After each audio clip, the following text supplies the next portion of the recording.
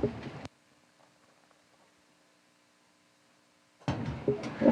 right, Bennie, pass the camera.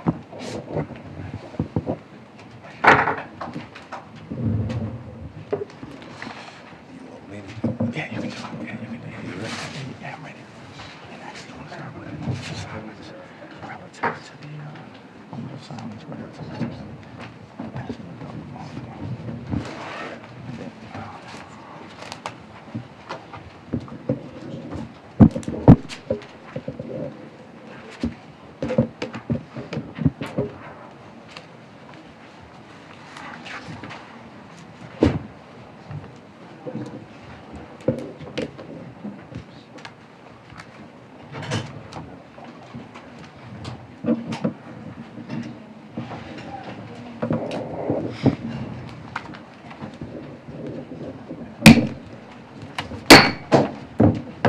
We'd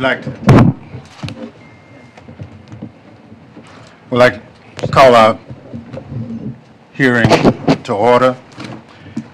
In the beginning, we'd like to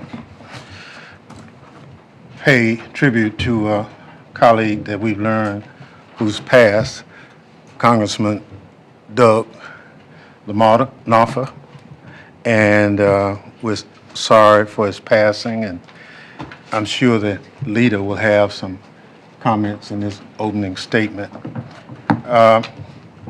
We'll now hear from Leader Jeffries to open this hearing. Thank the distinguished chairman for his leadership and for convening us this morning on this very solemn, important occasion. Before we begin, in light of the passing of Congressman Doug Lamar, great member of Congress from the great state of California, we'd just like to ask for a moment of silence.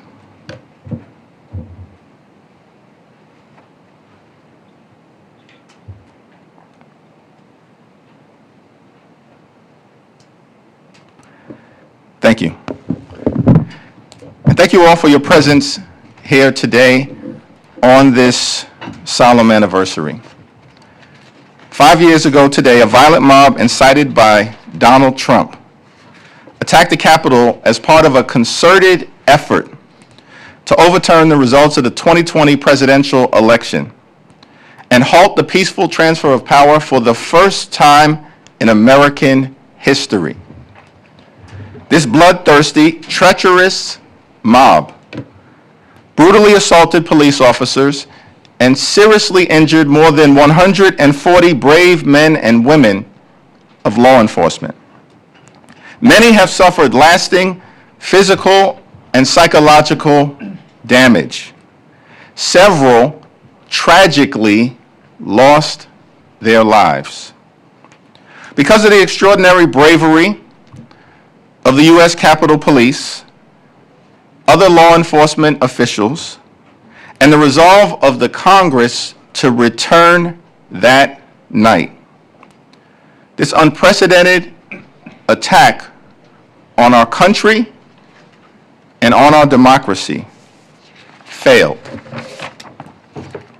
Over the last 5 years, instead of holding those responsible for the attack accountable, Donald Trump and far-right extremists in Congress have repeatedly attempted to rewrite history and whitewash the horrific events of January 6th.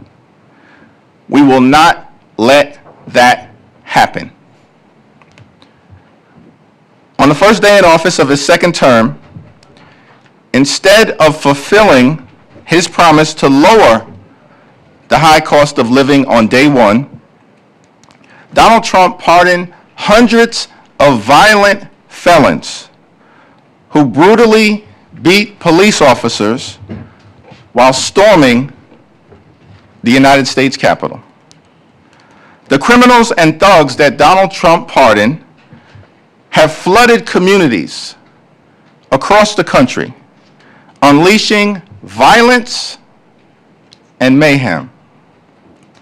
The crimes committed by those rioters before and after the violent insurrection include child sexual assault, production of child pornography, possession of child pornography, rape, conspiracy to murder FBI agents, kidnapping, sexual assault, aggravated robbery, reckless homicide, driving under the influence causing death, illegal possession of firearms, domestic violence by strangulation, burglary, vandalism, grand theft, stalking, violation of protection orders, threatening public officials, and drug trafficking.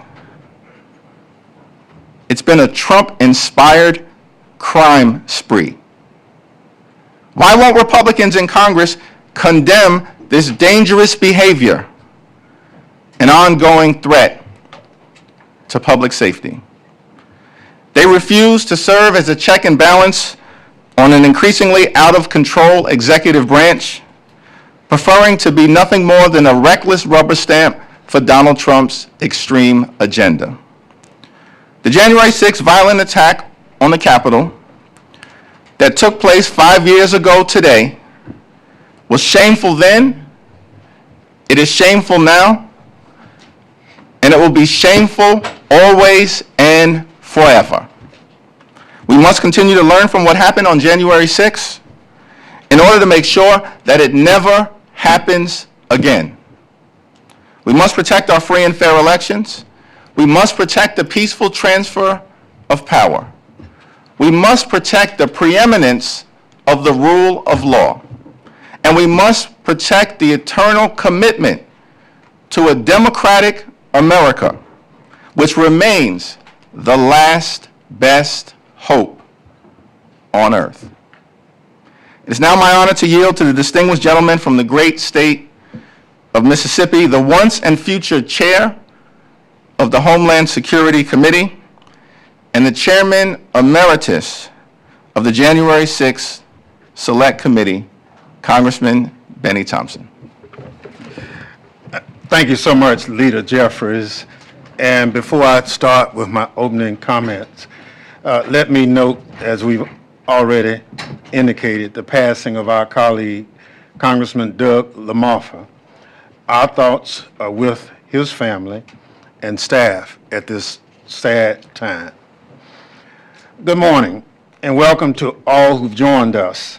I want to extend an especially warm welcome and thanks to the brave members of law enforcement who are joining us today. They protected us, they protected the Capitol, and they protected the democratic process. We can be here today because they were here then. Thank you. I'm also honored to rejoin my colleagues on the January 6th Select Committee, both on this panel and among our witnesses. 5 years ago today, an armed mob of thousands incited by President Donald Trump attacked, breached, and laid siege to the United States Capitol. They did so as Congress was carrying out one of its most fundamental constitutional duties, counting electoral votes, certifying a presidential election, and facilitating the peaceful transfer of power. What unfolded that day was both brutal and calculated.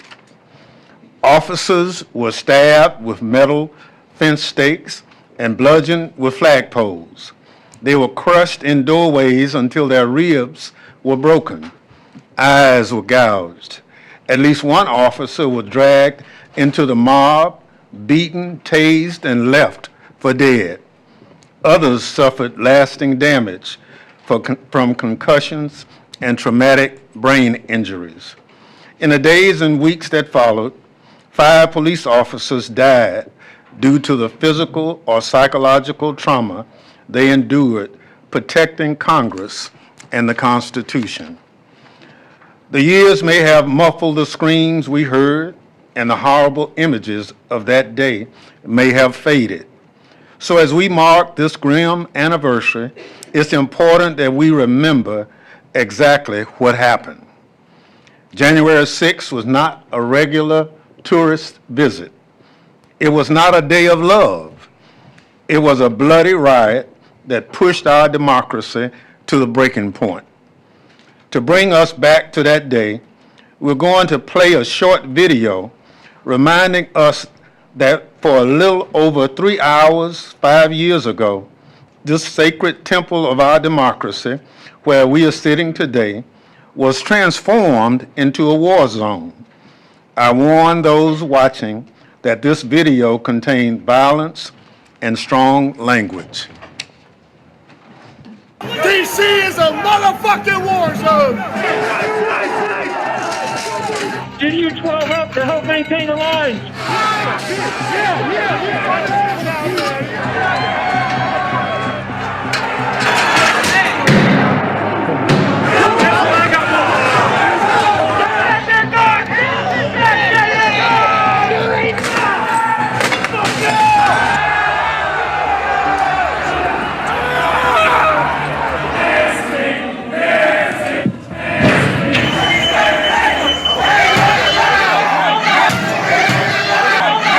We cannot have this without war munitions or war manpower.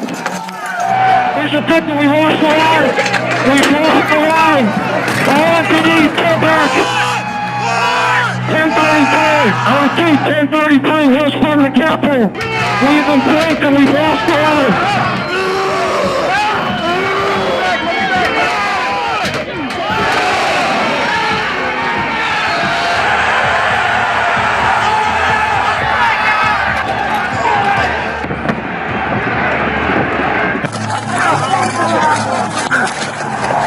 I was invited here by the president!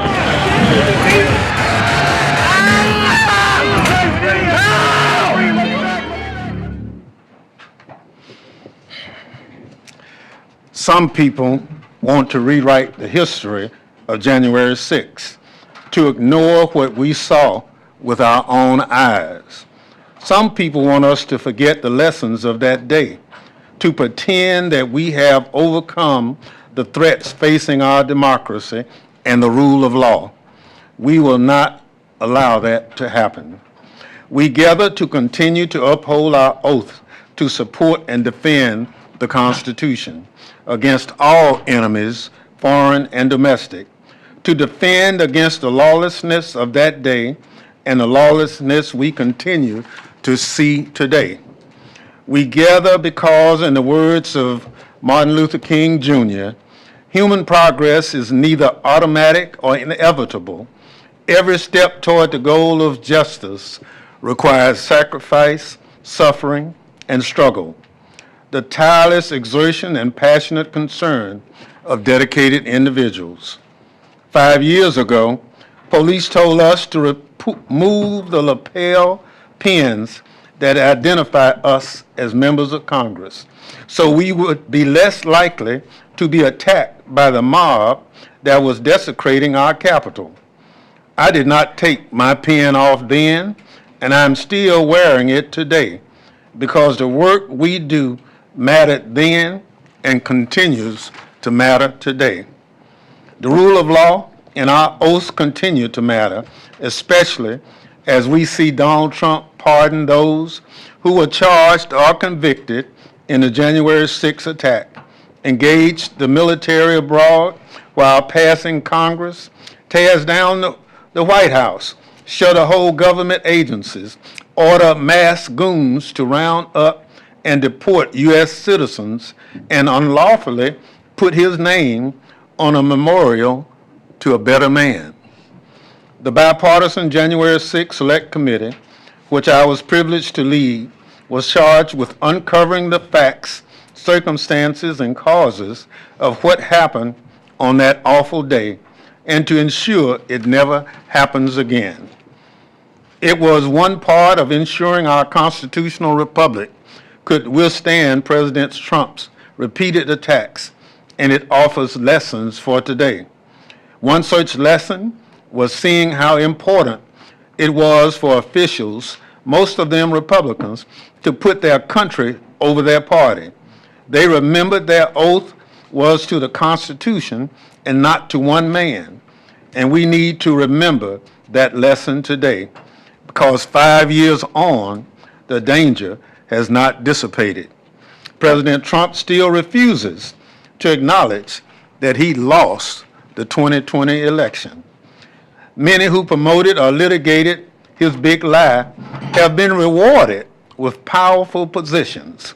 Dozens of nonpartisan career prosecutors and FBI agents who worked on January 6 cases have been summarily fired.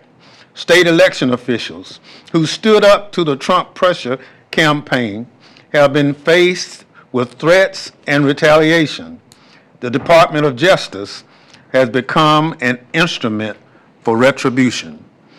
The message is clear. Uphold the rule of law and you will be punished. Only loyalty to one man will be rewarded. Violence in service of Trump is above the law. Remembering January 6th is not an exercise in partisanship. It's an obligation to those who have sacrificed for this country and all those who will in the future. Democracy depends on the courage of those who will defend it and on our willingness to hold accountable those who wish to destroy it. Today's forum is another step toward the goal of justice, another way of honoring our oaths, another way of showing that our constitutional republic is bigger and stronger than its enemies or one man. This morning, we'll hear from some of those courageous defenders of American democracy. I look forward to their testimony and to the hard work of preserving the truth, upholding the rule of law, and giving us a roadmap to ensure what happened 5 years ago never happens again.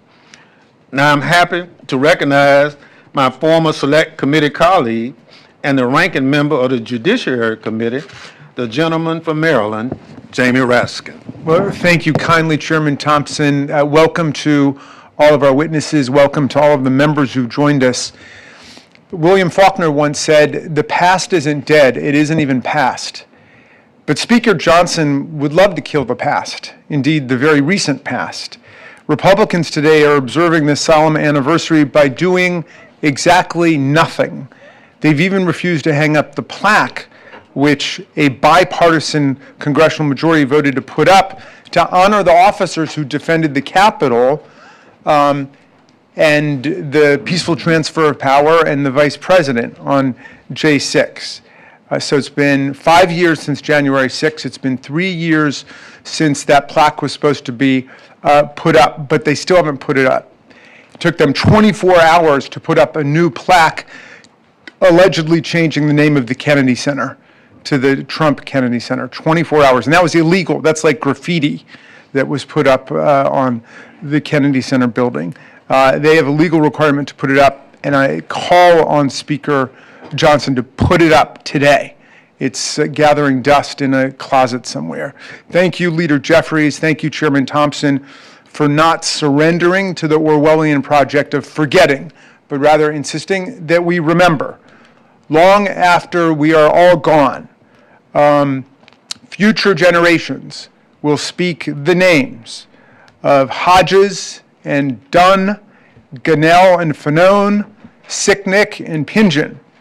They will be remembered as the great patriots that they are, and the people who smashed them in the face with Confederate battle flags and Trump flags, the people who tried to destroy our constitutional order, will be remembered as fascist traitors to their own country. So, we must remember 3 rings of sedition that took place on J6, the realm of the coup, the realm of the insurrection, and the realm of the mob violence. The coup was anchored in months of the big lie. Trump claimed to have won an election. He lost by more than 7 million votes, 306 to 232 in the Electoral College. He needed to get MAGA followers to simply disregard reality and facts and dismiss more than 60 federal and state court decisions that had rejected every claim of electoral fraud and corruption that they advanced in courtrooms across the land. This was critical because the president understood that lies would be the fuel for violence. As Voltaire said, anyone who can make you believe absurdities can make you commit atrocities. Well, the coup depended also on coercive pressure campaigns, trying to force state election officials to just find me 11,780 votes. Coercive pressure campaigns to get DOJ to endorse the false claims. Just say the election was corrupt and leave the rest to me and the Republican congressman.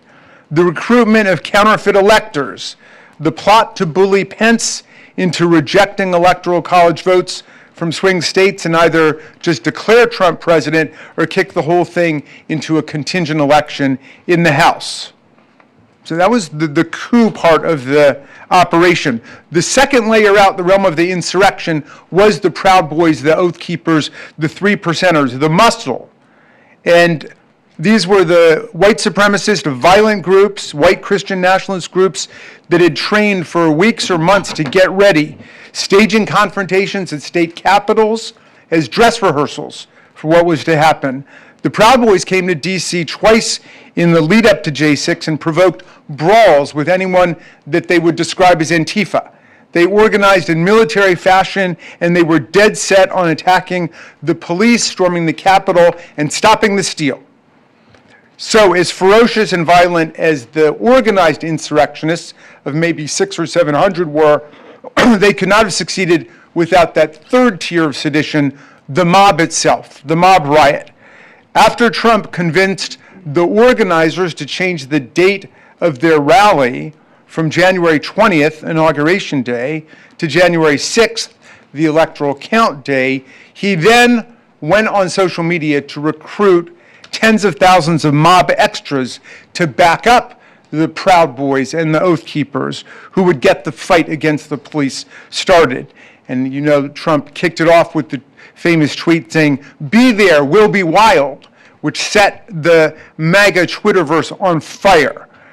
Well, it all culminated, of course, with his speech on the ellipse where he said, you got to go and fight like hell, and if you don't, you won't have a country anymore.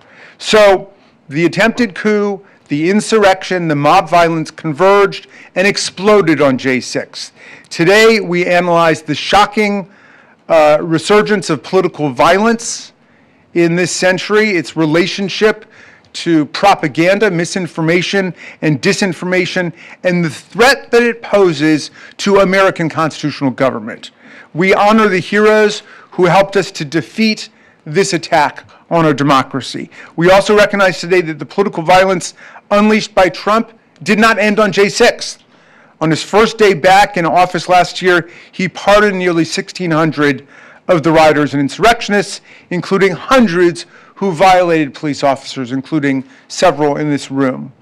Those pardons were raw spoils shared indiscriminately without regard to their actual offenses, their criminal sentences, their prior records, their contrition, their repentance, or their reform and rehabilitation. They were essentially a payoff to Trump's private militia, which is now ready to stand back and stand by again for future engagements. We could play this video. I believe that by Donald Trump pardoning, he's going to be pardoning good men. As one of Donald Trump's first acts back in office, approximately 1,500 for a pardon, full pardon. He pardoned criminals who attacked the Capitol on January 6th. So this is January 6th. These are the hostages. Convicts who beat and battered police officers. DC is a motherfucking war zone! Full pardon. We crossed the line! Anthony, get back! These are the criminals he released back into our communities. Home invaders, burglars, sex offenders, people who continued plotting violence against their political opponents, set free by Donald Trump to terrorize their neighbors. We hope they come out tonight, frankly. They pose a serious threat to public safety. As we show in a report released by House Judiciary Dems this week, at least 33 pardoned insurrectionists have since committed additional crimes since January 6th. including child sexual assault, terroristic threats, domestic violence, and conspiracy to murder FBI agents. And yet, Trump indiscriminately pardoned all of them. When you reward and normalize criminal behavior, of course, you invite more of it. And the president didn't just free his rioters for doing his dirty work, he punished law enforcement for doing their jobs, purging hundreds of career FBI agents and prosecutors just because they worked on J6. He installed actual participants in the attack in the Department of Justice itself. The new U.S. pardon attorney, Ed Martin, tweeted from the Capitol grounds on this day 5 years ago and described the mayhem as Mardi Gras in D.C. His senior counselor at the Department of Justice, Jared Wise, is another J6 defendant captured on body camera footage yelling, "Kill him," 5 different times as police were being attacked right next to him. These leaders at the Department of Justice today have never once regretted their participation in this nightmare. With election deniers and J6 conspiracists Pam Bondi and Kash Patel at the top of the DOJ, it's like the Joker and the Riddler and the Penguin have taken over Gotham City. So I close with the thought that it is still January 6th in America, and it will be until the forces of strong, nonviolent democracy prevail. We are still in the fight of our lives, my friends. And now I want to introduce our witnesses for the first panel. First, we have Officer Winston Pingen, who is a former Capitol Police officer who defended the Capitol and all of us on J6 2021. He was stationed on the West Front, the scene of the most brutal violence that day. He was punched in the face, knocked on his back, and had his baton ripped from his hands by rioters. The men who attacked him have been pardoned and celebrated as heroes. Next, we have Brendan Ballou, a former federal prosecutor at the U.S. Attorney's Office in Washington, D.C., who spent 2 years prosecuting J6 rioters and resigned 3 days after Trump pardoned them. Mr. Ballou has described Trump's pardons as part of an authoritarian playbook. Next, we have Mary McCord, the executive director of the Institute for Constitutional Advocacy and Protection at Georgetown Law School, who spent nearly 20 years as a federal prosecutor and rose to become an acting assistant AG for national security. She was among the first to sound the alarm in 2020 that Trump's lies were whipping his diehard MAGA supporters into a frenzy. Her warnings were prescient. Finally, we have Pamela Hemphill, who has traveled to us from Idaho. She is a 72-year-old Idaho woman, formerly known as the MAGA Granny, who, unlike nearly all the other 1,600 J6 defendants, formally rejected President Trump's pardon.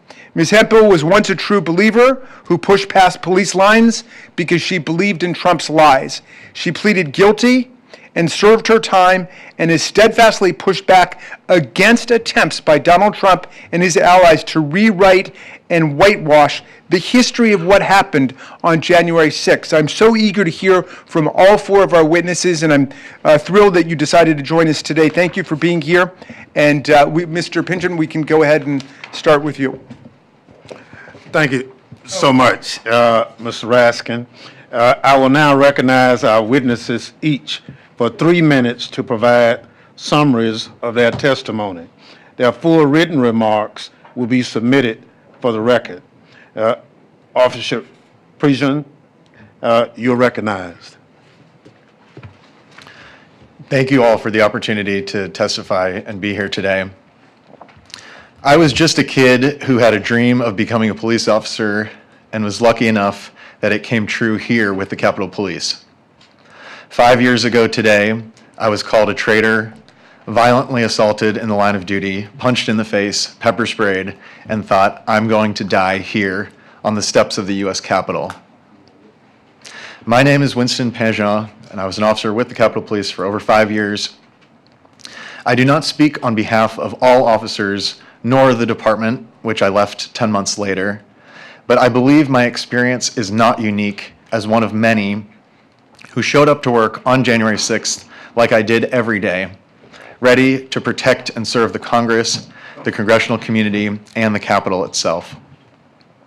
Serving as an officer was the honor of my life, especially with the ceremonial unit honoring the inauguration of President Biden, as well as the lying in state ceremonies of Justice Ruth Bader Ginsburg, Officer Brian Sicknick, and Officer William Evans. I would be remiss to not mention honoring the life and service of Officer Howie Liebengood, who sadly took his own life just days after January 6th, 2021. On that day, I was assigned to the Civil Disturbance Unit, the Hard Gear Riot Team, on the West Front as thousands descended upon the Capitol from Pennsylvania Avenue. Before I knew it, we were completely overrun, and what started with mere insults turned into being brutally attacked. This should serve as no surprise to anyone. The evidence of violence is obvious and extensive. Hundreds of police officers, my friends, fought valiantly to defend the Capitol and our democratic process that day. From the West Front to inside the Capitol, the mob said to me, "President Trump sent us, and we don't want to hurt you, but we will."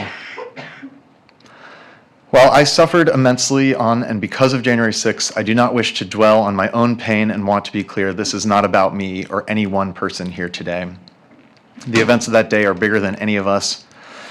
What happened that day is wrong. It should go without saying. Pardoning criminals who severely beat me and my fellow officers that day is completely unacceptable. We cannot accept violent felons being pardoned and released back into our neighborhoods without consequence. That is not justice. Violence is never acceptable. It must be unequivocally condemned by the president and our fellow Americans, not selectively ignored or pardoned. I implore America to not forget what happened on January 6th. We must refuse to accept the normalization of violence. In this deeply divided time, I believe the vast majority of Americans have so much more in common than what separates us. And finally, to all the officers who continue to show up day in and day out in service to Congress and to our nation, thank you. Thank you so much. We'll now recognize Mr. Bilal. Thank you. My name is Brennan Ballou, and for 2 years I was on the team that prosecuted rioters who attacked the Capitol on January 6th. I should make clear that I was a very small part of a very large team, but because I'm in a position to speak publicly, I will.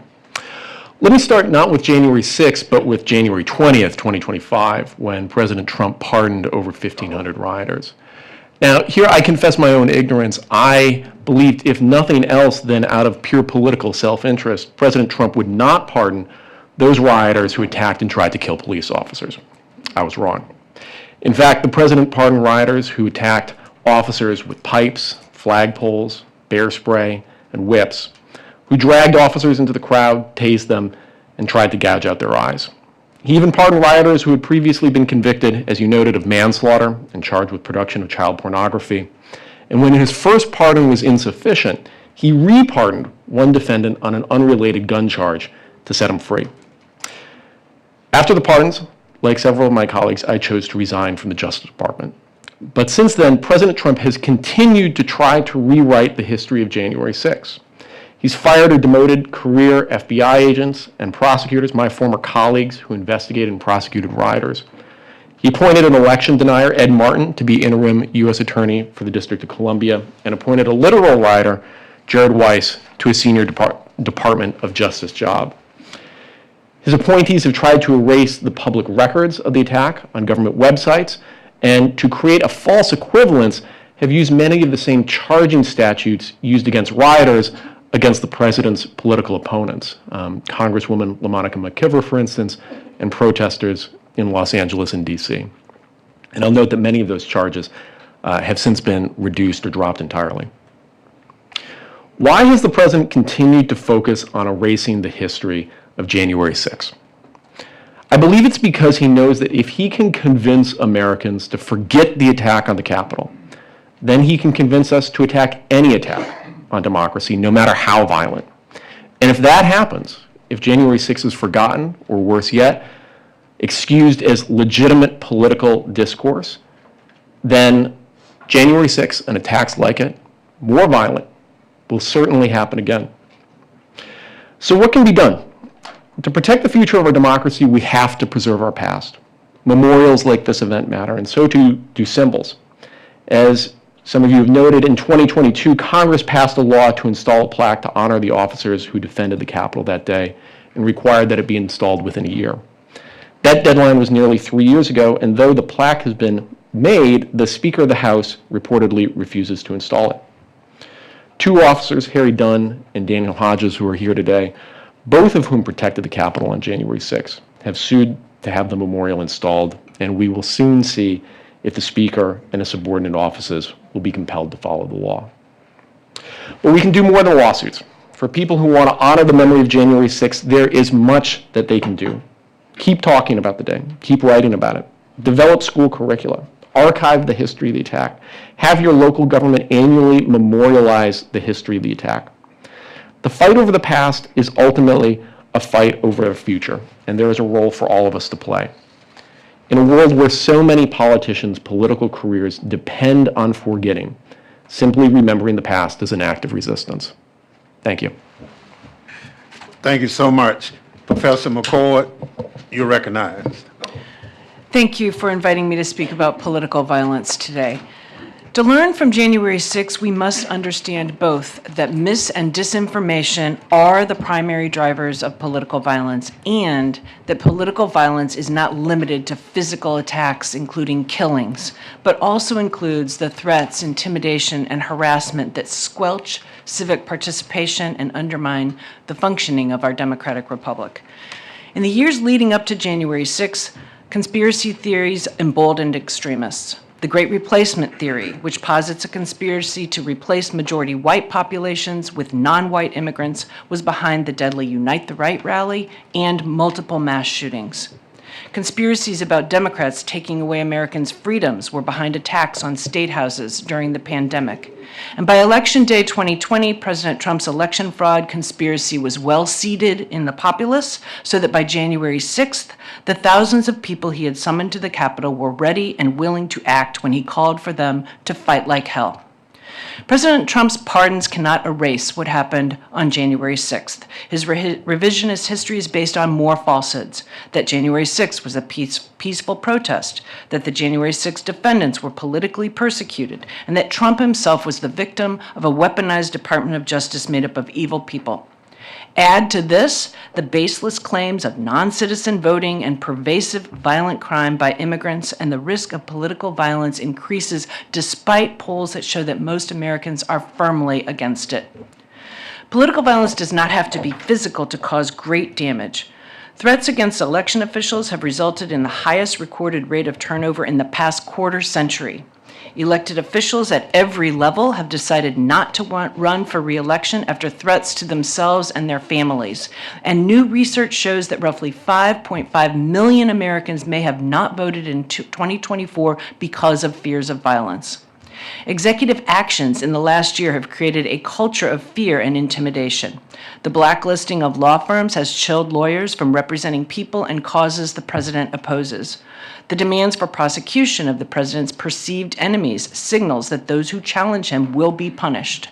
The targeting of media organizations risks burying stories about government overreach and failing to fact-check false and misleading statements by government officials. And NSPM 7, the one-sided presidential proclamation directing the federal government to go after those the president characterizes as espousing anti-Americanism, has impacted the crucial work of nonprofits fearful of being subjected to baseless investigations and audits. And there is state-sponsored physical violence as well. ICE and CBP have physically assaulted individuals suspected of being undocumented, as well as protesters, university students, and clergy members, all to instill fear in immigrant communities and to chill First Amendment protected protest. And the federalization and deployment of the National Guard into so-called blue cities attempts to normalize the militarization of the country. We cannot afford to ignore the false narratives that this administration seeks to rely on to suppress voting rights and public protest. Congress must use its authorities to combat disinformation and political violence, whether by private actors or government officials, and Americans must refuse to be silenced or chilled from civic participation. Thank you. Thank you so much for your testimony. Ms. Hemphill, you're recognized. Thank you. My name is Pam Hemphill. I'm a mother and a grandmother and a cancer survivor and a retired addiction counselor. I am also a convicted criminal for what I did on January the 6th, 2021. Thank you for having me back to the Capitol today. I am deeply grateful for this chance to try to make amends and talk about what happened 5 years ago. Once I got away from the mega cult and started educating myself about January the 6th, I knew what I did was wrong. I pleaded guilty to my crimes because I did the crime. I received due process, and the DOJ was not weaponized against me. When Donald Trump pardoned us, I rejected the pardon. Accepting that pardon would be lying about what happened on January the 6th. I am guilty, and I own that guilt. 5 years ago, I traveled from Idaho to DC to see Donald Trump speak. I had fallen for the president's lies, just like many of his supporters. Local people had welcomed me into the circle when I was around them.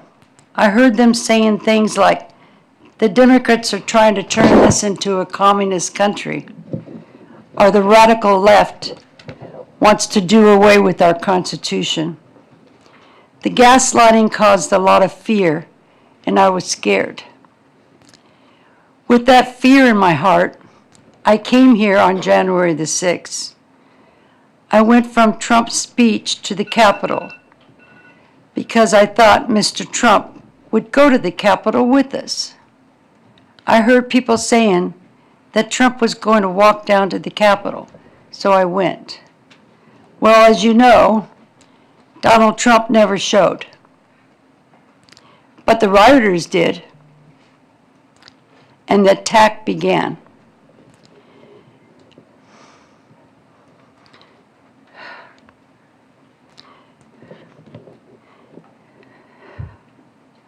The police officers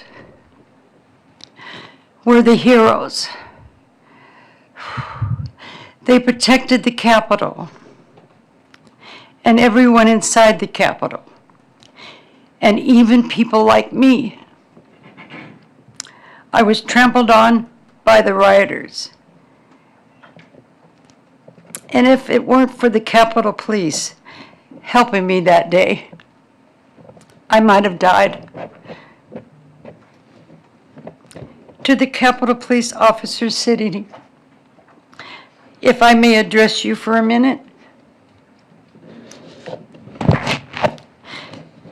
I am truly sorry from the bottom of my heart for being part of the mob that put you and so many officers in danger. I want the Capitol Police to know how truly grateful I am to them and how deeply sorry I am. I can't believe people are still disrespecting you and trying to lie about January the 6th. I will do everything I can to stop the lies about our brave officers like you who protected us during the attack. Thank you. Speaking about January the 6th has caused a great risk to my personal safety. I have been doxxed online, harassed, and physically assaulted. But I am here, and I don't care. I won't let it stop me. I can't sit here while Mr. Trump and others are lying. I also want others who feel like me to know that we must stop the lies being pushed by the Republican leaders and Trump himself. Thank you again for having me here. I am glad for the opportunity to speak to you and answer any of your questions. Thank you so much for your testimony. I'd like to thank our witnesses in total for their powerful testimony. Officer Prejean, thank you for your service.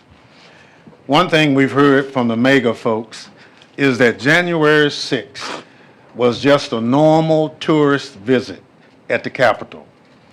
Nothing but some protesters who got too rowdy. I'd like to begin by asking this panel, based on what you know of January 6th, from being there to prosecuting to studying it, do you agree with that statement?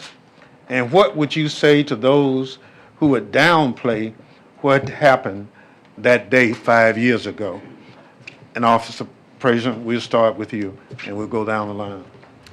Thank you. I would absolutely not agree. That statement that it was a normal tourist visit is completely false. I spent over 5 years at the Capitol dealing with many actual normal tourist day visits, and this was not one at all. It is offensive to me, and I'm sure to many of my fellow officers, to hear it so diminished when we make sacrifices day in and day out and over the years in service to Congress, and that includes working around the clock, missing holidays and family events, and to have it be so whitewashed and so diminished is incredibly offensive. And to those who say that, I wish they would actually listen to what we are saying here today and actually talk to officers like myself who experienced firsthand brutal violence that day. Thank you so much. Mr. Ballou? For those who question whether January 6th was a day of violence, they should just look at the tape. This was the most documented crime in American history, and it's obvious what happened there. In terms of what the experience was like for those who were there, in the course of being part of the teams that investigated and prosecuted rioters, we had the opportunity to talk to many U.S. Capitol Police and Metropolitan Police Department officers. If you talk to most officers, they're pretty stoic folks. The number of officers that we had that candidly broke down crying in our office, still processing the horror of that day, is something that's very hard to forget. And I think that pain is evidence alone of how violent that day was. Professor? Yes, the video shown this morning makes clear this was not a normal day of peaceful protest. I've never seen tourists break through windows and come in the second floor or scale the walls of the Capitol in my nearly 40 years in Washington, D.C. But I would also say this is dangerous because these lies about January 6th cause more conspiracy theories. The theory that it was a Fedsurrection, not an insurrection. In other words, that it was actually put on by federal government and had federal agents who were actually agitating the protests. The idea that the new charges against the person who allegedly planted the pipe bombs is a cover-up for some scheme that a Capitol Police officer planted those pipe bombs. These are dangerous conspiracy theories that will continue to provoke political violence. And the theory that those who were pardoned are victims and who they are owed something, reparations, other types of rewards for their victimization, seeds even more of that. So no, Mr. Chairman, I disagree very much with the rhetoric. Thank you so much. Ms. Hemphill? Thank you for the question. You can't gaslight me. I was there. I saw what you did. I saw the officers being pepper sprayed. When I was on the steps, I watched one of them fall down and hit his head and his back. So don't be telling me it wasn't violent. Don't come to me with that ever again. I watched you. I was on the east side, but I saw what you did. Thank you so much. I now recognize other members for question as we identified. Mr. Swalwell, you recognize. Since the Civil War, the three most important days in American history are December 7, 1941, September 11, and January 6. And we don't need the years for the last two because we know what happened. They aren't dates on the calendar, they're scar tissue. And as you just said, Ms. Hemphill, we saw them unfold live and in terrifying detail with our own eyes. But 5 years later, Donald Trump has pardoned the insurrectionists. The steps have been cleaned, the broken glass has been repaired, and because the 22nd Amendment says he can't run again, maybe we exhale. If this country had one word that defined its march higher, it wouldn't be liberty or justice, it would be next. Because we have a tendency to just move on so quickly from the tragedies that define us. We have a tendency to not look back, but I can't do that. I'm the son of a cop, the brother of cops, a former prosecutor who stood up in a courtroom defending the idea of the people. But you don't need a badge on your chest to know that January 6th was a moral crater. You don't need a law degree on your wall to know that in a country like ours, we don't tolerate violence. You don't choose the criminal over the constable. What Trump is attempting to do is to gaslight a nation on an industrial scale. It's the same playbook the fringe theorists used after September 11. They told us there were no planes. They told us it was holograms, missiles, a controlled demolition. We didn't buy that nonsense then, and we cannot whitewash history now. Ms. McCord, I was hoping you'd engage in a hypothetical with me and put aside the politics. Picture George Bush. Remember him standing on the pile of twisted steel at Ground Zero, his arm around a retired firefighter, holding that bullhorn. He bucked us up. He gave us a spine when ours was fractured. Now, imagine if he had been the one to incite the attacks. Imagine if he had held a rally in Battery Park 10 minutes before impact. Imagine if he had pointed at the towers and told a seething, armed crowd to fight like hell, to stop the steal, and make them do the right thing. Could January 6th have happened if Donald Trump had not called to assemble the mob? I think that it could not, Representative Swalwell, and I think Jack Smith's testimony during his deposition recently makes that very clear. The evidence amassed about what Donald Trump knew, how many people, Republicans included, had told him there was no fraud in the election that's significant enough to change the results. His own attorney general had told them that. He called the crowd knowing that they responded to his dog whistles.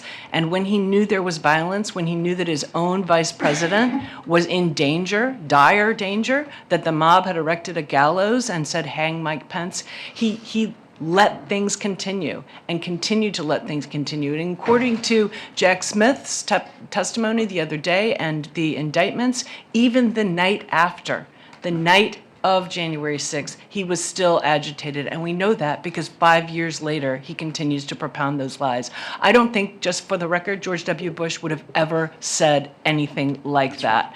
Whatever policy disagreements those in this room may have with him, he is a man of integrity who would have never done such a thing. Agreed. And on January 6th, what you just described is what happened. That's the reality. It's important that we tackle the future. More than ever, it's coming at us at a breathtaking speed. But if we don't acknowledge a past wound, it stays poisoned. If we don't right these wrongs, we don't just get a repeat of January 6th, we get January 7th and 8th. And the country we are barely holding on to now will slip forever through our fingers. It doesn't matter who you voted for. Our job, our civic sacrament, is to reject the comforting lie, even when it comes from our friends, as Pamela Hemphill has told us. So we remember, we don't look away. We treat the day with the same reverence, the same sorrow, and the same resolve as the day the towers fell, because the moment we forget is the moment we, as a country, also fall. And I yield back. Thank you, gentlemen. Time has expired. We now recognize for 3 minutes the gentleman from Maryland, Mr. Raskin. Thank you, Mr. Chairman. Ms. Hemphill, thank you so much for joining us today. Pardons are supposed to be reserved for people who are contrite, who are repentant, who have paid their debt to society and are reformed and are no longer dangerous to society.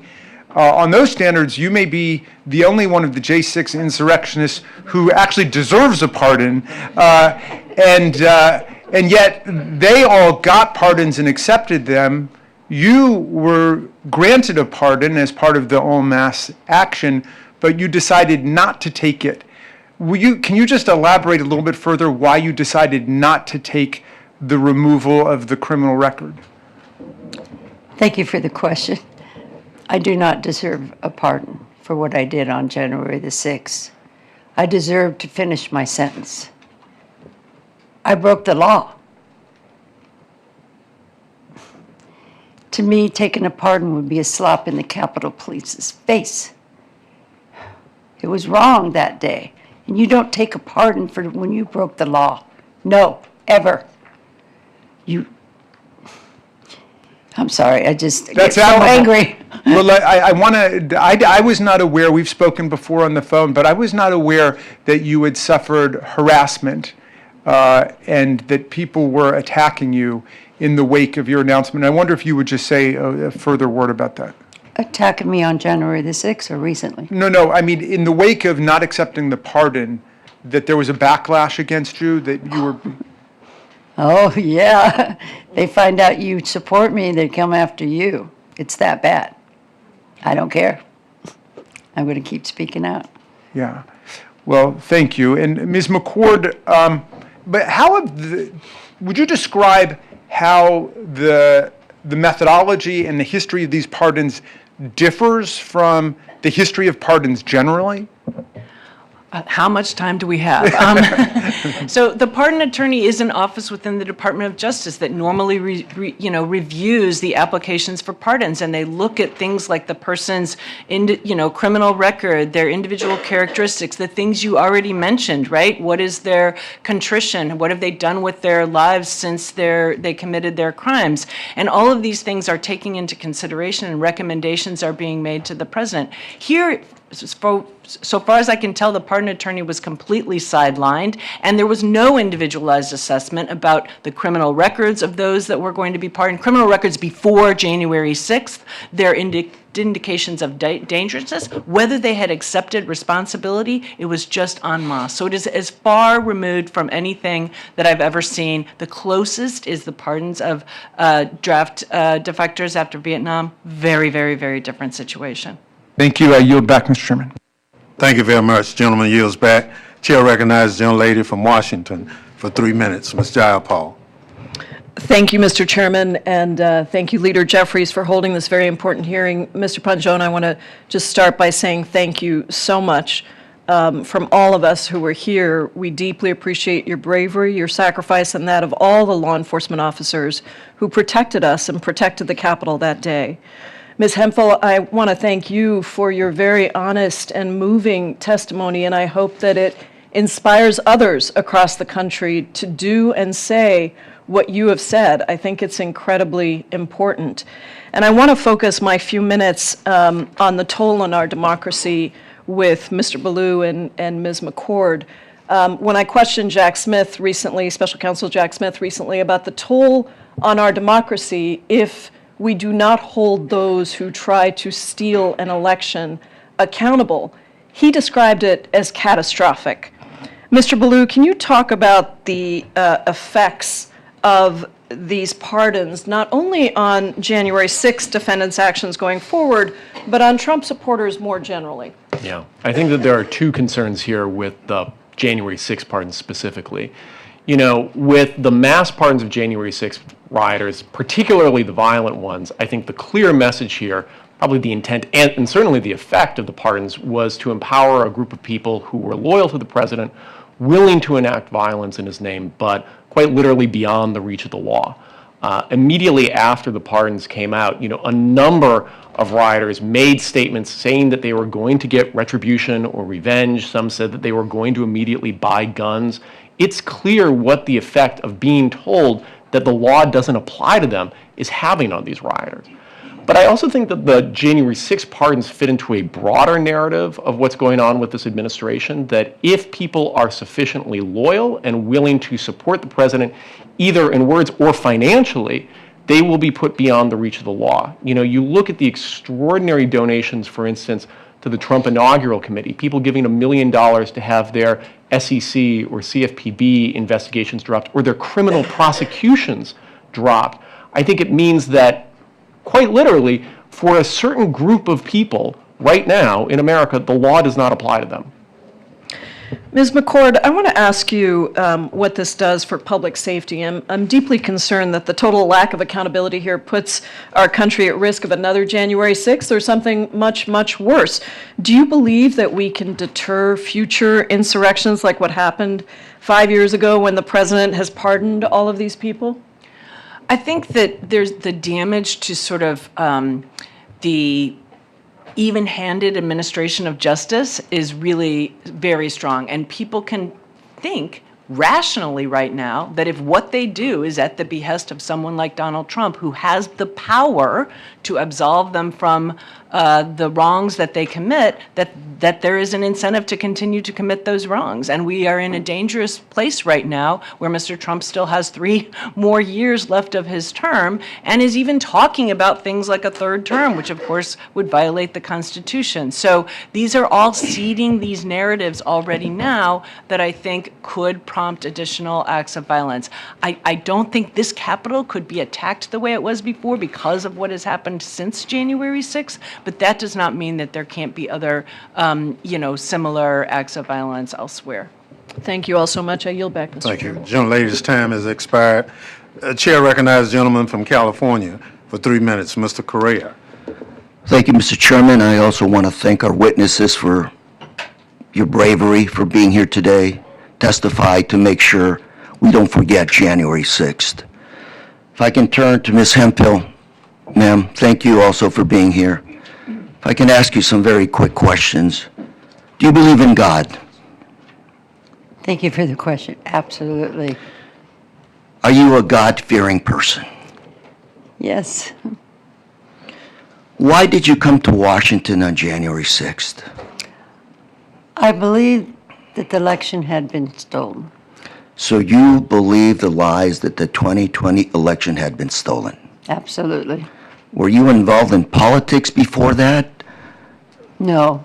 So you're not a person involved in this process? No, sir.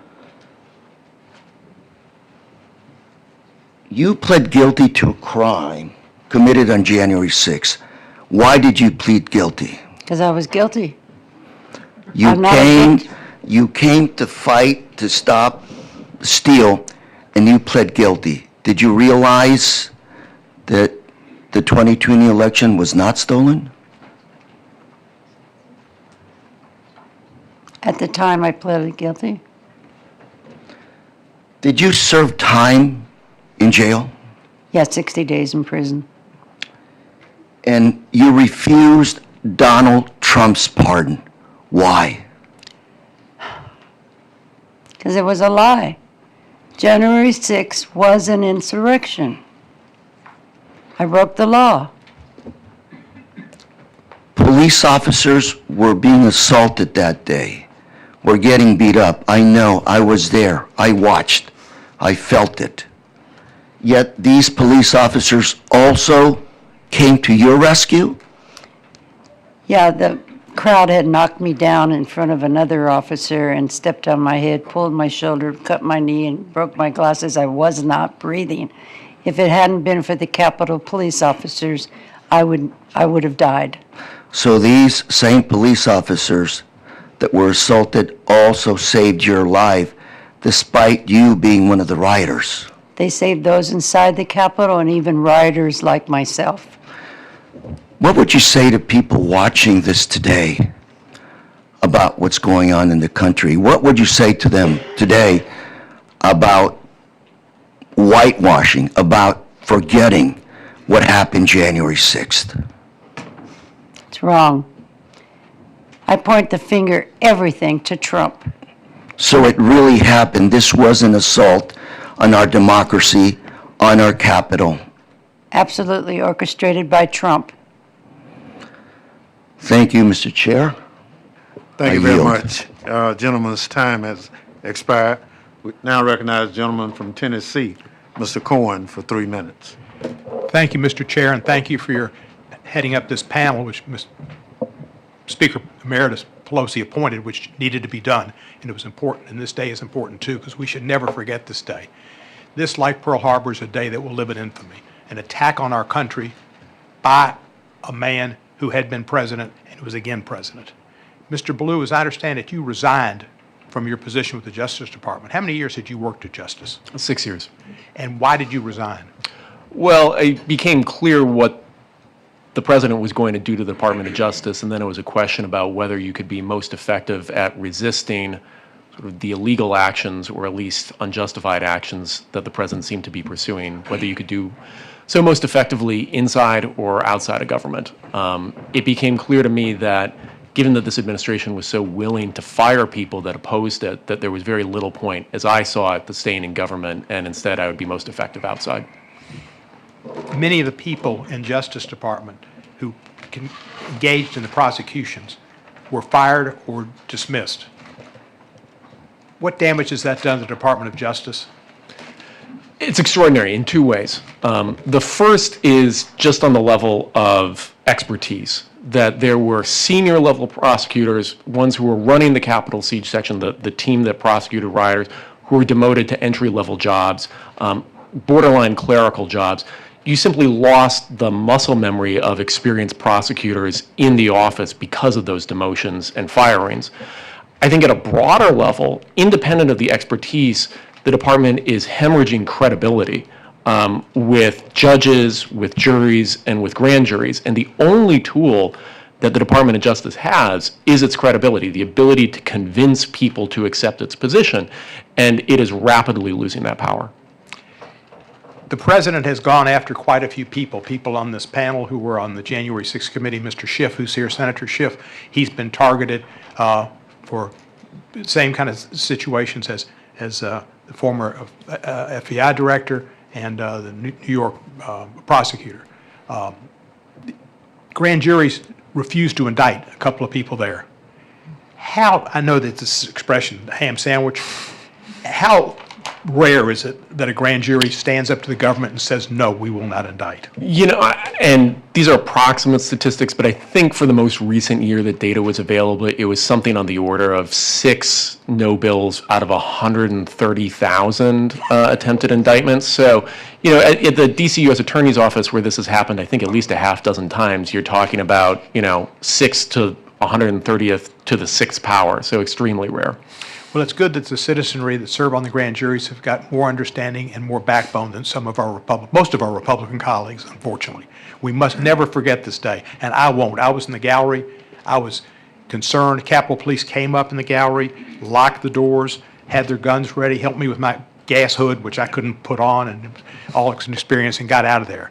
But I was certainly frightened, and I don't think I had post-traumatic stress disorder, but I've thought about it a lot. And when I sit in my house now and watch television, I lower a shade next to me at night so nobody can see in. Thank you, officer. Thank you. Gentleman's time has expired. Thank you so much. Chair now recognizes a gentlelady from North Carolina, Ms. Ross.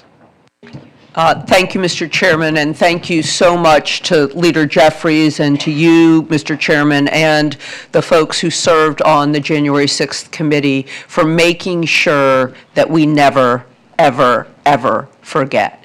And I think if we didn't have this president and this speaker, this hearing wouldn't be just a Democratic hearing. We would be remembering together the collective trauma that this country has gone through.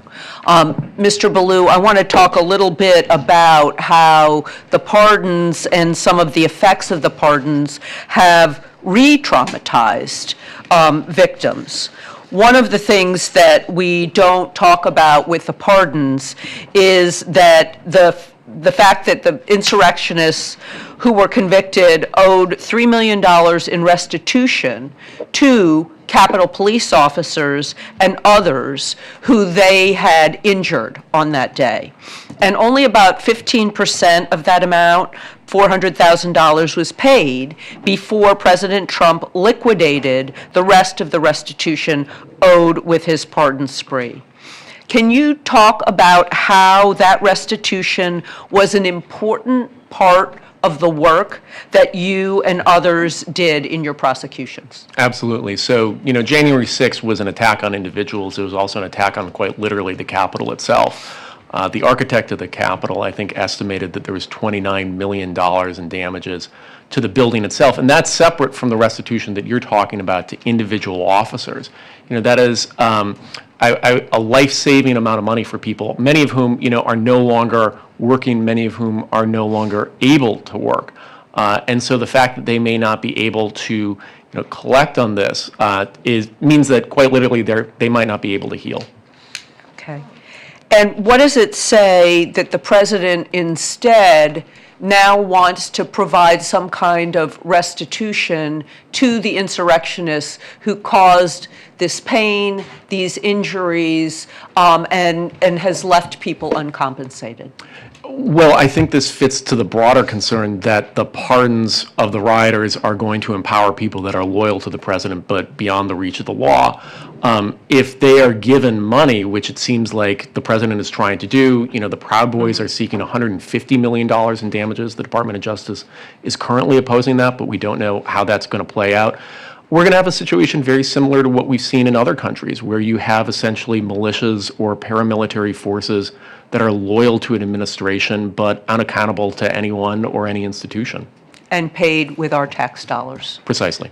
And I only have 5 seconds left, but I'd really like our officer to speak to this issue too. Do you know people who haven't been compensated? I don't know of any officers who have received any kind of compensation outside of their normal salary for what they sacrificed on January 6th. Okay. Thank you, and I yield back. Thank you very much. Gentlelady yields back. Chair recognizes the gentlelady from California, Ms. Kamala Dove, for 3 minutes. Thank you, Mr. Chair, and I just want to thank all of you for your courage, for what you did for us on January 6th, and for what each of you continue to do today by speaking out and by showing up. This is a very emotional room. It's been very sobering to watch the videos and to hear the testimonies. I watched it on television and didn't think I was watching something happening in the United States, and wondered if every single person inside the Capitol was going to die. It was terrifying. And I can only imagine what you're going through as you're recounting what you experienced. Ms. Hemphill said that she received due process. Is that true? Thank you for the question. Absolutely. Yes. And so, Mr. Balu, you resigned from the Department of Justice. Would you agree that Ms. Hemphill and many others, all of the other 1,500 cases that were prosecuted, did they all receive due process? Absolutely. I think it was the largest prosecution in American history, and it was extraordinary to watch, sort of more senior prosecutors, the care and attention they brought to every case. I would agree with that. In fact, I think it's probably an example of how due process actually can and should work in this country, if only all of us were afforded it. Mr. Balu, I want to ask you a couple of additional questions. Let's just say hypothetically that Joe Antifa showed up at the Capitol, upset that this president was doing away with his health care and causing him to spend more money at the grocery store and at the gas station because of the tariffs. And let's just say that Joe came up and he was so upset that he started bear spraying and pepper spraying and beating up members of the Capitol Police because he was so outraged. Would it be right to call Joe Antifa a patriot?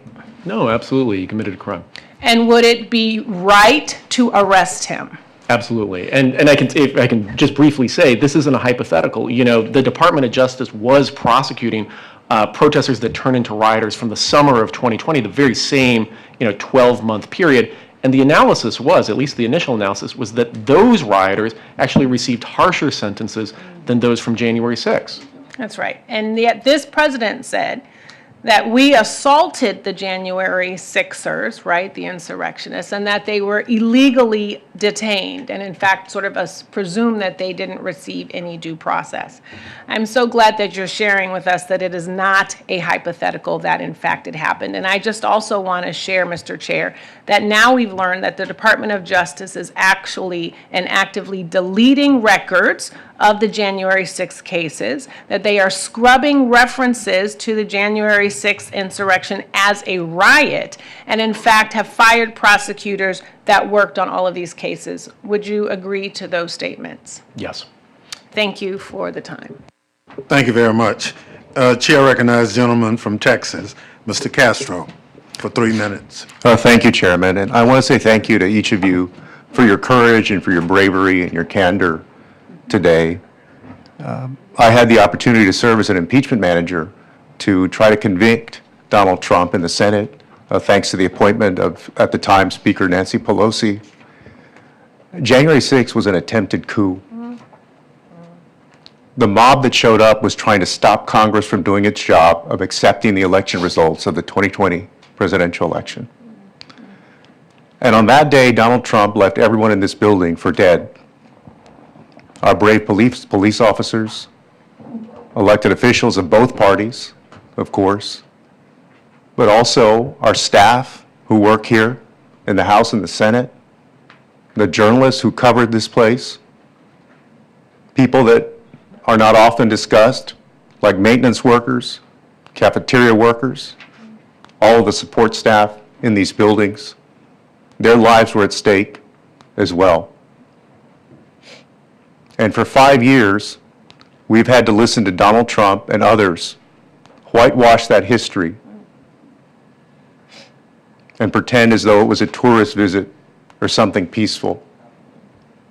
That day was a dangerous day, not just for the people in this building, but for our democracy and our country. So thank you, each of you, for the roles that you played. Thank you, Ms. Hemphill, for the grace that you've shown in accepting responsibility for what you did and also acknowledging the truth of that day and that mob. I wanted to ask you, Mr. Ballou and Ms. McCord, we exist now in a time of social media where misinformation, lies, distortions can become accepted as truth, unlike any other time in human history. And Donald Trump has exploited that, and his hardcore supporters have exploited that. What work remains in making sure that this never happens again in the United States of America? Thank you, Congressmember. One of the problems is that social media and technology companies basically bear no responsibility when it comes to the way their platforms are misused, the way that their algorithms amplify extreme content. And people, unfortunately, many studies have shown, if you do not yourself break out of that loop of more and more extremist content, you will just be feeding more and more. So I think one thing for Congress to take under consideration, and I know it's a very difficult task, is what to do about the Communications Decency Act. Sure. And I'll just add very briefly, I think, one of the best antidotes to that is the people who were at the Capitol that day speaking out. Obviously, members like yourselves, but the Capitol police officers, including Officers Dunn and Hodges, who are here today, I think have shown enormous personal courage. Thank you. I'll yield back to you. My name is Adam Villarreal. I was a January 6th defendant. And if I could respectfully ask, why is this committee only composed of Democrats? I'm glad you asked, because no Republicans participated. You're not part of the thing. You're welcome to be here as a spectator. Thank you very much. Chair now recognizes young lady from Pennsylvania, Ms. Dean. Thank you, Mr. Chairman, and thank our leadership for convening us here in this basement room, crowded in here, because I guess the Republican majority didn't want to see this in a bigger, more open space. As Jamie Raskin said in the beginning, it is still January 6th in America, and that is why we are here, to make sure that we continue to shine a light on the grievous errors of that day and those who perpetrated it, particularly Mr. Trump. I believe that his pardons on the very first day of his second administration was an attempt to pardon himself for all of history. Just wash it away. I didn't do anything wrong. It was a party and they were patriots. I want to tell you, Ms. Hemphill, Sophocles emphasized that to make a mistake is human. But real wisdom comes when you recognize your mistake and you correct it. You're an extraordinary role model. I think about you, you said you're a mom and a grandmom. What a role model you are for your grandchildren. To give them that sense of, I am human, I made a mistake, and I'm going to correct it publicly. That's hard to do privately in your own home. I know it, I'm human. I have a hard time admitting mistakes sometimes. I just want to tell you, your humility, your courage, I pray that it is contagious. May it take over this country, and I thank you for it. Ms. McCord, thank you for your clarity, your guidance. Keep speaking, keep guiding us, and together, we're going to make a difference. Officer Pynchon, thank you so much for your work. How difficult was it for you to leave the service? It was very difficult because I loved my job. I loved being an officer, and I'm so thankful for my years that I had here. I didn't leave only because of January 6th, but it did certainly play a factor. And I think quite possibly had January 6th not happened, I would still be an officer here today. And I thank you and all the officers. We have seen the faces of so many of you, but every single officer needs to be recognized and thanked, whether they were on duty, off duty. I know so many of you, and you're great people. And finally, I too was here on January the 6th up in the gallery, and Mr. Ballou, I totally share with you the idea that symbols matter. I've actually met with the architect of the Capitol twice and asked that an installation be preserved for all of history. I recognize that's not going to be installed anytime soon under this administration or under this Speaker of the House, who won't even put up a plaque. But I really call upon this House, the Capitol, the architect of the Capitol, and I actually wrote a letter and asked, what artifacts did you preserve? The broken glass, the shards, everything that you preserved. I never got an answer to that letter, but I call again. So what do you think about that notion that we need to preserve this history? It's absolutely the only way that this isn't going to happen again. I thank you. Thank you very much. Chair now recognizes our last person, Ms. Ballant from Vermont. Thank you so much, Mr. Chair, and thank you to the witness for being here today. I'd like to most wholeheartedly thank Ms. Hemphill for your courage in speaking out.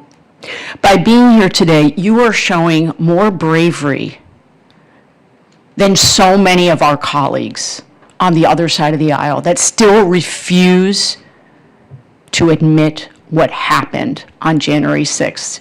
And I'm grateful that you're here.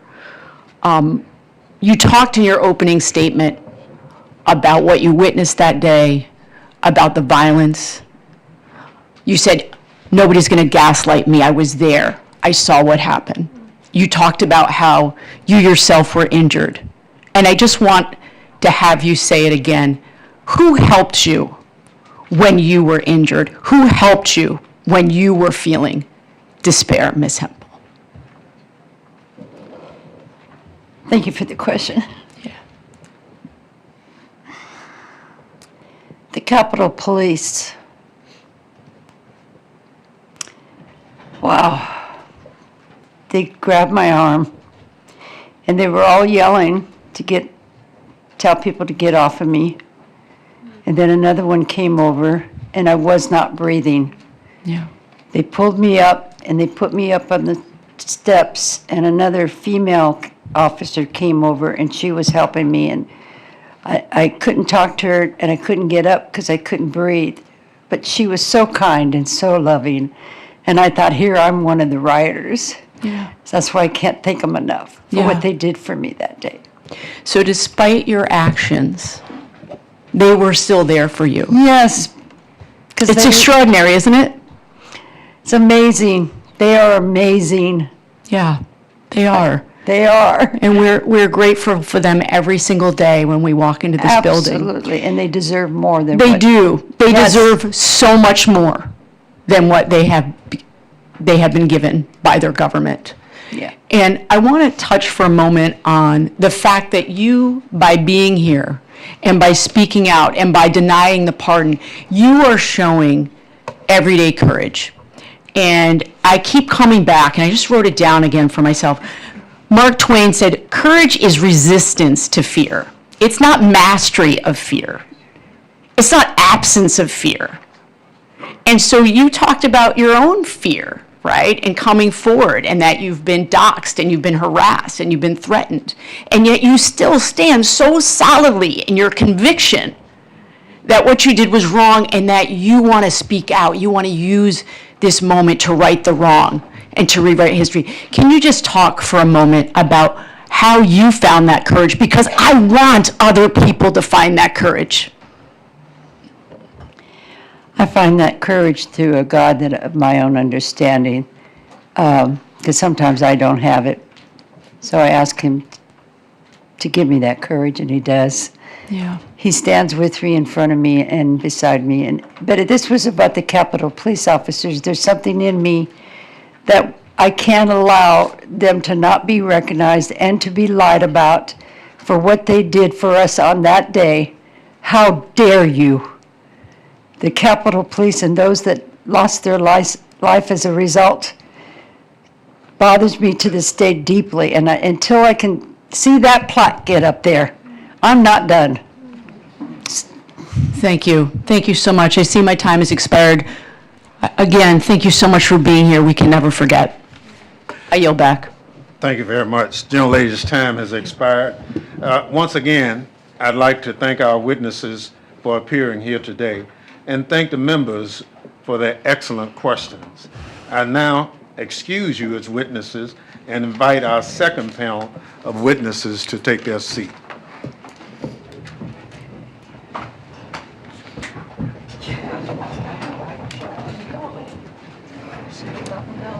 And then so, are we rotating out or other people taking our seats? I think other people are going to come in.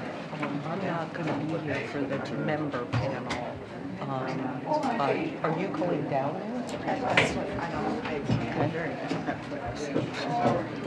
I don't know. I'm going to leave because I'm doing a whole bunch of press. Yeah. So, okay. So I'm not going to be here for the next.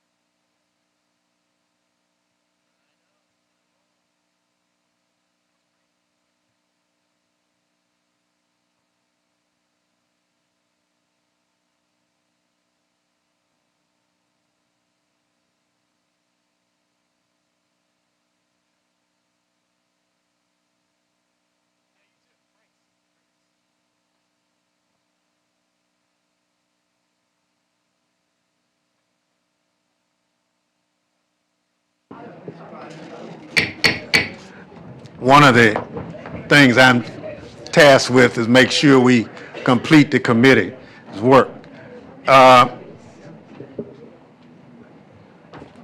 30 seconds.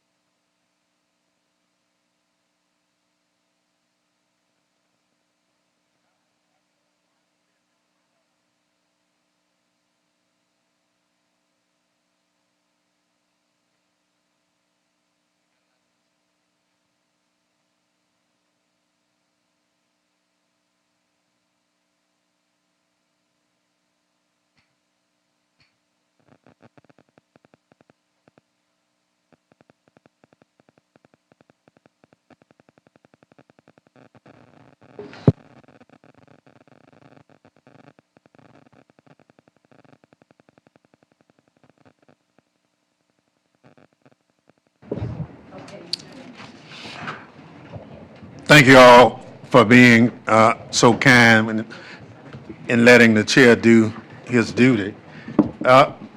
Before I recognize my friend from California, I'd like to offer a special welcome to the Gladys Sicknick, the mother of Officer Brian Sicknick, who lost his life following the events of January 6th. We are also joined by Officer Sicknick's brother, Ken. In addition to that, we are also joined by Irwin Smith, the widow of Officer Jeffrey Smith, who lost his life on January 6th as well. And I'd like to thank you for being here and continuing to honor their memory. I now recognize the gentleman.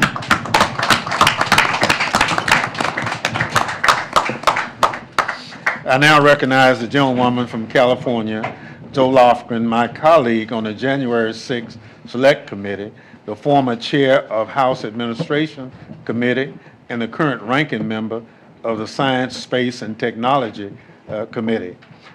Good morning. Well, good morning, and thank you, Mr. Chairman. 5 years ago today was one of our country's darkest days. It's one of the few dates in history where most people can remember exactly where they were. On January 6th, I was chair of the House Administration Committee and therefore was one of the tellers during the counting of electoral votes for the 2020 election.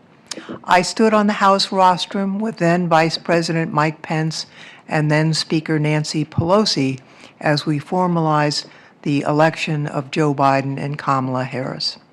We'd heard plenty of talk in the days before that many Republican members planned to object to the certification of several states at the behest of President Donald Trump. What we didn't expect was for Trump to summon an armed mob to march to the Capitol, urging his supporters to, quote, fight like hell. He had been feeding them lies for weeks, fomenting their rage, and at 2:11, all hell broke loose. A man had ripped away a police officer's riot shield and broke a window on the Senate side, becoming the first insurrectionist to breach the Capitol, and then they began to pour in. Vice President Pence was evacuated by the Secret Service, avoiding by mere seconds the insurrectionists, many of whom were calling for his execution.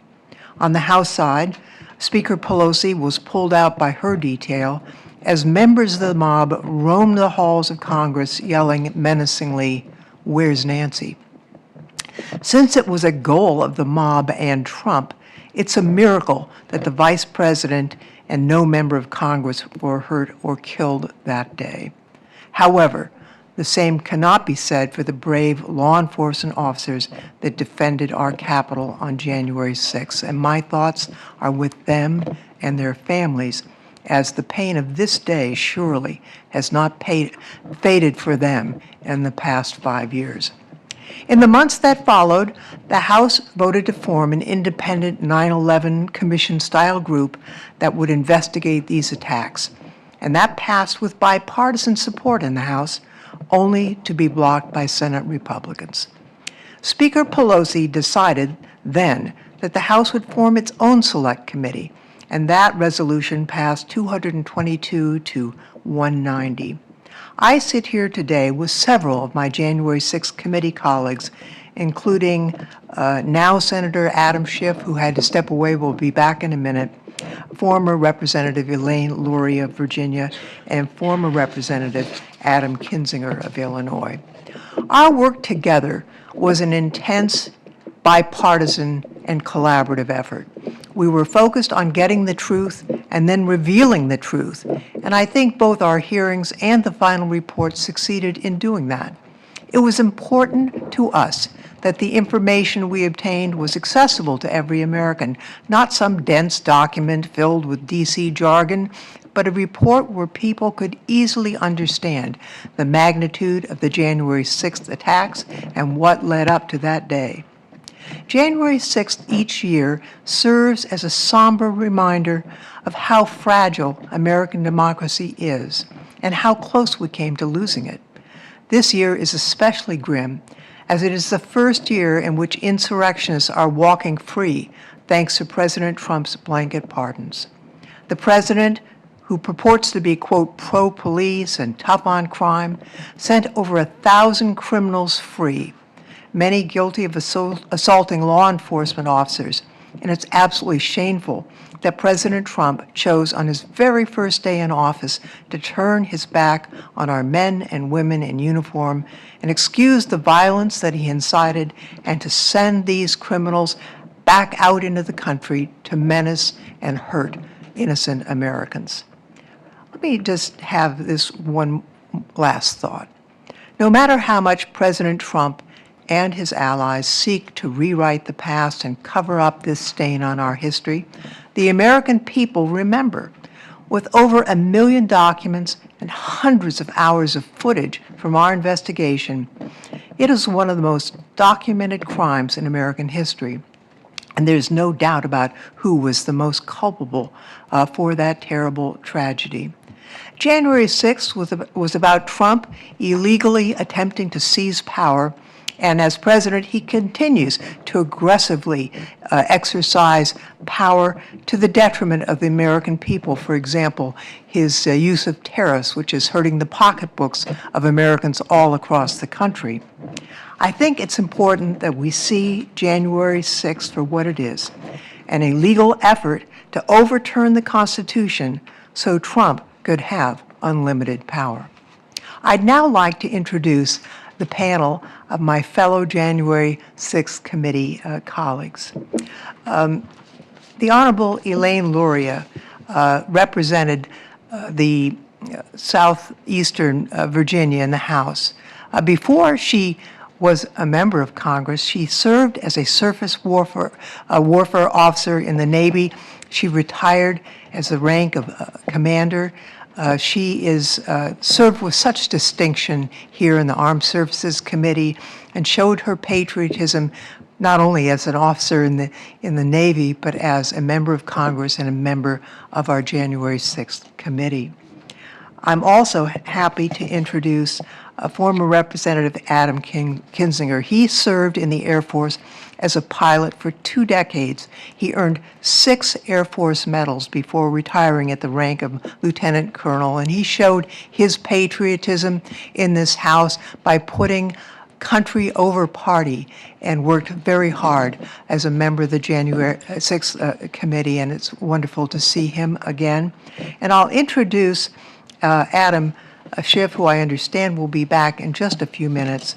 Adam served in the House for many, many years. He served as the chair of the Intelligence Committee during the January 6th events, and he was respected so much for that service that he was elected California's junior senator and serves with distinction representing my constituents in the United States Senate. So with that, Mr. Chairman, I yield back.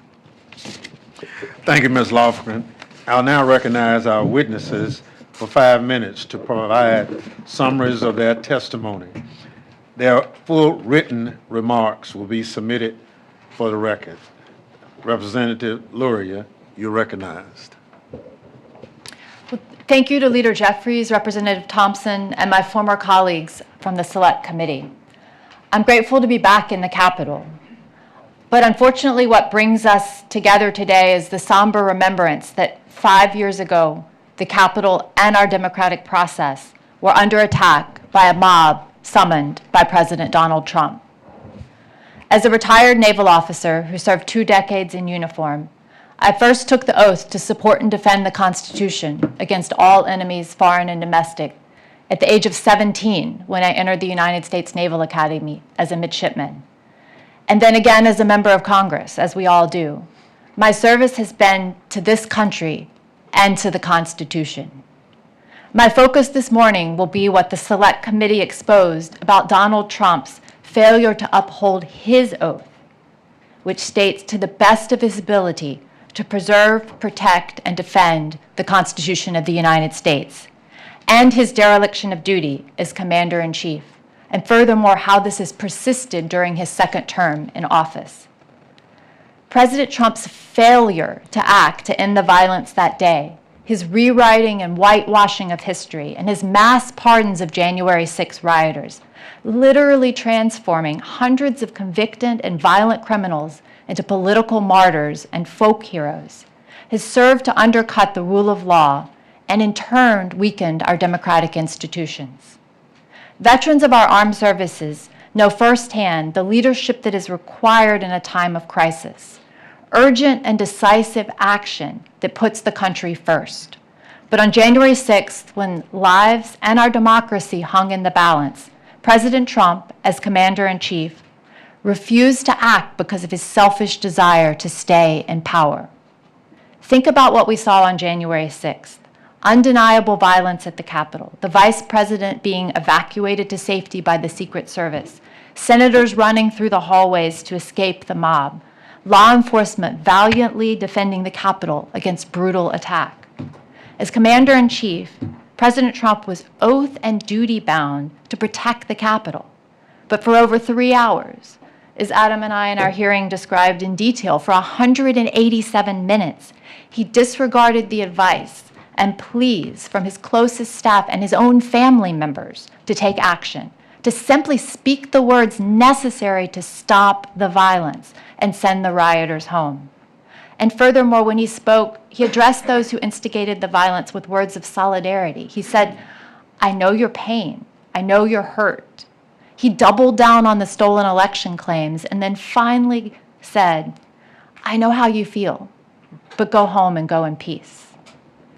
President Trump also bears responsibility for the extreme delay in the D.C. National Guard arriving at the Capitol until after the violence had largely subsided.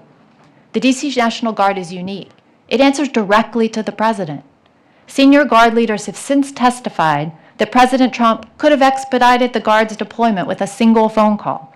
Instead, the Guard waited for hours, despite being positioned merely blocks away at the D.C. Armory. Rather than act, President Trump watched the chaos unfold on television from his private West Wing dining room. He made no call to deploy the Guard. Instead, he watched the attacks on Vice President Pence and justified the mob's "Hang Mike Pence" chants as common sense. The Guard arrived 3 hours and 19 minutes after being requested, well after the worst of the violence had already occurred. We'll never know how many law enforcement officers might have been spared their brutal injuries, or how many lives might have been saved had the Commander-in-Chief done his duty in the moment when it mattered the most. What we do know is that it was an outrageous dereliction of duty and a profound violation of President Trump's oath of office. President Trump has rescripted the norms of government service to require personal loyalty over loyalty to the Constitution. Our military leadership has resisted this and has held firm despite ever-increasing pressure. Yet President Trump continues to blur the lines between the duty of the military to the Constitution and his political aims. Days after losing the 2020 presidential election, President Trump fired Secretary of Defense Mark Esper for this very reason, insufficient personal loyalty. This was an extraordinary action by a lame duck president during a presidential transition that alarmed national security professionals on both sides of the aisle. Secretary Esper had resisted Trump's efforts to use the active duty military forces for domestic political purposes. He imposed invoking the Insurrection Act to deploy troops to American streets during protests. He counseled against Trump's suggestions that troops should just shoot protesters. Since resuming office, President Trump has again politicized the armed forces, opening a baseless investigation into the former chairman of the Joint Chiefs of Staff, Mark Milley. He and his administration purged senior military leadership and fired the service branch's top lawyers, simply deeming them roadblocks. He threatened to recall a sitting U.S. senator to active duty to be tried for claims of sedition under the Uniform Code of Military Justice. This is an extraordinary step to weaponize DOD against a member of the legislative branch. He has described fellow Americans as the enemy within, suggested the military straighten out American cities, and even proposed using American communities as military training grounds. These statements coincided with troop deployments to American cities over the objections of state and local leaders, and with a systematic effort to muzzle the Pentagon reporting by restricting press access to the Pentagon unless pre-approved by the administration. As someone who served in the military and in uniform for 2 decades, I find this vision for our military deeply un-American. President Trump did not only attack this building and our democracy, he attacked the fundamental idea that the military serves the Constitution, not a man, not a party, and not a political agenda. This trend has only accelerated since his explicit display of dereliction of duty on January 6th, and should stand as a warning to all Americans that living in a free democracy is not self-executing. It depends on leaders and citizens choosing to uphold our values. We owe it to the law enforcement officers who defended the Capitol, those serving in uniform today, and the generations to come to lead that fight. And this is one that I will never abandon. Thank you. Thank you so much. Chair now recognizes Representative Kinzinger. You're recognized. Well, thank you, Chairman Leader Jeffries. Thanks for having me. It's way different on this side, guys, let me tell you. I want to just briefly talk about the whole idea of this plaque. It's shocking to me, by the way, that has not been put up. Now, I am convinced that it will be put up at least by next January, and I'll humbly suggest maybe you can double the size of it by then. 5 years ago today, the president decided that America's legacy of transfer of power was beneath him. It was beneath him. And we all know what he did. He sent the mob to the Capitol and tried to rob the American people of their votes. He aimed to destroy America's self-determination and replace it with his own corrupt will. We've all seen the videos. We even saw them today. You know how vicious it was. No rational person can look at that violence that occurred on January 6th and think that it is not wrong. But even more concerning is that threats to our democracy have continued beyond what we've witnessed 5 years ago. And it's continued to today. The persisting threat to our nation lies in how Donald Trump and his allies have manufactured an alternate reality of conspiracies to support their violent siege of our democracy. It's simple. They want to rewrite history. By the way, we won't let them. These conspiracies started even before January 6th. The moment that Donald Trump realized that he could lose to Joe Biden, he began touting the big lie to undercut the public's trust in the election. And we all know that the thing that holds us together as Americans and the thing that allows us to self-govern is our belief that we can vote. If you're allowed to vote, the votes are counted and the winner wins. And when you violate that, you create real damage to the American people. When he began touting that big lie, he wanted us to believe that the election was stolen, that there was widespread voter fraud. This has been unequivocally disproven. It's been debunked by a series of independent agencies, Trump's own advisors, and more than 60 courts that did not rule in Trump's favor.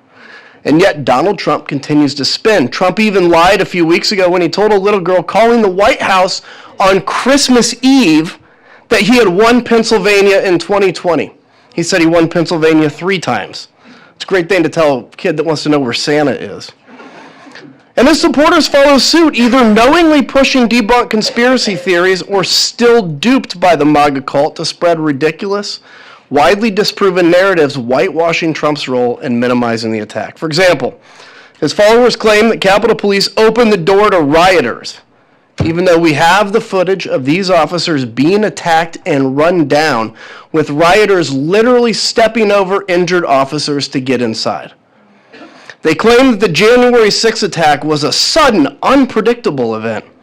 In reality, Trump sent rioters to the Capitol on January 6th, and we have the receipts showing that extremist right-wing groups planned the attacks for weeks beforehand. They also like to claim that the left-wing group Antifa, not Trump's supporters, secretly orchestrated all the violence on January 6th. But we know it was groups like the Proud Boys, Oath Keepers, that started the violence on the 6th. DOJ's and FBI's own investigation debunked that wild theory. Many of my fellow Republicans even want to pretend that Donald Trump wasn't responsible for it and that he did not condone the violence on January 6th, even though we all can plainly see that it was Donald Trump who called on his supporters to march down Pennsylvania Avenue and fight like hell. It was Donald Trump who sat in the White House, as we discussed, for 187 minutes, watching the attack unfold, throwing gasoline on the flames with his 2:24 p.m. tweet, targeting Vice President Pence in the middle of it. And since then, he's called January 6th defendants political prisoners and hostages. I want to point out here for a second that when these folks were arrested, they were contrite, as Ms. Hemphill was. And then the whole media organization of some of these came around and started calling them political prisoners. And when they did, they made them victims. And then that's when you saw the narrative change from they broke the law to they're victims. This is then in one of the first acts of the president's term, he immediately pardoned all of those people who took up arms for his wicked cause that day. I hear often, well, Adam, Trump only pardoned the innocent ones. He never pardoned. Cop beaters are real criminals. Well, that's obviously another false narrative. He didn't just pardon the nonviolent or non-dangerous people. He pardoned every single criminal who beat, kicked, punched, and pepper sprayed over 140 of our law enforcement officers. He pardoned every single criminal who helped drag a screaming officer into a crowd and said to shoot him with his own gun. I get asked frequently, why are you still going on about January 6th? Can't you just let it go? If our country had achieved real accountability and deterrence, we could move on. But we have not. A fact made clear by Donald Trump still spinning his conspiracies and his base still continuing to promote them. Donald Trump knows that these lies and stories only strengthen his power over the American people. How can I allow this without sharing what I know to be true, that on January 6th he tried to overthrow his government and call myself a patriot? How can I let that happen and call myself a patriot? How can we ever ensure that our votes matter if we bow to the narrative of a president who incites an insurrection, denies doing it, and then pardons the insurrectionists? The rewriting of January 6th is un-American.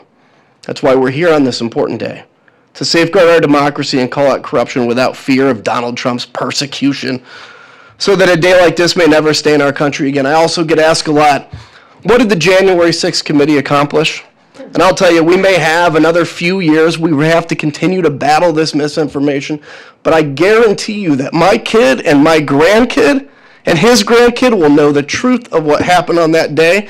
Because while the DOJ was not allowed to finish their investigation because the president knew exactly what they had, and he made them drop it. Because of that, the only living record was the January 6th committee, and I am proud of our work, and I yield back.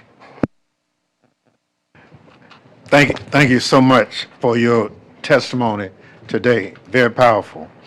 You both have served this country in various ways before, during, and after your service. Representative Luria, you've had a distinguished career in the U.S. Navy. Representative Kinzinger, you've served in the U.S. Air Force and National Guard. Given that record of service, what would you tell those who are in nonpartisan professional roles in the U.S. government right now? Well, thank you, Mr. Chair. During my time in the military, I was never a very partisan person. And I think that, serving on a deployment, sailors operating nuclear reactors, for example, I didn't turn to them and say, are you a Democrat, are you a Republican? We're serving the country, we're serving the Constitution, we're carrying out a mission that's very important for the defense of our nation and preserving democracy. And I think for today, some people in uniform, it can be challenging to see the rhetoric that's surrounding this, to see the lies I cited in my remarks, the attacks on a sitting U.S. senator. It's chilling to say that someone who has simply said the words, only follow legal orders, is being persecuted, perhaps punished directly by DOD financially for saying those words. What about the sailor or soldier on the deck plates or in the field? What are they to do in this environment if they're given an illegal order? When someone with so many resources and such a powerful platform to speak and defend themselves is being attacked. So I find it very concerning, and along the themes of what I was trying to describe about how not only January 6th, but the follow-on to January 6th, and how that has perpetuated through the second Trump administration, has a very dangerous and chilling effect on our democracy and for our armed services. And very well said. I agree 100%. I'll add one thing, which is just generally, to anybody out there that's working in a career position, it's in the military, whatever, is don't give up hope. Listen, this is all going to get better in a year and in 3 years, okay? Those are like different increments of how much better it's going to get, I believe. And someday we're going to look back, and 4 years is going to seem like nothing. I mean, we always know in history it seems like nothing. But we lose this fight for our country if we get discouraged and we get exhausted. In chaos, like the people that we're up against, they love chaos. This actually energizes them. It's like a shot of 5-hour energy drink. For us, it exhausts us. And so our battle is to stay engaged through the exhaustion. And so that's what I would encourage. Thank you so much. Chair now recognizes for 3 minutes the gentlelady from California, Ms. Kamlaga Dove. Thank you, Mr. Chair, and I want to thank our witnesses for being here today. I have to say, Representative Kinzinger, I've been rereading some of your interviews and your article on Substack, and I have to tell you that I'm not reading Republican, I am not reading Democrat, I am reading American. And so I thank you for that and for fighting against the brain rot. So you were on the Select Committee and you shared your experiences post January 6th.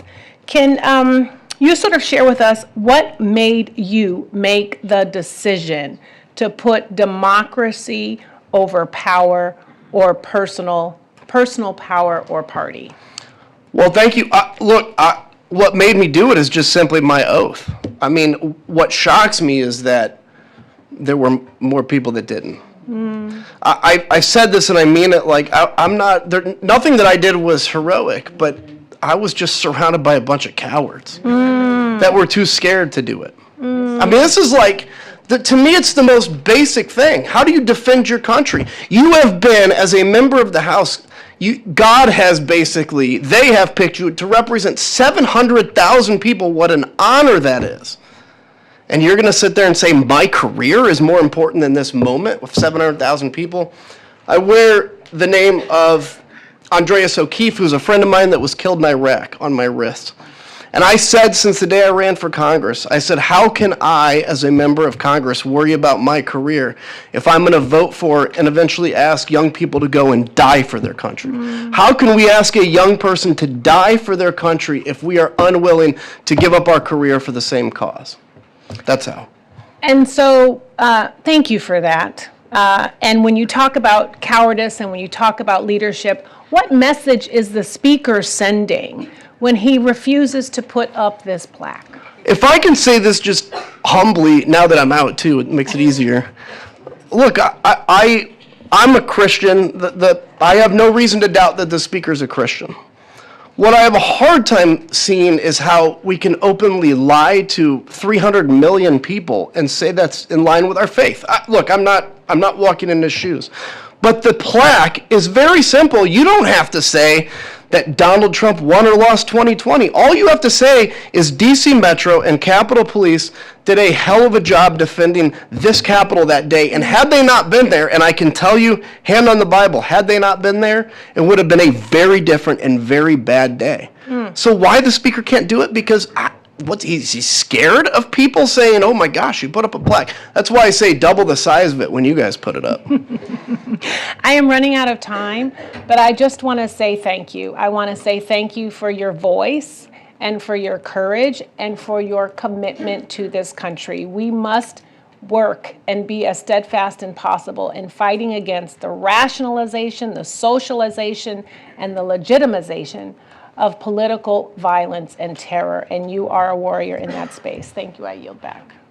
Thank you. Gentlelady yields back. Chair recognizes gentleman from Maryland, Mr. Raskin, for 3 minutes. Mr. Chairman, thank you. Adam Kinzinger, you're a great American patriot. It was such an honor serving with you on the January 6th Select Committee under Chairman Thompson. You were the only member of the committee who flew himself to work, and there's always an air hangar for you in the Free State where you need a place to land. I wonder, you were, among other things, an officer in the Air National Guard. I wonder if you've had an opportunity to reflect on January 6th and the National Guard and what happened there. What was the standard set by Donald Trump on the threshold for activating the National Guard, because he was unilaterally on top of the DC National Guard, so he could have sent it at any point and decided not to, even when you had thousands of people in a violent mob storming the Capitol, driving the members out of the House and the Senate. Is that a standard that you think he has maintained in his new administration in terms of deployments to places like Los Angeles and Chicago? Look, it's interesting because I was an active guardsman during January 6th, and I remember the whole time, like, just where's the National Guard, right? My people. And I remember actually when I left after we reconvened and voted, I saw my first Guard soldiers, and that was very emotional for me. And in a good and bad way, it was good because it's like I'm proud of them. It was bad because, like, why, they're here. If you guys remember, after that day, my fellow Republicans tried this conspiracy theory that it was either Speaker Pelosi or the mayor of D.C. who was in charge of the D.C. National Guard. And I would get hit all the time saying, well, why didn't Speaker Pelosi or why didn't the mayor activate the National Guard? Well, easy, because they have no control over the National Guard. The commander-in-chief of the D.C. National Guard is not, there's no governor of D.C., it's the President of the United States, and by definition, the Secretary of the Army. And so it was clear. And ironically, 4 years later, the president is very proud to announce how in charge of the D.C. National Guard he in fact is. So all those conspiracies that we conveniently forget, yeah, he has a very different viewpoint now. Yeah. Ms. Luria, it's wonderful to see you again, and thank you for joining us from Virginia. I wonder to what extent you think the work of the January 6th Select Committee, in terms of the hearings, the videos, the report, has been important in terms of the understanding of your constituents back in Virginia. Do you think that this is something that's actually made a difference in terms of developing an historical memory and consciousness of what happened? Thank you, and it's great to be back with you and other members from our committee. I think it's been stated in several ways, and Adam mentioned it just a few minutes ago. It is the record that will exist for history and for posterity. Our children, our grandchildren, their children, they will know the history, they will know the truth as much in this moment in time, however brief it is in the big scheme of things, although it may feel long day to day. That will be recorded for history, that President Trump summoned a mob to the Capitol, which violently attacked police officers, caused deaths, threatened the functioning of our democracy, but it didn't succeed. And the myths that are being perpetuated today to keep it alive, they're not going to succeed either, because the history books that our grandchildren will study, and not only about the day of January 6th, but continuing to study the way that our government is continuing to function as an effective and fair democracy will prove that the work we did on January 6th was important. Yield back. Thank you. Thank you very much. We've been joined by Senator Schiff. We've been anxiously awaiting your testimony. Senator Schiff. Thank you, Mr. Chairman. 5 years ago, in the aftermath of January 6th and the attack on the Capitol, the Select Committee documented in painstaking detail how our democracy held, just barely, in large part thanks to a critical mass of honorable officials who withstood President Trump's pressure campaign to subvert the law and overturn the election results. People like Brad Raffensperger, Gabriel Sterling, Rusty Bowers, Ruby Freeman, and Shea Moss, among many others, who, as the Select Committee documented, faced extraordinary pressure to betray their oaths and to overturn the will of the voters. They never bent or yielded, and their names will be etched in history. The Select Committee's final report detailed how President Trump pressured, for example, Georgia Secretary of State Brad Raffensperger in that now infamous phone call demanding that he find 11,780 votes. As Raffensperger told the committee, I felt then, and I still believe today, that this was a threat. When Raffensperger refused, the president and his allies turned their ire on election workers like Ruby Freeman and Shea Moss, subjecting them to threats and harassment that upended their lives.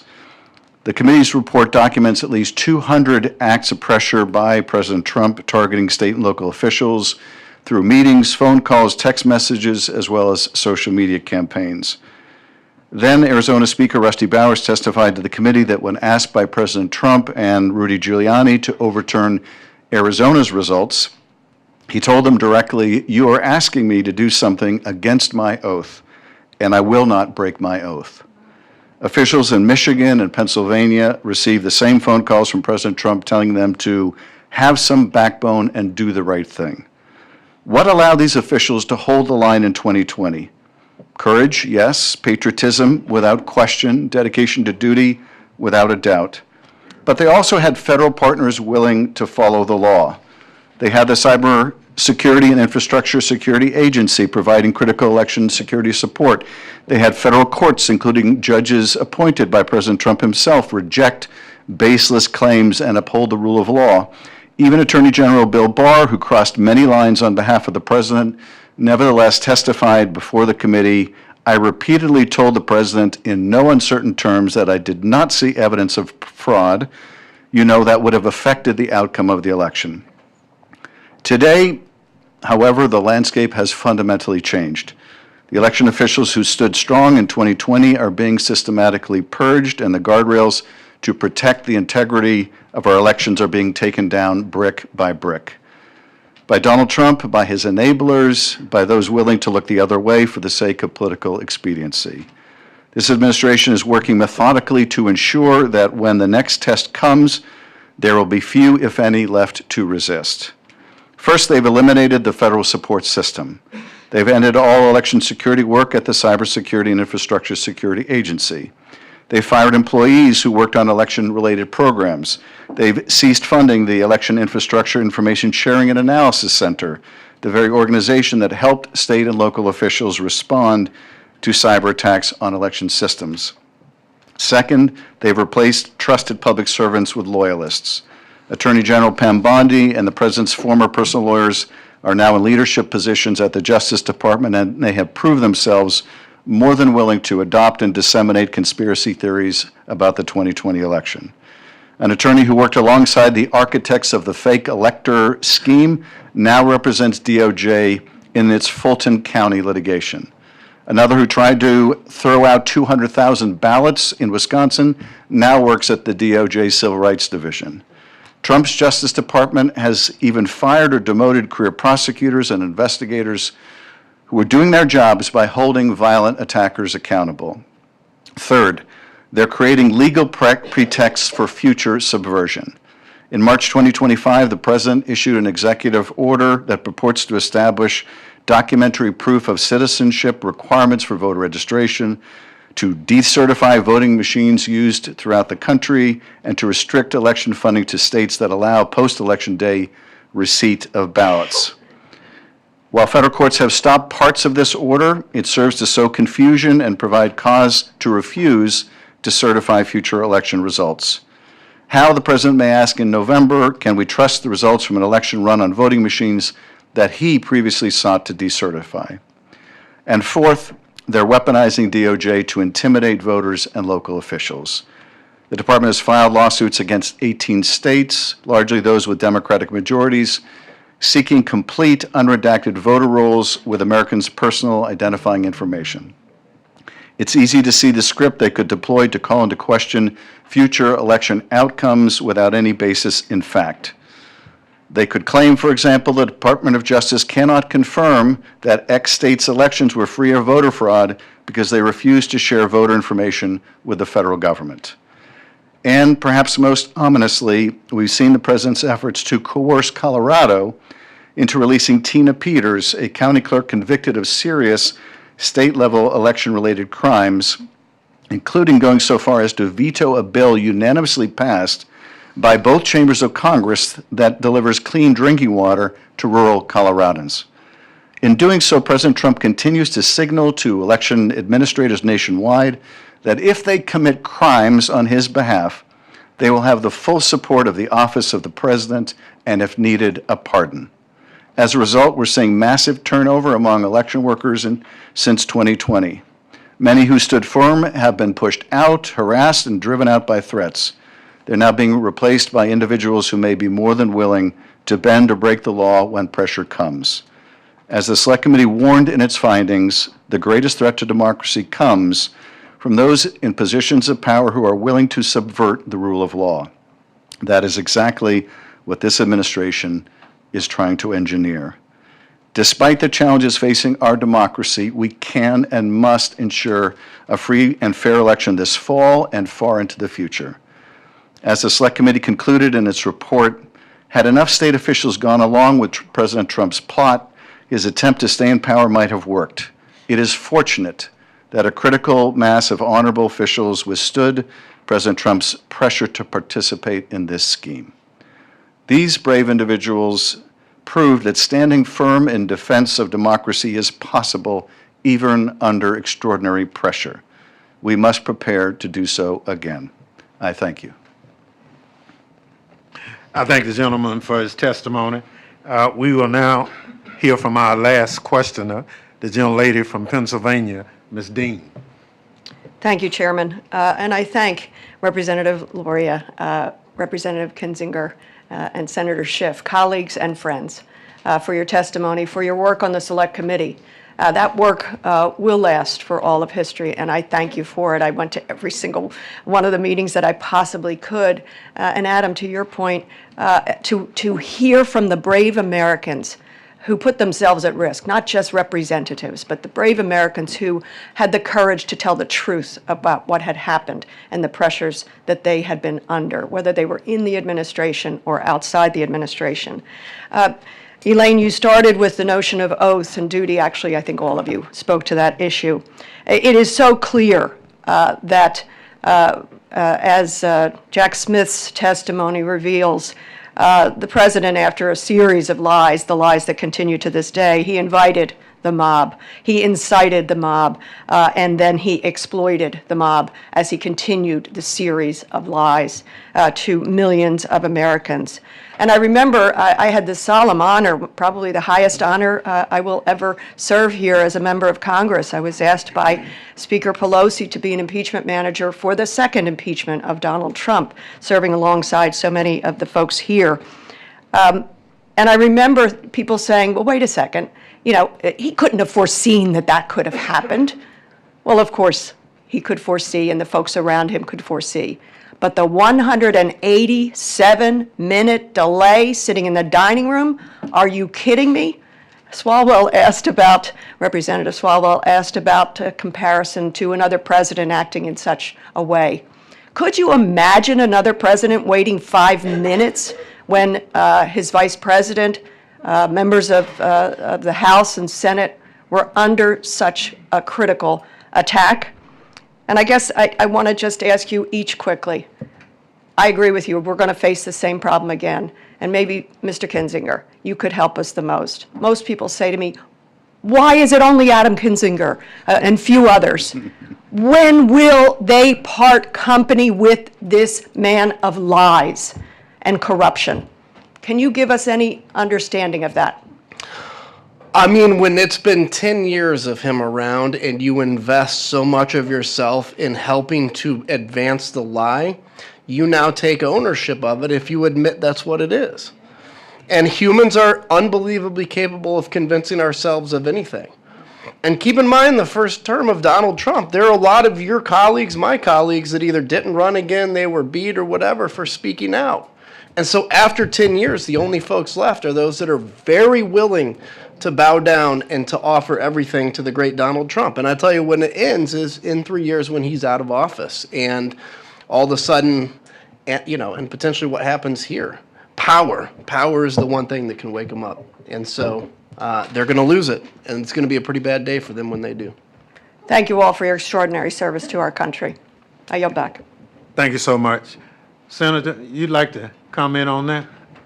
You know, I would. One of the issues that we looked at as part of the January 6th committee, but it was also larger than the scope of what we could effectively wrap our heads around, is the challenge of where Americans now get their information and how we get it from such very different places. And I think in answer to your question, not just about this president, but about so much of what divides the country, we're going to have to figure out a way of becoming better consumers of information, or breaking down some of the stovepipes again, because we each live in such different information worlds. I'm old enough to have rushed back to my college dormitory to watch Walter Cronkite's last broadcast, and that was a time when there was a large body of agreed upon fact, and we might differ with what to do with those facts, but at least we agreed there were facts. Now people tune into the news they want to hear to reinforce the views they already have, or they have it curated for them on social media that shows them only what they want to see because it rewards time on their platform. This, to me, is one of the most cross-cutting challenges we have. And I think in order to avoid this kind of ability to gaslight a significant part of the country by claiming you cannot believe your lying eyes, you can't believe what you're hearing, you can only believe me, we're going to have to find a way to break through those information silos.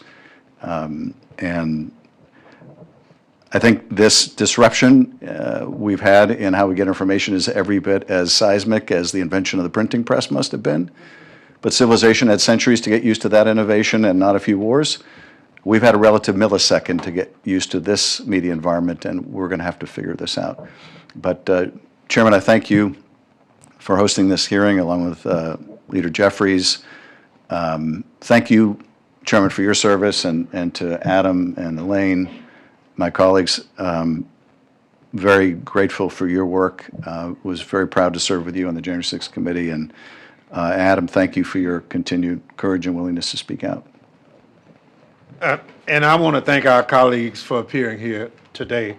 And I'll now excuse you and invite our next panel of witnesses to take their seat.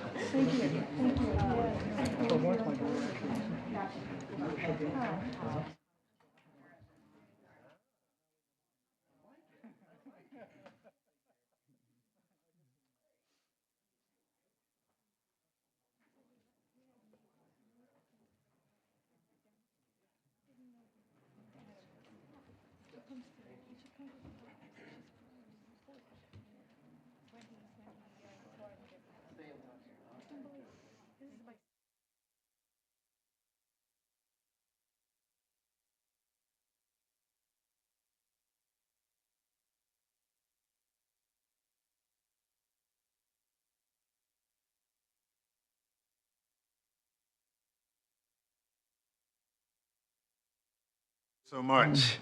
I'll now recognize our distinguished current members for 3 minutes to provide summaries of their testimony. The full written remarks will be submitted for the record. However, our first speaker has the magic minute. That's why I wore the pin today, to get that magic minute. Thank you very much, Mr. Chairman. Thank you for your leadership. You and Liz Cheney did such a remarkable job leading this, the committee, and now in the leadership of our leadership, Hakeem Jeffries, Pete Aguilar, who's there, and others, Congresswoman Clark as well. Thank you for bringing us together today. On January 6th, 5 years ago, we began the day prayerfully. We had a Zoom call with our members because it was the time of COVID. And on that call, I said, this is the Feast of the Epiphany. This is an important Christian feast, and let us hope that that word epiphany, which means we also not only a feast of the Epiphany, but the idea of the Epiphany, that people will see the light in a different way.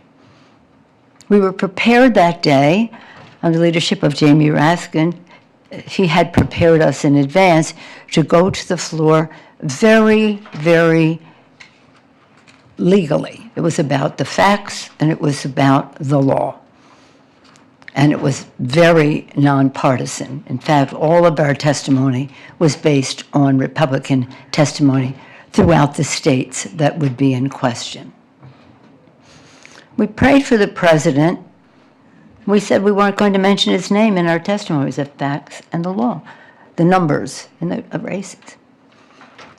And I continue to pray for the president because I could never have had the idea that a president of the United States would incite an insurrection on the Capitol of the United States, this symbol of democracy throughout the world, on the Constitution of the United States, which he took, and we all took, an oath to uphold, on the Congress of the United States, who that day had the congressional responsibility to accept the results, to certify the results of the election. The list goes on, and today, that president who incited that insurrection continues to lie about what happened that day. On my way over here, I saw on TV that he was claiming that we did not ask for the National Guard. I thank Representative Hinsiger and as well as Elaine Loria for setting the record straight, and other testimony that you have heard here.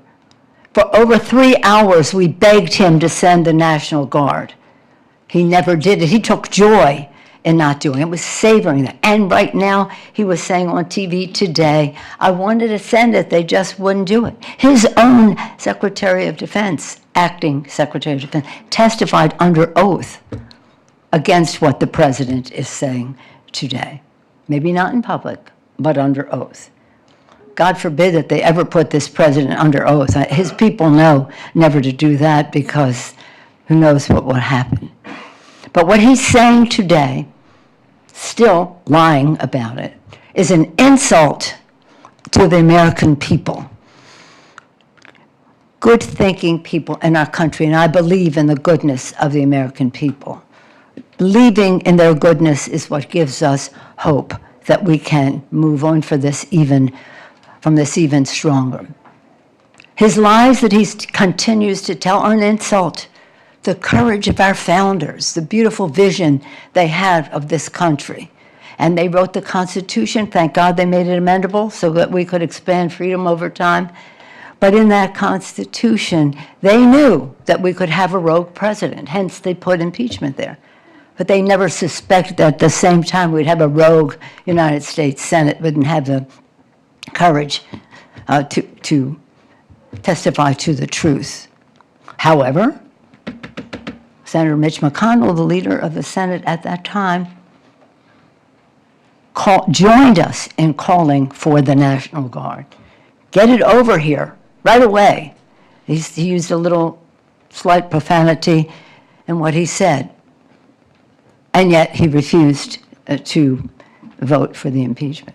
But nonetheless, getting back to this actual date, because of Sergeant Aguilo Canal, Harry Dunn, Eugene Goodman, Michael Fanone, Daniel Hodgins, Caroline Edwards, because of the actions of these members of Congress and their courage, and I name just a few, but because of the National Guard, our members of Congress were protected. And some of them are here, and I see so many more who will testify. We all know the leadership that was provided by one of our colleagues who will testify, and he told them to take off their pins because these people were coming to get us. How many times did I hear they were going to put a bullet in my F-word head? That's what I heard on TV while we were seeing this on TV. But one thing I knew when we saw that on TV was, despite what anybody would say, that we would go to the floor that night and show the world that the Congress of the United States, that our democracy had survived the insurrection that the United States president had incited. And I want to especially thank the mother, Gladys, and son Kenny, in attendance of Officer Brian Sicknick. Officer Jeffy Smith, his widow Erin, is in attendance, and also Officer Howard Livingood's family, Officer Kyle DeFreytag, and Officer Gunnar Hashida. These families made the supreme sacrifice for our democracy. And that day, what particularly offended me was, we know that our founders, the Times have found us, right, Mr.? The Times found our founders to establish this country. The Times found Lincoln to save the Union. The Times found us to save our democracy as well. But when we were watching this on TV, we could see the Confederate flag being flown under Lincoln's dome, the dome that Lincoln built during the Civil War to show the world that America was resilient. Lincoln's dome, there's the Confederate flag, while they were defecating on the floor of the Capitol, insulting the people who managed the Capitol, the staff and all the rest. But it was the courage of our national police and also the Metropolitan Police that saved our lives. It was the courage of our members to go back to the floor that night. I was so proud of them, because you never know in terms of whatever is happening in the White House still. It took courage to go back to that floor. Still, when we went back to the floor to continue the work of the Constitution, the Republican members decided to still challenge the results of the election. That it wasn't honest. I mean, the lies were so pervasive. They were so sad. They were so sick. It's almost if you drum up something from the past. Have you no decency? Do you not care about your oath of office? Is your loyalty to that man who incited an insurrection more than your oath of office? Is your political career more important than America to you? Why are you here? Why are you here? So again, I want to just say that with all of this, one of the proudest moments of my 8 years of speaker and 12 other years as leader, but the speaker part, was that we went to the floor and we honored our members, had the courage to go there after being under threat, being chased by these people, being under threat, to go to the floor to honor their oaths of office.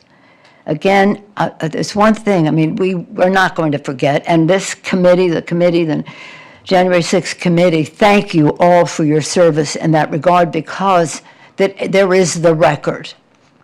Think what would have been if we didn't even have that. The public would not even know the destruction of it. The president is always saying to me, well, you weren't ready. I wasn't ready for a president of the United States. Yeah, I wasn't ready for a president of the United States to incite an insurrection against the Congress of the United States, against the Constitution, against the Capitol of the United States. No, who would be ready for that? But we are ready to save our democracy. The times have found us to do that. And again, much to his dismay, we went to the floor that night in the House and in the Senate to honor our oath and to certify the results of the Electoral College. But the one thing that I'll never forgive them for is the trauma that they created in the lives of our members and their families who are seeing this, and the staff. When we came back from the undisclosed location, where they wanted us to stay, so you stayed there in a couple of days, you can do that. No, we're going now, and we're going to the Capitol, and we're not staying in any undisclosed location, and we're not doing that. Forget that. So when we went in and saw the staff are these young people who are idealistic, who come to Washington, Democrats and Republicans, come here to be part of what's happening and what will happen for the future. And to see the trauma in their eyes because of this inciter of an insurrection and these people who followed him. Again, one of them having a shirt, Auschwitz, 6 million were not enough, for example, of some of the people who were there. So, again, I thank you for the magic minute. Again, I have so much, there was so much going on there. But what was going on there is in a bipartisan way, we were asking the President of the United States again and again and again. When we had the Department of Defense on the phone, we said, pretend this was the Pentagon, and they were doing this at the Pentagon. What would you do? What would you do? But this president continues to lie about that fact. And that fact is important because it costs lives. It caused trauma. It sent the wrong message to the world about what democracy is. It was something that made Putin proud. See, democracy doesn't really work because of this president of the United States. An insult to the institution in which he serves, an insult to the founders of our country, an insult to the intelligence of the American people. I yield back. Thank you very much. The gentlelady yields back her time. For the record, I'd like to say that there are between 2,300 and 2,600 National Guardsmen stationed in the District of Columbia right now, brought here by the President of the United States. Chair recognizes the gentlelady from Illinois for 3 minutes, Ms. Kelly. First, I'd like to thank Leader Jeffries and the leadership team, Congressman Bennie Thompson and Congressman Jamie Raskin for hosting this hearing as we remember January 6th, insurrection 5 years ago. We remember this day as Republicans try to erase this insurrection from history. I will never, ever forget hiding on my hands and knees in the gallery. I'm not as brave as Congressman Bennie Thompson, so I took my pin off, it was COVID, I took my mask off, anything that was identifying. I remember texting my late husband and my adult children to tell them what was happening. After receiving so many texts and phone calls because family, friends, and associates were so concerned, I clearly remember hearing the shot when the police officers shot the woman. I remember the 3 knocks on the door and no one wanted to answer because we didn't know who it was. And then finally it was the Capitol Police telling us that we could run out the door, running downstairs and running across halls to get to the safe place. I want to thank all those police officers that helped save our lives and protect us, and the police officers, as we talked about, the 140 that suffered injuries, the 5 that died. I also want to thank all of my colleagues that were in the gallery that day for all of the support. We have an unbreakable bond now, and we have our little gallery group that we lean on and talk to each other. I truly believe that day has led to even more political violence. You know, that was a big impetus. You know, after being sworn into a second term, President Trump pardoned, as we know, the January 6th insurrectionists, an outrageous decision. And many have been arrested for child molestation, sexual assault, and kidnapping. He let criminals loose in our country. because he does not care for law and order unless it serves him. And his violent rhetoric has only gotten worse, and political violence across this country has increased drastically. And just the lies he's spreading about Minnesota State Representative Melissa Hortman, who was shot and killed in her own home. I believe it is our duty to uphold democratic norms, and we must condemn anyone who tries to overtake our democracy, whether it is the president or not. And lastly, I would be very, very interested, I don't know how we do it, but as a person that represents Chicago, who are those people behind the mask?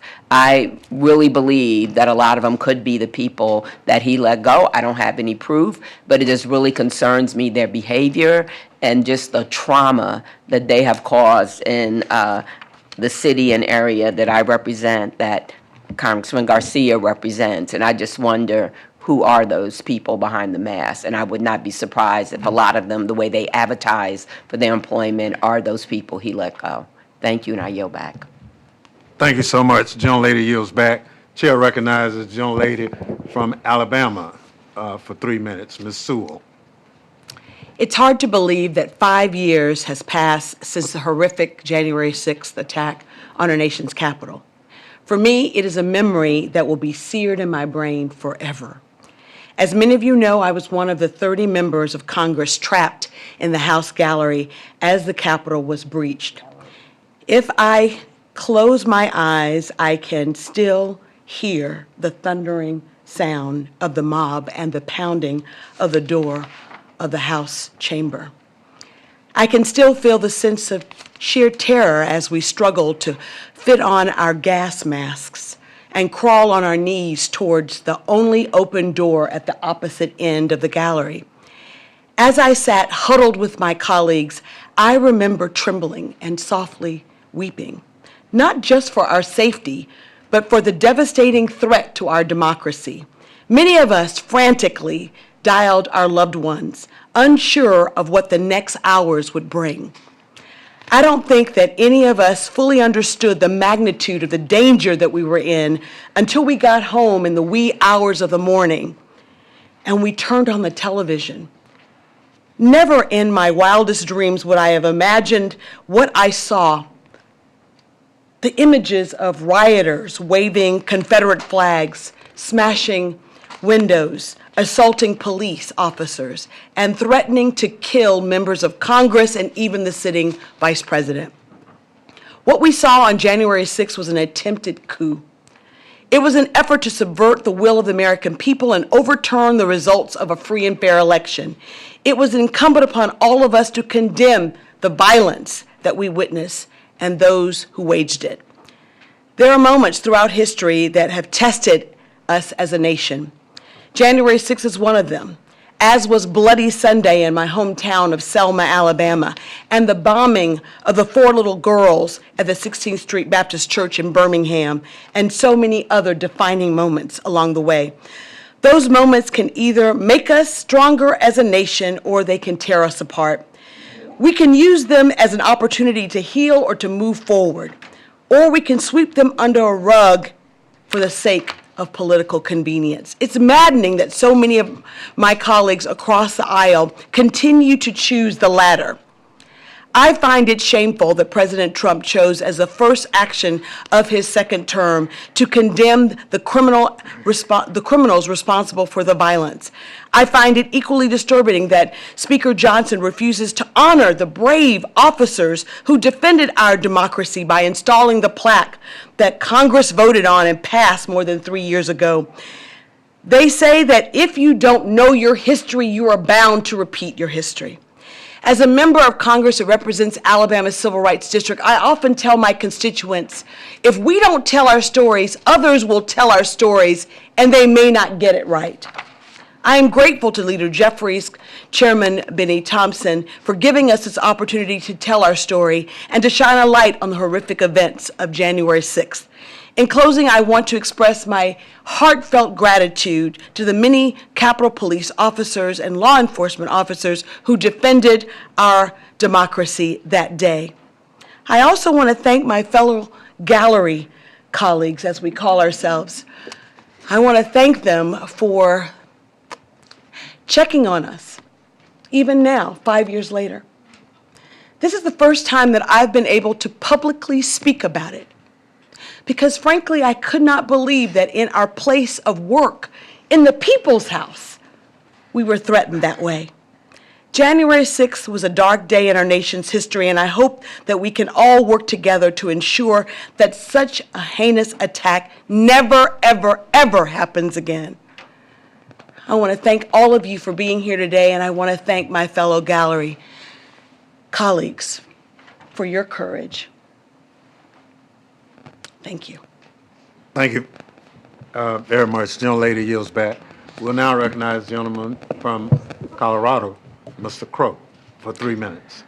Thank you, Chairman Thompson. Thank you, Speaker Pelosi, Leader Jeffries, Chairman Thompson, and members of the Select Committee for your incredible work, your leadership in articulating and preserving the facts and the memory and the history of what happened on January 6th. All of my colleagues have done a remarkable job chronicling the violence, the sheer brutality, as we saw 140 police officers brutally beaten by a mob, inspired and weaponized and sent to the United States Capitol on his behalf to do violence, to derail our democracy and the will of the voters. I served 3 combat tours in Iraq and Afghanistan as a paratrooper and an Army Ranger, and I never thought I would see the type of violence that I saw overseas at the pantheon of our democracy. But I want this moment to be a moment of hope and resolve. It must be a moment of hope and resolve. There's been a lot of talk about oaths and leadership and bravery versus cowardice. There's a lot of cowardice in our country today. There are universities buckling, CEOs taking the knee, law firms cowing, members of Congress capitulating. There is a lot of it. But in moments of greatness and in pivotal times of our country, it's never the story of the cowards. It's never their story. It's always the story of the heroes, who are more often than not regular Americans doing amazing things.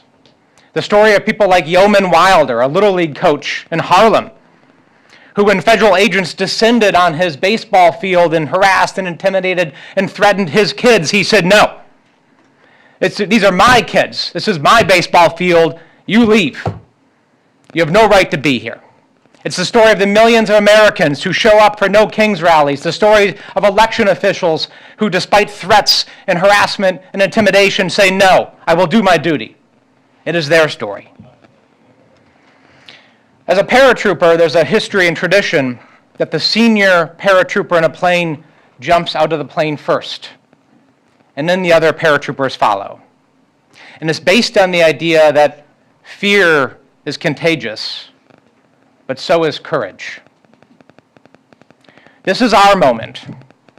We never asked for it. None of us woke up this morning thinking we wanted to live in an era of extremism and violence where our democracy is being threatened and disassembled brick by brick. But that is always the nature of leadership. We never get to choose our moment. We only have to answer the question of what we are willing to do to stand up and meet that moment. And that is why I'm so proud to be here with the people at this table, the people at this dais, because you are all meeting the moment. America will meet the moment.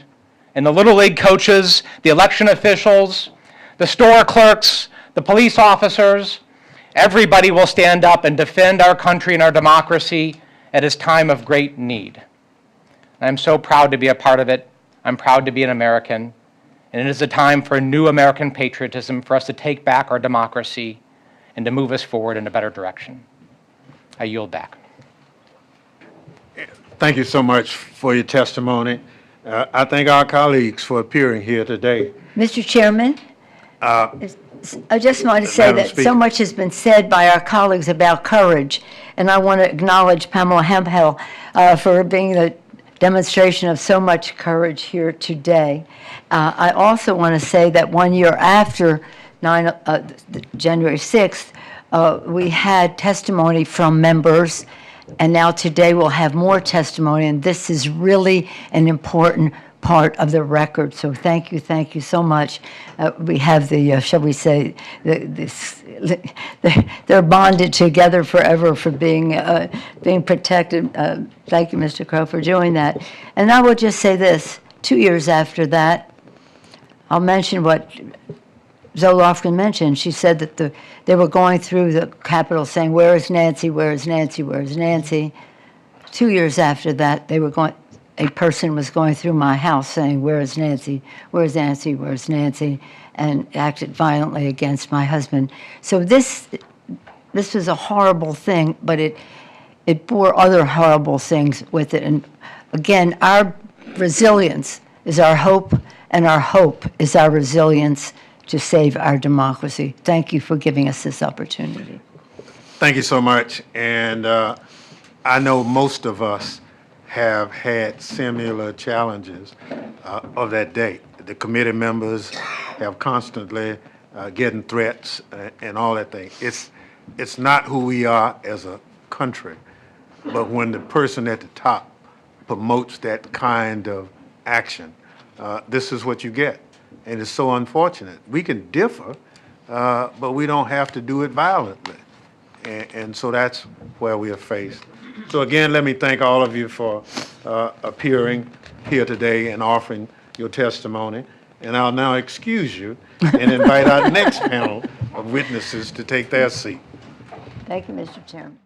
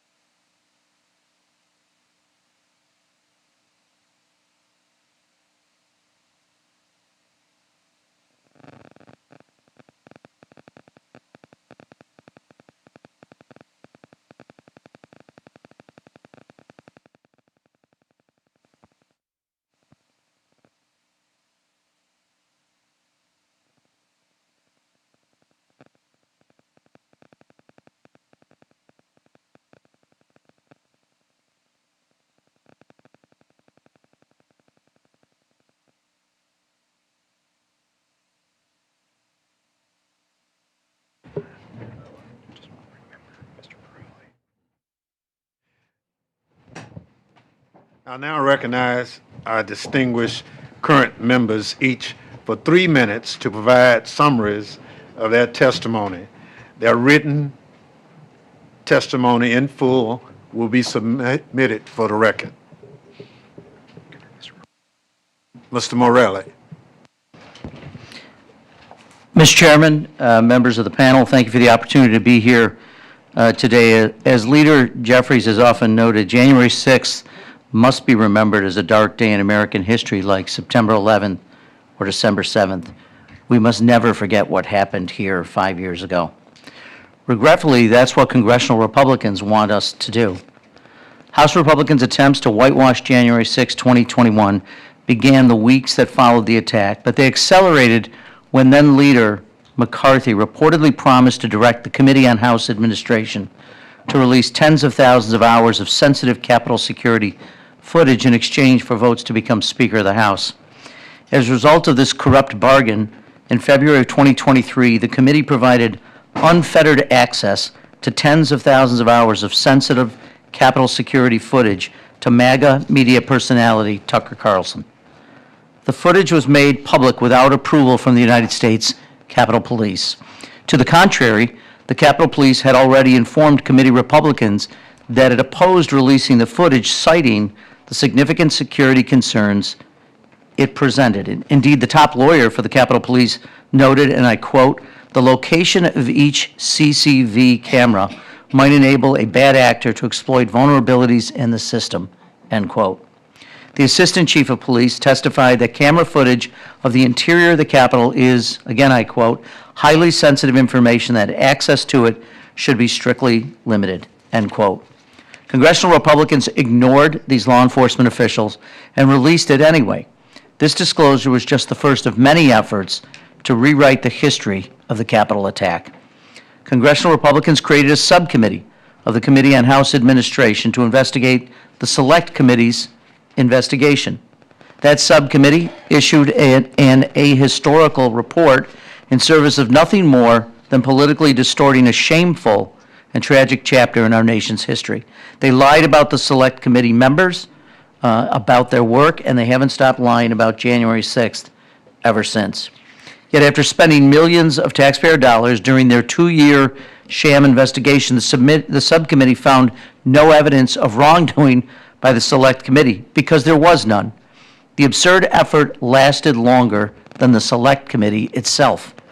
Instead, the majority spent nearly 2 years trafficking in paranoid, long-debunked conspiracy theories and dangerous lies while ignoring its actual responsibility to run the House of Representatives and ensure that members and their families are safe from the very people that perpetrated the attack. Colleagues, if given the privilege to chair the Committee on House Administration under Speaker Jeffries, I will restore the committee's proper oversight functions. I will not waste taxpayer dollars entertaining ridiculous and disproven but nonetheless harmful conspiracy theories. We will respect the women and men of the United States Capitol Police by giving them not just empty words and gestures of appreciation, but the training they need and the pay they deserve. During the Select Committee's June 9, 2022 public hearing, Vice Chair Cheney rightly observed that President Trump summoned the mob, assembled the mob, and lit the flame of this attack. But an arsonist isn't the only one responsible for a fire. Those who stand by and watch it burn, or worse, fan the flames, carry that moral stain as well. Congressional Republicans experienced firsthand a deadly attack on this sacred place, on them, on their staffs, and on their country. But they chose and continue to choose cowardice, demonizing the innocent, protecting the guilty, and disparaging the patriotism of police officers who saved their lives even before the bloodstains were washed from the Capitol steps, all while claiming to back the blue no matter what. We cannot allow that to stand. We will not allow that to stand. And with that, I yield back, sir. Gentleman yields back. Chair recognizes the gentlelady from California for 3 minutes, Ms. Jacobs. Thank you, Mr. Chairman. I wish I didn't, but I still remember January 6, 2021 very clearly. It was my 4th day here in the Capitol as a member of Congress, and I literally didn't know my way around yet. My team walked me to the House gallery so I could watch the election certification proceedings. I was so proud to be one of the members chosen to be there. And I remember sitting there thinking about this incredible feat, peacefully passing the torch in our democracy. But then the insurrectionists breached the Capitol. Even 5 years later, there are things that I can't shake. The buzzing of the escape hoods, the fear when I couldn't open the packaging, the sound of the doors closing and being locked, introducing myself to my new colleagues as we were cowering under our chairs, thinking through what I could use as a weapon if I needed to, pens, my high heels, being sure that the elevator doors were going to open and someone with a machine gun was going to be right there, climbing over the chairs and under the railings to finally get out of the gallery. And I remember Annie Custer's hand, pulling me where I needed to go. I learned a few years ago that the insurrectionists were only 30 seconds behind us. 30 seconds. 30 seconds could have meant losing our democracy that day. That's how close we came. Before Congress, I spent my career working on conflict and political violence at the United Nations and the State Department. I worked on post-coup transitions and responses to electoral violence and violent extremism. I never thought that my experience would be quite so relevant here at home. I never thought that the U.S. Capitol would be the place my parents most feared that I was still alive. I've worked in countries even more torn apart than ours is. And because of that, I know that there is a way to heal and to repair and to move forward. To do that, we need accountability. Accountability for all the damage done that day, not just for the foot soldiers, but those at the top doing the planning, the justifying, the ordering, the enabling. And we need to make sure history doesn't get erased. But even beyond that, we need long-term solutions. We need to heal the deep divisions and feelings of mistrust and resentment in our country. Now, addressing these fault lines in our society, especially around race and class and inequality, They won't be easy, and it won't happen overnight.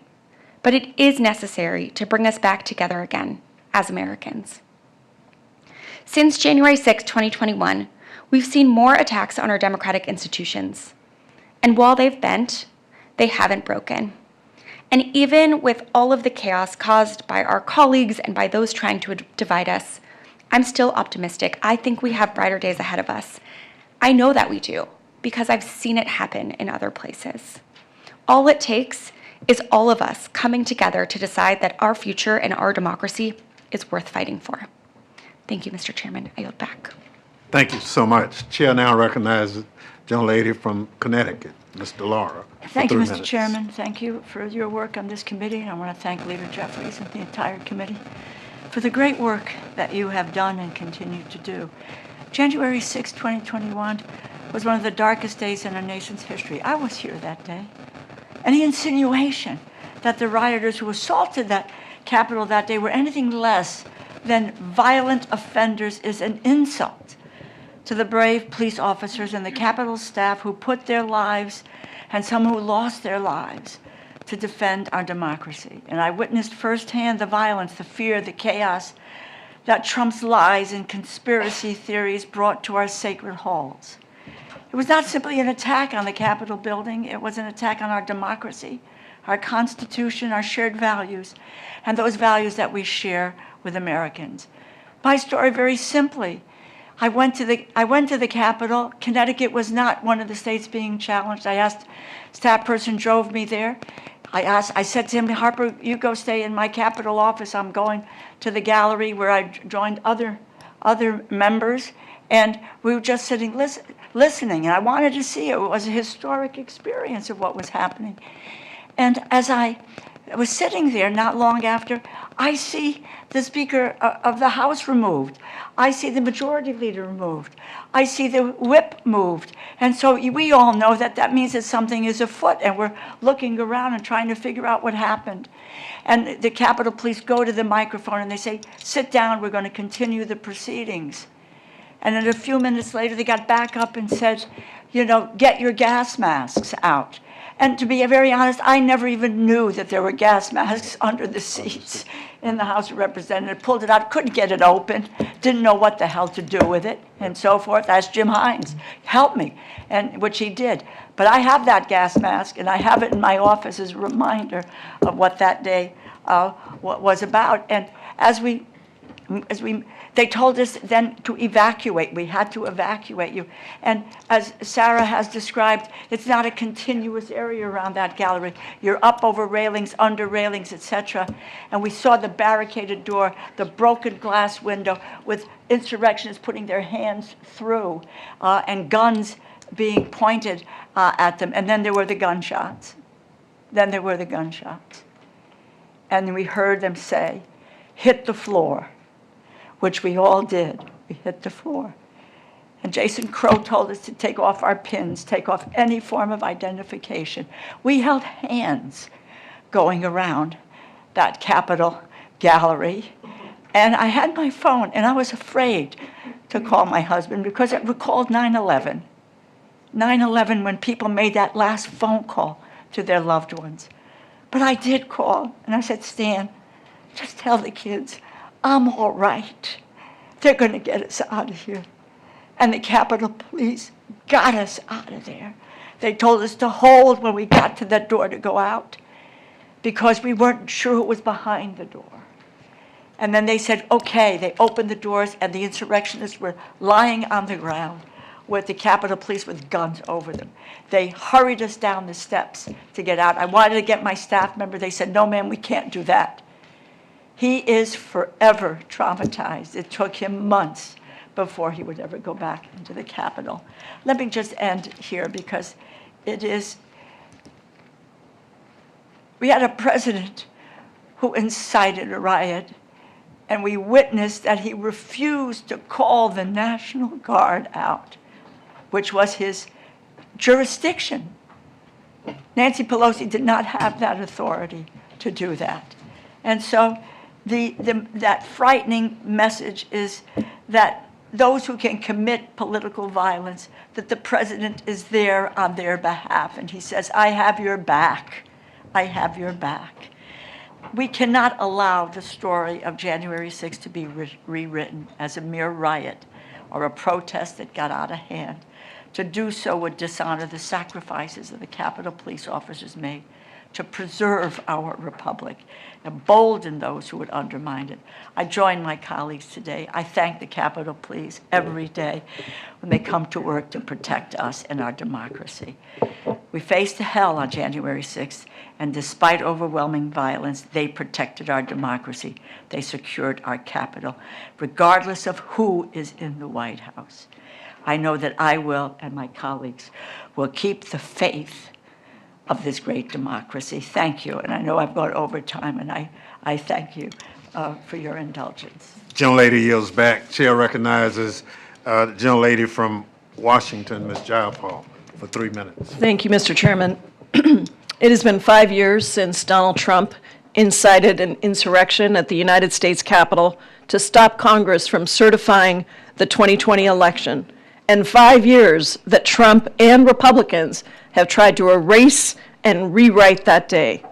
Across the country, Americans want to know what are the consequences for a president who tried to steal an election in furtherance of his own singular power.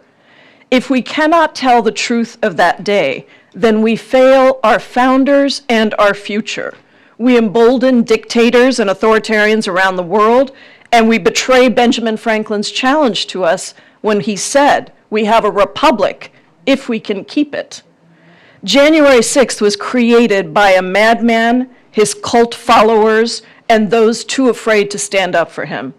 I, too, was one of the few dozen members of Congress trapped in the House gallery, one of the very last to be evacuated. I had just had knee surgery. I was unable to easily move. I had a cane ready to whack insurrectionists that came in. To this day, I vividly hear the pounding on the doors, the screaming of insurrectionists threatening to kill us. And when we finally escaped, I still see those insurrectionists lying spread-eagled on the floor, surrounded by those brave Capitol Police officers with guns pointed at them.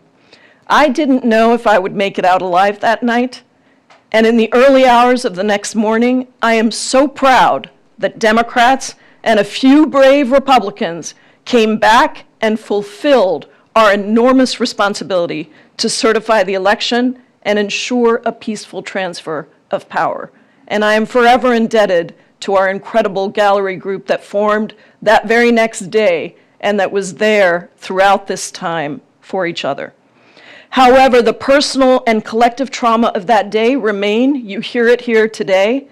And the after effects have continued to ripple out. Trump's pardoning of over 1,500 insurrectionists, the largest pardon of violent criminal offenders in our history, made a mockery of our justice system and allowed for several to recommit violence. Our brave Capitol Police officers and law enforcement officers who defended and even died for our country have still not seen a congressionally mandated plaque installed that honors their service. The refusal of most Senate Republicans to convict Trump after the House impeached him allowed for his return as president, this time unleashed to steal Americans' health care, enrich himself, and engage in authoritarian behavior that violates our Constitution and our separation of powers. Without accountability, our democracy is not safe, and this can happen again with worse consequences. For 244 years, we have had peaceful transfers of power. The founders planned for a potential dictator as president, but they did not plan for an entire party to follow that dictator. They had faith that members of Congress of both parties would put country first. That faith is being severely tested. In the courts, there is one last chance to hold Trump accountable with a case that several of us members filed to ensure that we have guardrails against tyranny. And here in Congress, we have a responsibility every single day to never rest until we have that real accountability for that day. That is the only way we can keep our republic. And I am grateful to you, Mr. Chairman, and our colleagues for having this testimony today. I yield back. Thank you so much. I thank our colleagues for appearing here today, and I'll now excuse you and invite our next panel of witnesses to take their seat.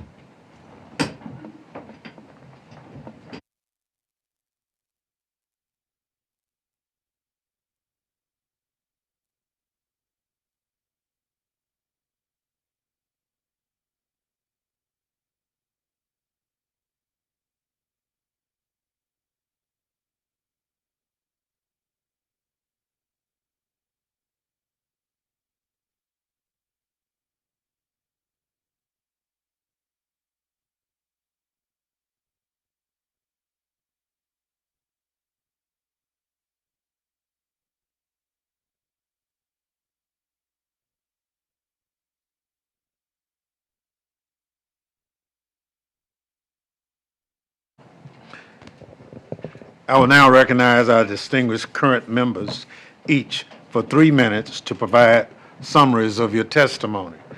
Their written remarks will be submitted for the record. I now recognize the gentlelady from California, Ms. Torres, for 3 minutes. Thank you, Chairman Thompson and members for convening this hearing. I want to start by thanking the heroes that saved the day that day, and that is the law enforcement officers, Capitol Police, who were here protecting us. 5 years ago, I was on the balcony of the House chamber as a violent mob instructed by Donald Trump to march to the Capitol and to stop the certification of a free and fair election invaded the Capitol. Those were the scariest 45 minutes of my life. Reading the alerts, preparing to fight, working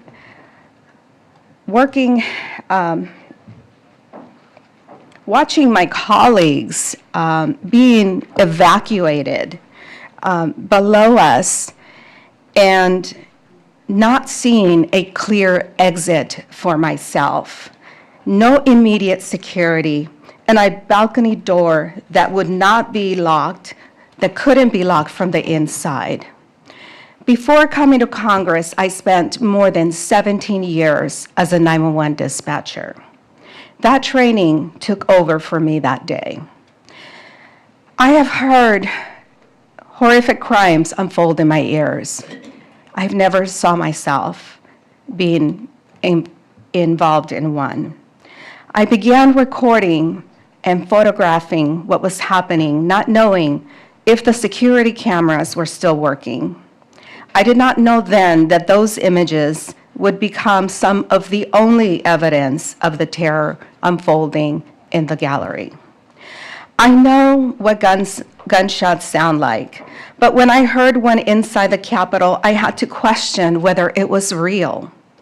It was unthinkable that a gun could be fired inside the temple of American democracy. When the shot rang out, we were lying face down on the floor just above it.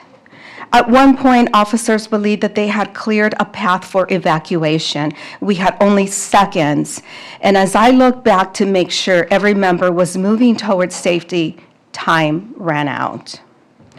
We were ordered down again to be silent and to crawl away from the threat.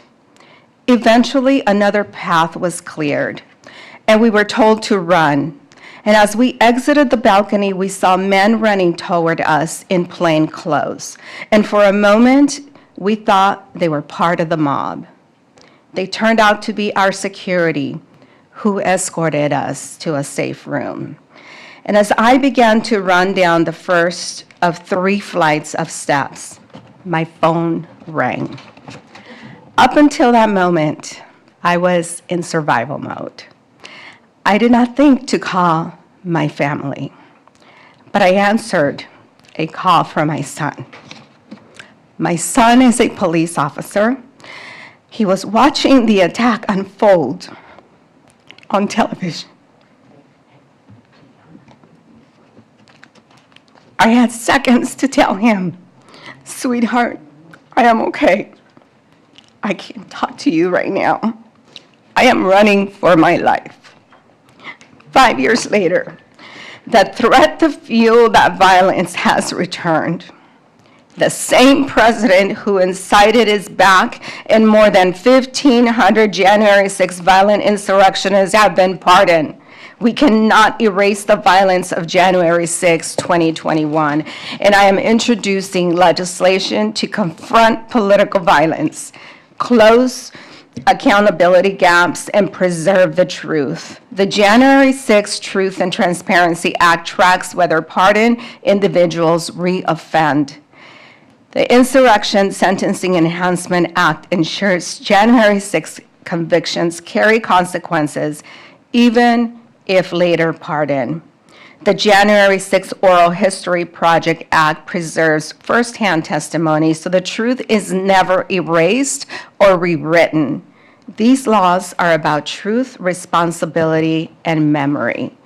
We want the American people to know what happens after the January 6 pardons, that violence against our democracy has real consequences, and that the truth of that day is never erased or rewritten. Thank you, Chairman Thompson, for the opportunity to be with all of you today. Thank you so much for your testimony.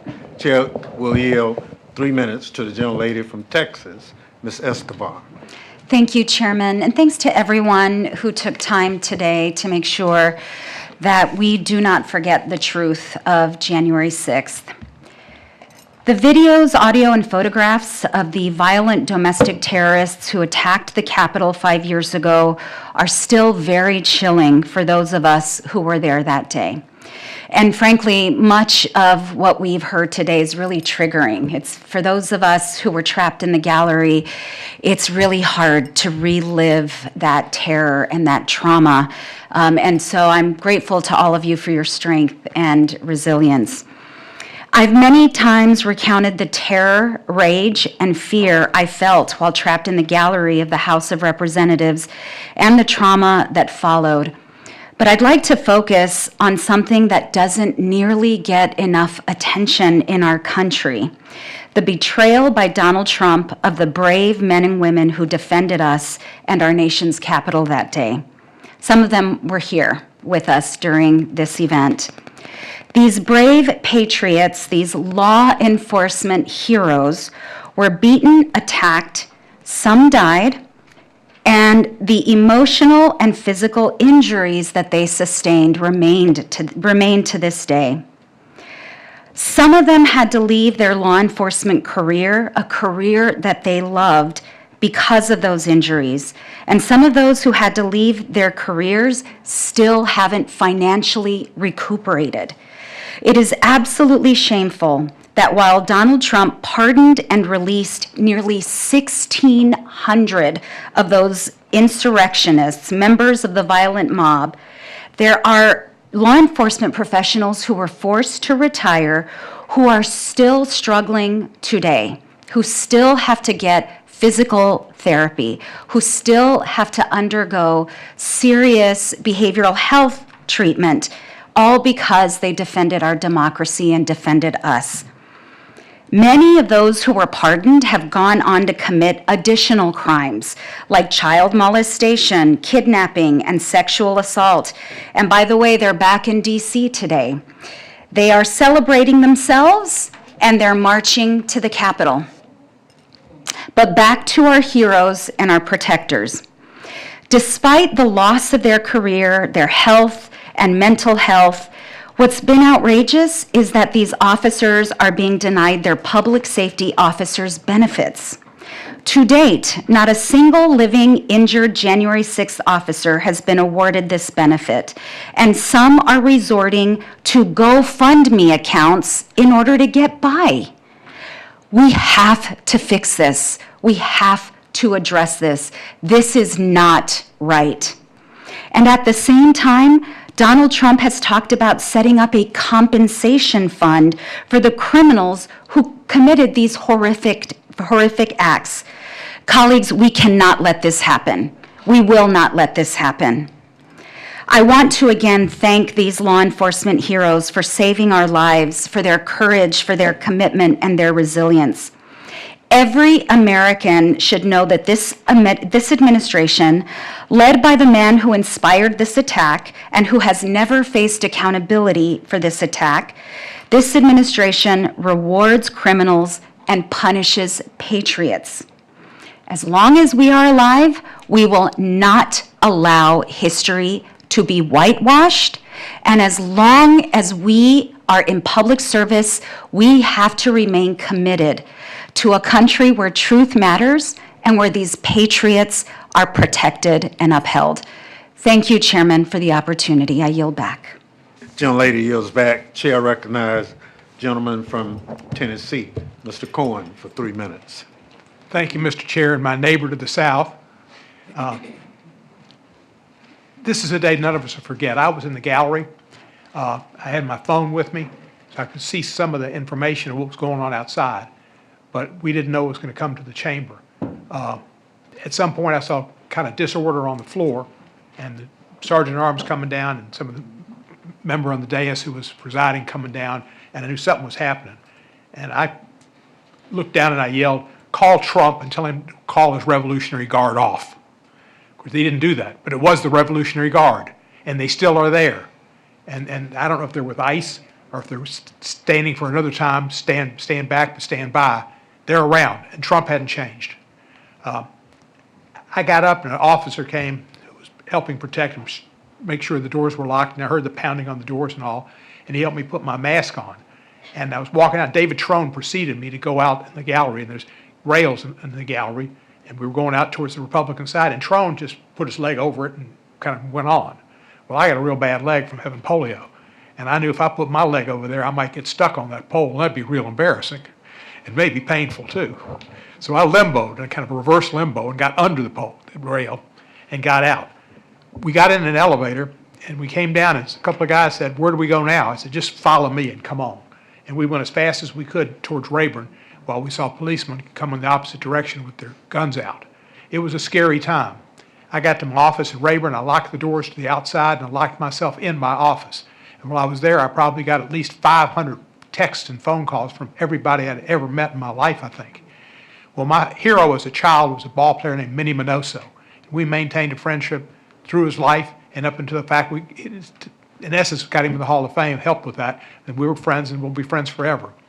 So I'm sitting there with got a Bennie Minoso bat in my hand, sitting in my office, waiting for him to come in. And one of my text messages is from Charlie Minoso, Charlie Rice Minoso, who's Bennie's son. He said, "I hope you're okay, and I hope everybody in the office is okay. I'm concerned about you.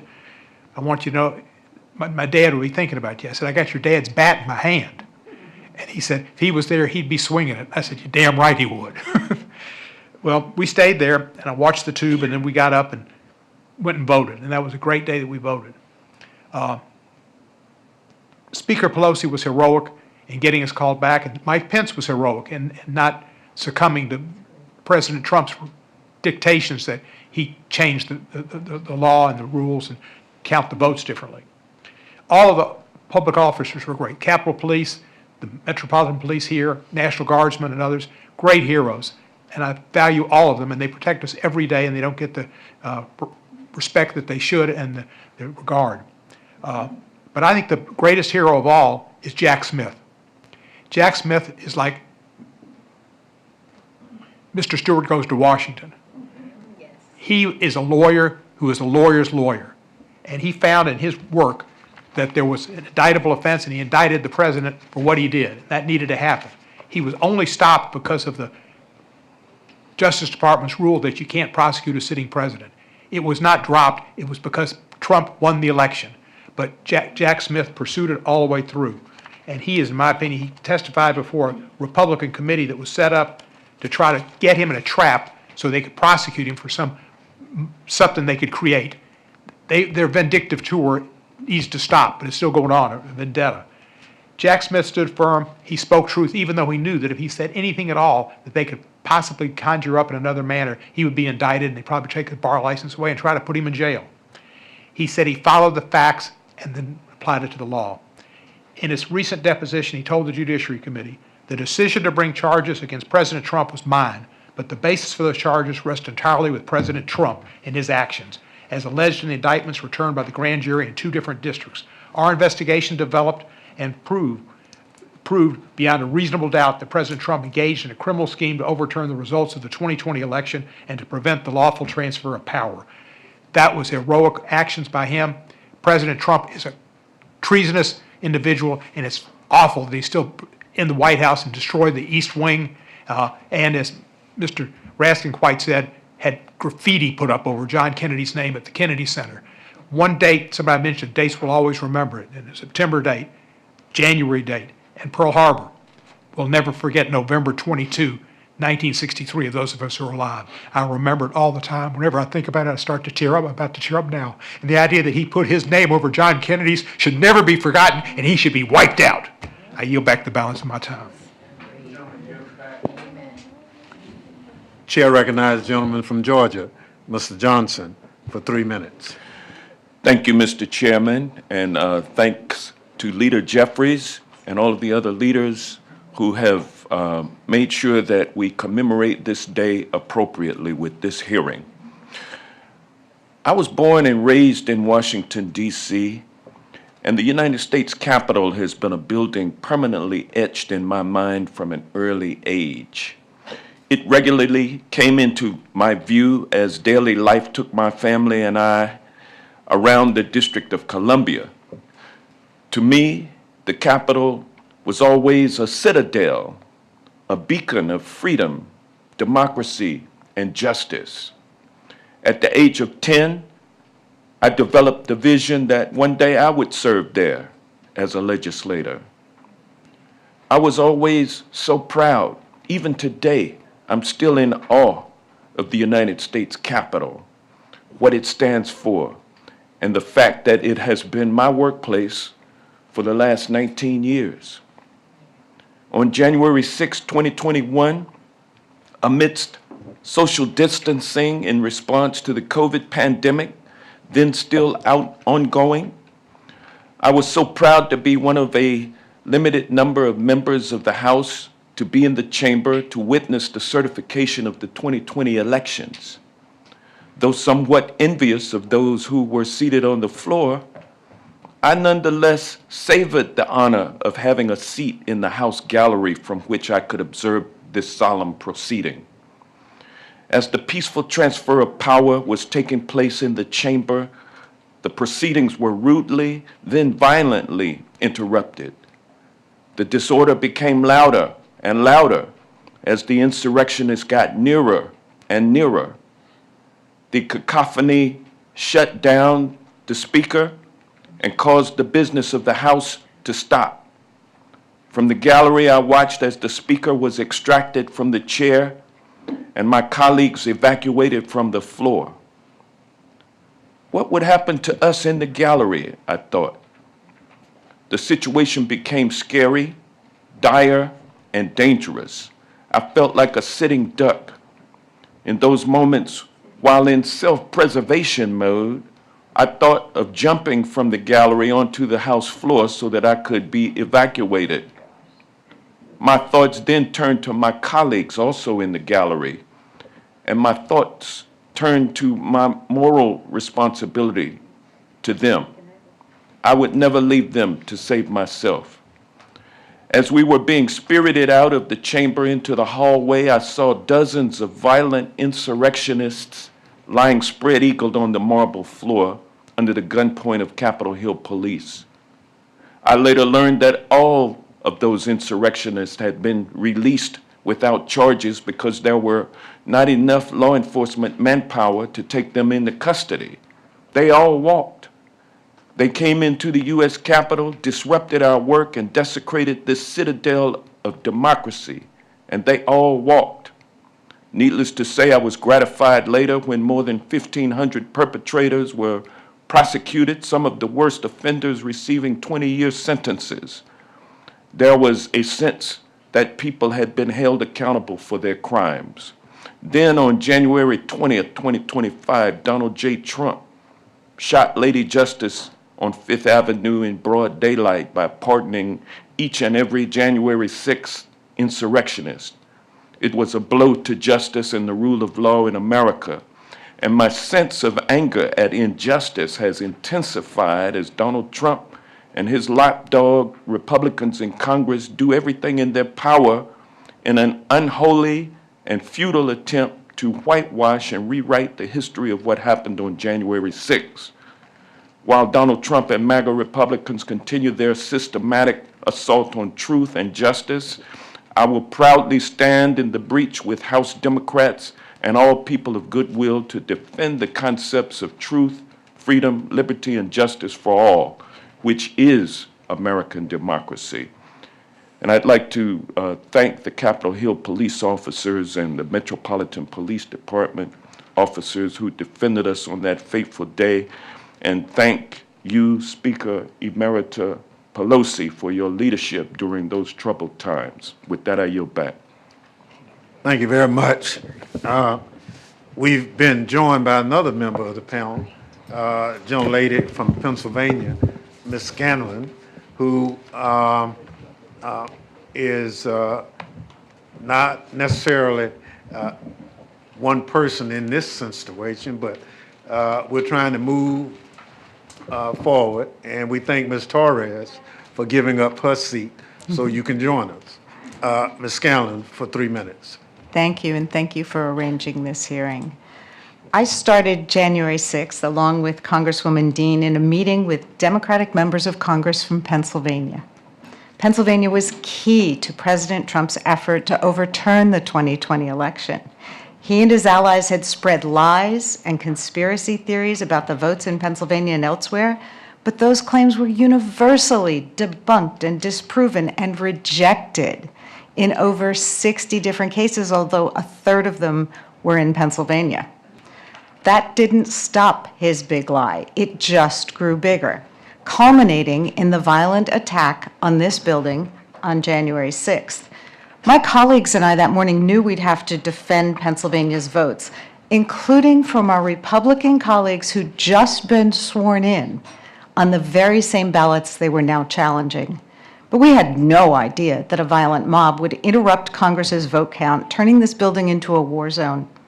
I never expected to have to barricade the doors to my office or to see the Vice President, members of Congress, and staff fleeing for their lives, to see hundreds of injured police officers, some losing their lives and their livelihoods in the aftermath. Those officers are our guardians, but also our friends. There's one young officer who I still can't see without tearing up because I didn't see him for weeks after January 6th, and I was afraid he'd been grievously injured. So I do still embarrass him by crying on his shoulder. But most of all, I never expected that 5 years later, the lies that led to that tragic day would continue. While members of the president's own party begged for his help that day and condemned his actions for a few days afterwards, they quickly knuckled under and joined his effort to erase or rewrite history.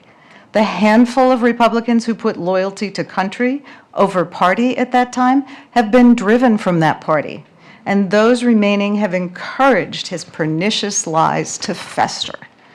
In his second term, Trump has elevated his allies and pardoned those who attacked the police in this building on his behalf, and he's attacked the truth tellers. Just last month, the House Judiciary Committee refused to allow Special Counsel Jack Smith to testify publicly about the mountain of evidence he's compiled that proved beyond a reasonable doubt that Trump had tried to overturn the 2020 election, once again trying to slam the door on the truth. Everyone should read or watch Jack Smith's testimony. Look, our country was built on shared truths. The Declaration of Independence opens with truths that we hold to be self-evident. And our Constitution strives to form a more perfect union grounded in the common good. But this president and his allies have rejected that sturdy foundation of shared facts and values. Instead, they've built a house of cards on lies and greed and the pursuit of power. But houses without a secure foundation cannot endure. The truth matters. Those who deny the horrific violence and lawlessness that inspired the January 6th attack on the Capitol want the American people to forget. They don't want you to question their house of cards or hold them accountable. But we must remember, Ever since January 6th, our Republican colleagues have said it's time to move on so the country can unite. We need the country to unite, but to unite in respect for the truth and love of country, to unite in holding accountable those who would lie and undermine our Constitution, because we've seen the consequences of the failure to do so. There can be no unity or accountability without a shared truth based on facts. So today, we remember and thank you for this opportunity. I yield back. Gentlelady yields back. Let me thank the witnesses for that testimony. I'd like to now excuse that witness and bring on our next panel of witnesses. We'll pause for the changeover.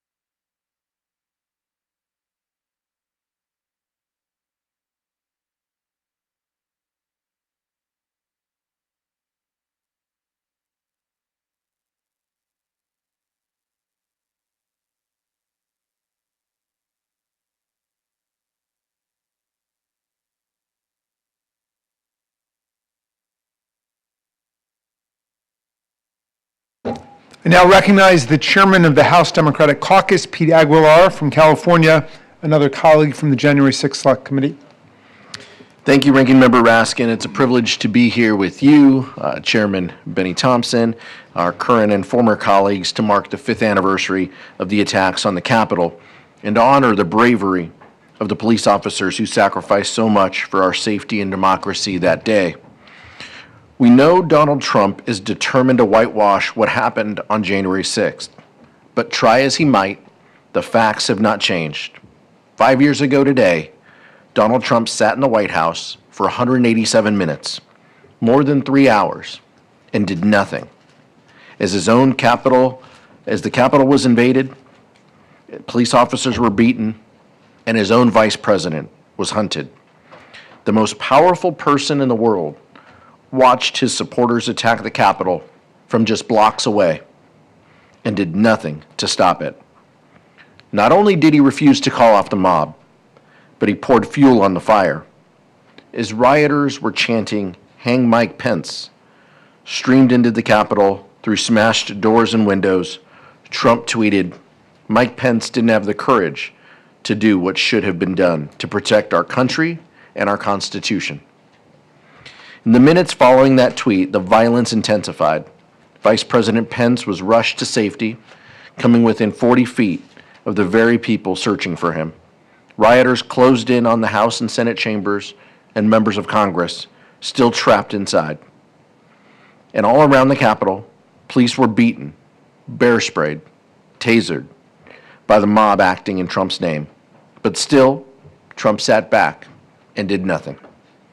As shocking as the January 6th insurrection was to us, it shouldn't have been a surprise to Donald Trump. It was what he wanted. For months, Trump had undermined the results of the 2020 election with the help of Republicans in Congress, concocted criminal schemes to subvert the Constitution, and ultimately instructed his supporters to march on the Capitol, all in an attempt to cling to power. In the words of former Special Counsel Jack Smith, the evidence was that he caused it, and that he exploited it, and that it was foreseeable to him. And the dangers of that day did not cease when the Capitol was eventually cleared. For years, career prosecutors and law enforcement professionals worked tirelessly to put the perpetrators of that day behind bars. Now, President Trump is putting the perpetrators in power and punishing those who held them accountable. Let's watch. This is Jared Wise. He breached the Capitol on January 6. Now he's a member of Donald Trump's Department of Justice, where he is a senior advisor to the head of the Weaponization Working Group, targeting law enforcement officials who pushed for accountability after January 6th. Multiple capital injury! Multiple capital injury! It's a key tool in Donald Trump's retaliation campaign. In the last year, the Department of Justice and Donald Trump have pressured FBI leadership to hand over lists of staff who worked on January 6 prosecutions. For that to suddenly be coming from inside the Department of Justice, for this extraordinary example of political violence to be normalized and legitimated, that was what was most shocking to me. Trump fired senior FBI officials who didn't cooperate, purged dozens more prosecutors who worked on January 6 cases, and pardoned hundreds of rioters who continue to seek their own retribution. The people who did this, they need to feel the heat. They need to be put behind bars, and they need to be prosecuted. For the people who bravely defended the rule of law on and after January 6, the political violence continues. These political firings, I believe, have the purpose and effect of empowering vigilantes and militias that are loyal to the president, but ultimately unaccountable to the law. Because their fellow rioters now have political appointments at the Department of Justice, they believe violence in service to Trump is above the law. We should all be terrified.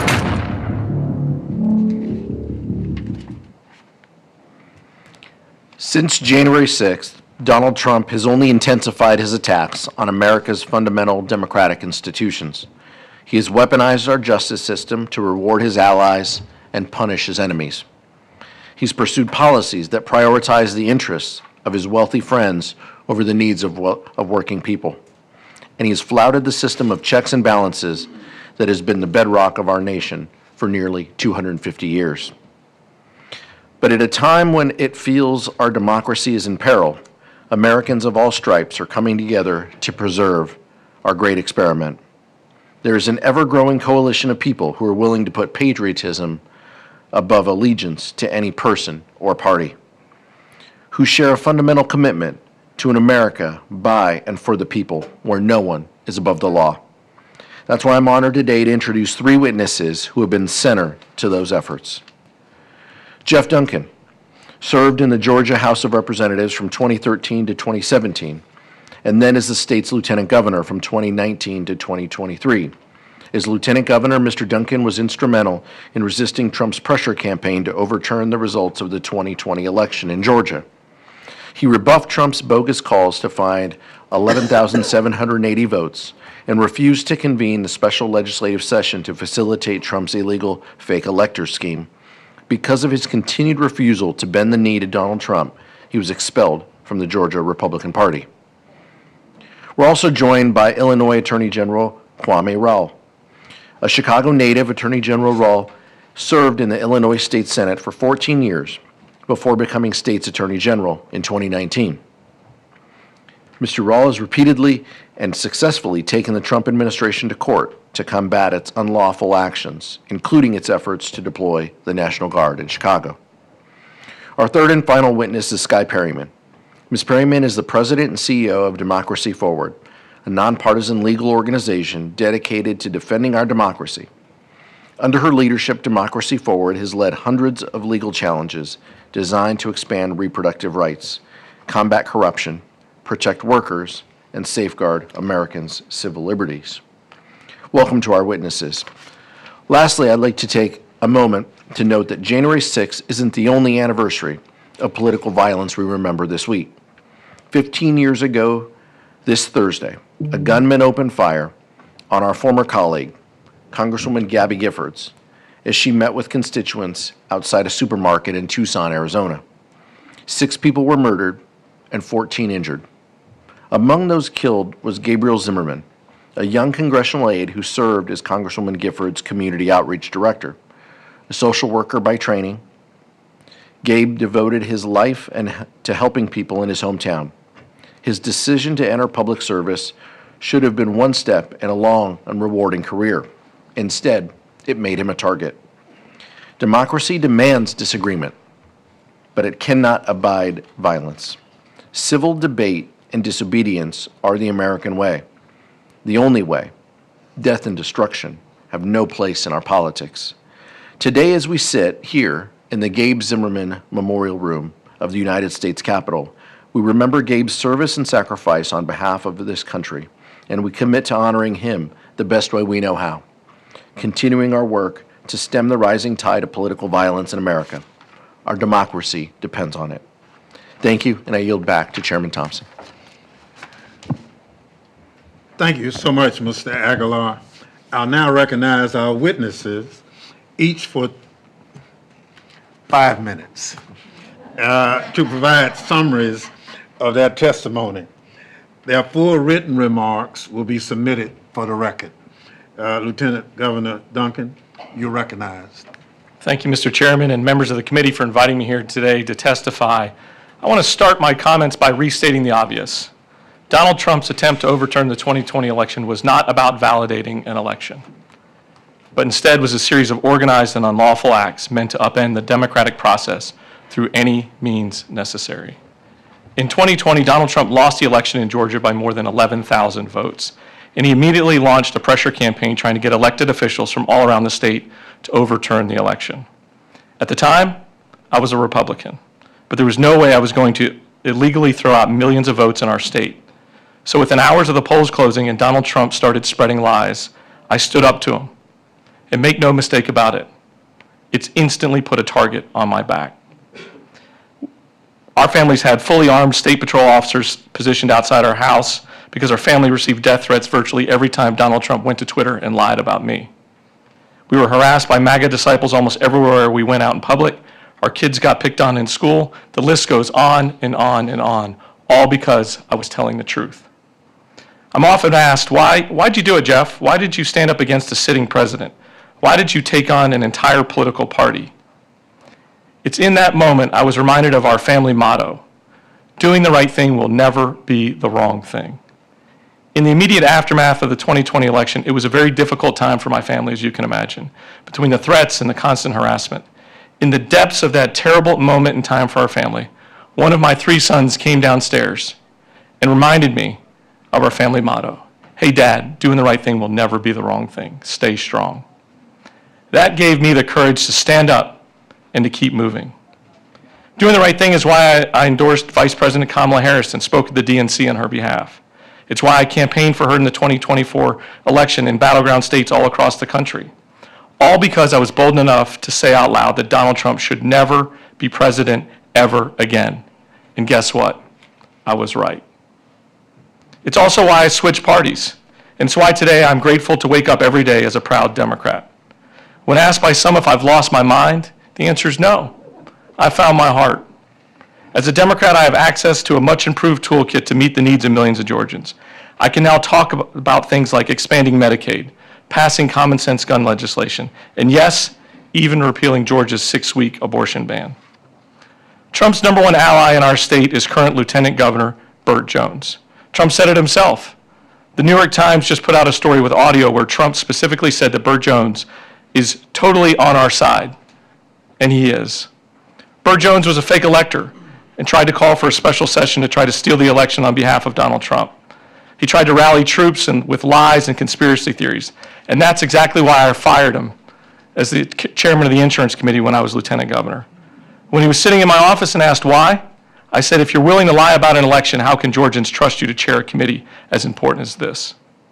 It's this willingness to put Trump above all else that is the fundamental difference, not only between myself and Burt Jones, but also between the Trump's Republican Party and the rest of us who believe in service to others above self-interest. Trump is a man-made disaster, and hard-working Americans are paying dearly for it.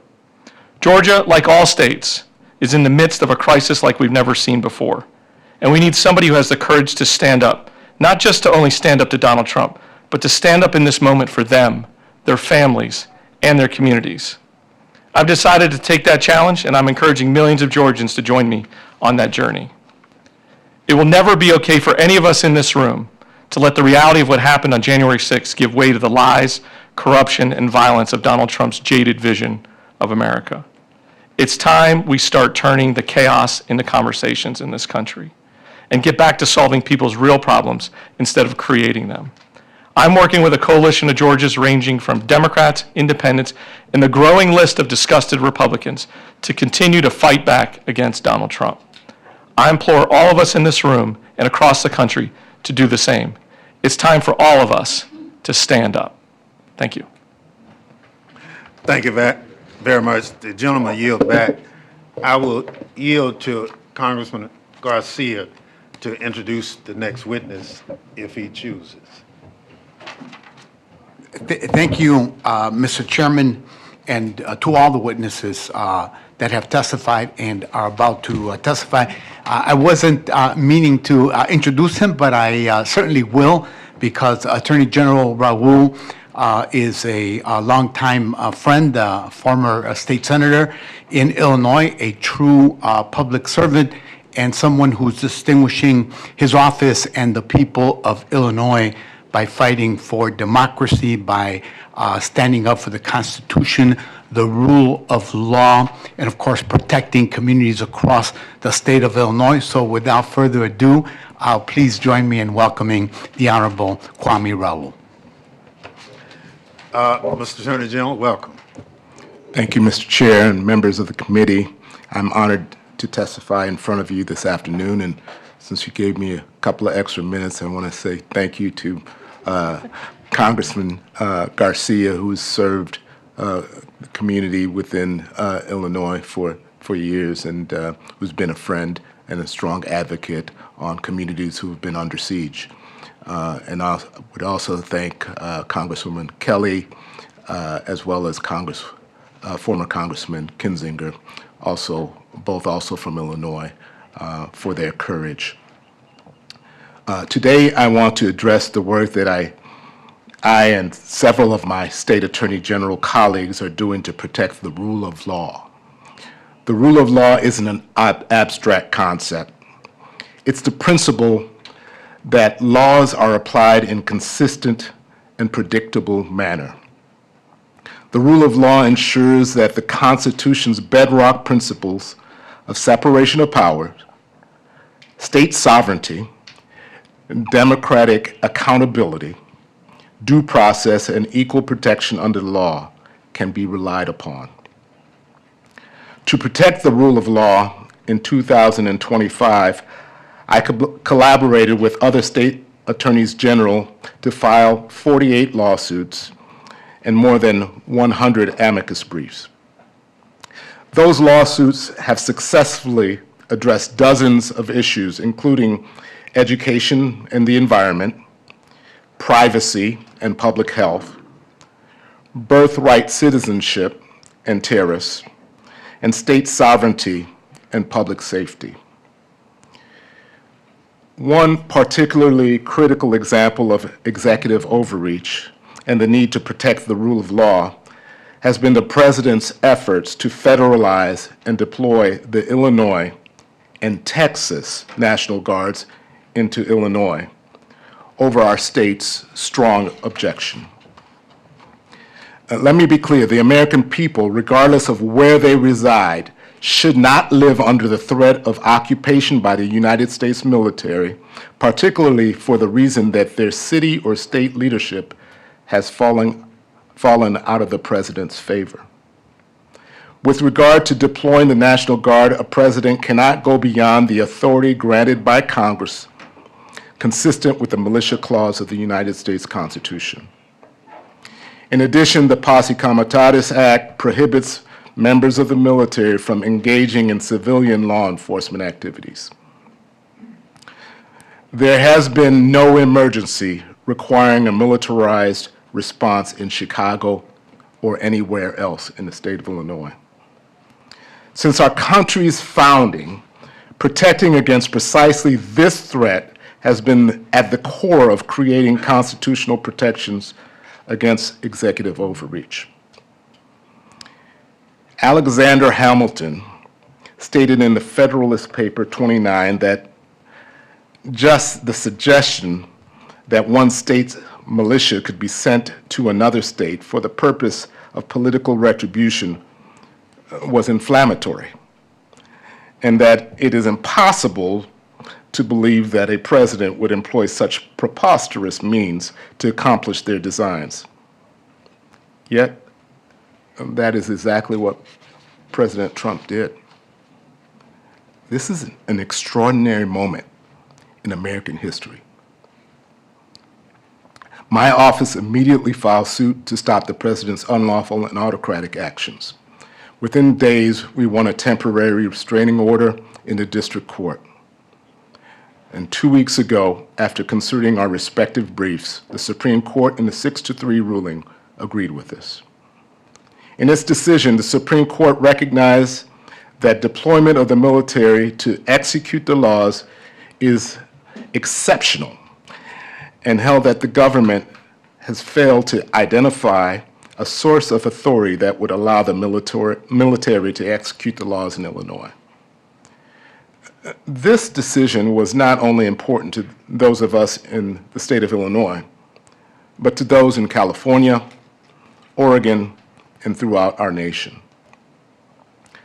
I and my partner, state attorneys general, remain unafraid to defend the rule of law for all of the American people. Thank you for inviting me to speak today, and I'm happy to answer any questions. Thank you so much for your testimony. Ms. Perriman, you're recognized. Thank you, Mr. Chairman, and thank you for convening this hearing today. We've heard throughout the day about the horrific acts of January 6, 2021, and so today I'm going to focus on the aftermath and what we can all do to respond. In the months following January 6, 2021, the United States was added to a list of global backsliding democracies by the International Institute of Democracy and Electoral Assistance. And our nation has remained on that list every year since. That already concerning backslide has become accelerated and rapidly accelerated over the past 11 or so months, as the President and his allies in this Congress have sought to govern in a way that is on a collision course with the United States Constitution. The President has sought to usurp the power of this Congress through impounding funds, through removing a head of state without notification or authorization from Congress, and blatantly dismantling agencies across the federal government that Congress has sought and created to serve people. The Department of Justice has become politicized, aiding and abetting the types of conduct that we saw on January 6th. And there are reports now of scores of cases where the Department of Justice is providing false and incorrect information to federal courts across the country. The President has sought to enrich himself and his friends and allies while people in this country have no health care and are struggling to make ends meet. The President and his allies in Congress are seeking to undermine the ability of people to vote in our free and fair election system. And all of this is happening while on a near daily basis, we at Democracy Forward and so many lawyers across the country are having to go to court every single day to defend the rights of people, whether under the First Amendment, the Due Process Clause, or the Equal Protection Clause of our Constitution from the President's attacks. The threats to our democracy that many of you experienced on January 6, 2021 are now on a national and global stage because of the President and his allies' approach to governing. And it is all the more ironic that this is happening on the 250th year where we will celebrate the anniversary of this country declaring its independence from a king. But yet there is another part of this story that we have been honored at Democracy Forward to see every single day in communities across the country. And that is as powerful institutions have pulled back or decided they're going to sit on the sidelines and succumb to the President's intimidation tactics, we have seen the American people all across the country step forward. As the President and his allies tried to intimidate Americans for peacefully using their voices in protest of this administration's excesses, as he tried to intimidate people for peacefully declaring the most American slogan I can think of, "No Kings," millions of people took to the streets in the largest peaceful mobilization of United States citizens in this country's history last year, unintimidated by the President. It's a stroke of dark irony that as this President would pardon violent rioters and insurrections, he would have the audacity to call the American people across this country un-American for saying something like "No Kings." Over the past 11 months, there have been more than 500 federal court cases filed by people in communities, attorneys general, and members of civil society across this country seeking to defend people's rights. And the people are winning. They're winning in courts with judges that were appointed by President Trump himself, judges appointed by Republican presidents, and judges appointed by Democratic presidents. And they are winning notwithstanding that the president continues to intimidate and seek to threaten lower court judges, as well as lawyers bringing these cases. Civil servants, the individuals who serve our government regardless of who is in power, those civil servants that the president has sought to fire or undermine in their jobs, they're still working for the American people.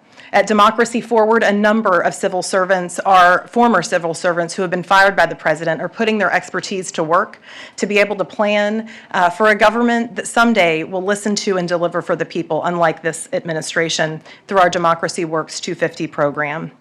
And across the nation, we have seen people of all ideological and political backgrounds join together in defense of our democracy and in defense of non-negotiable principles behind our democracy as part of a We Hold These Truths initiative that launched on July 4th last year.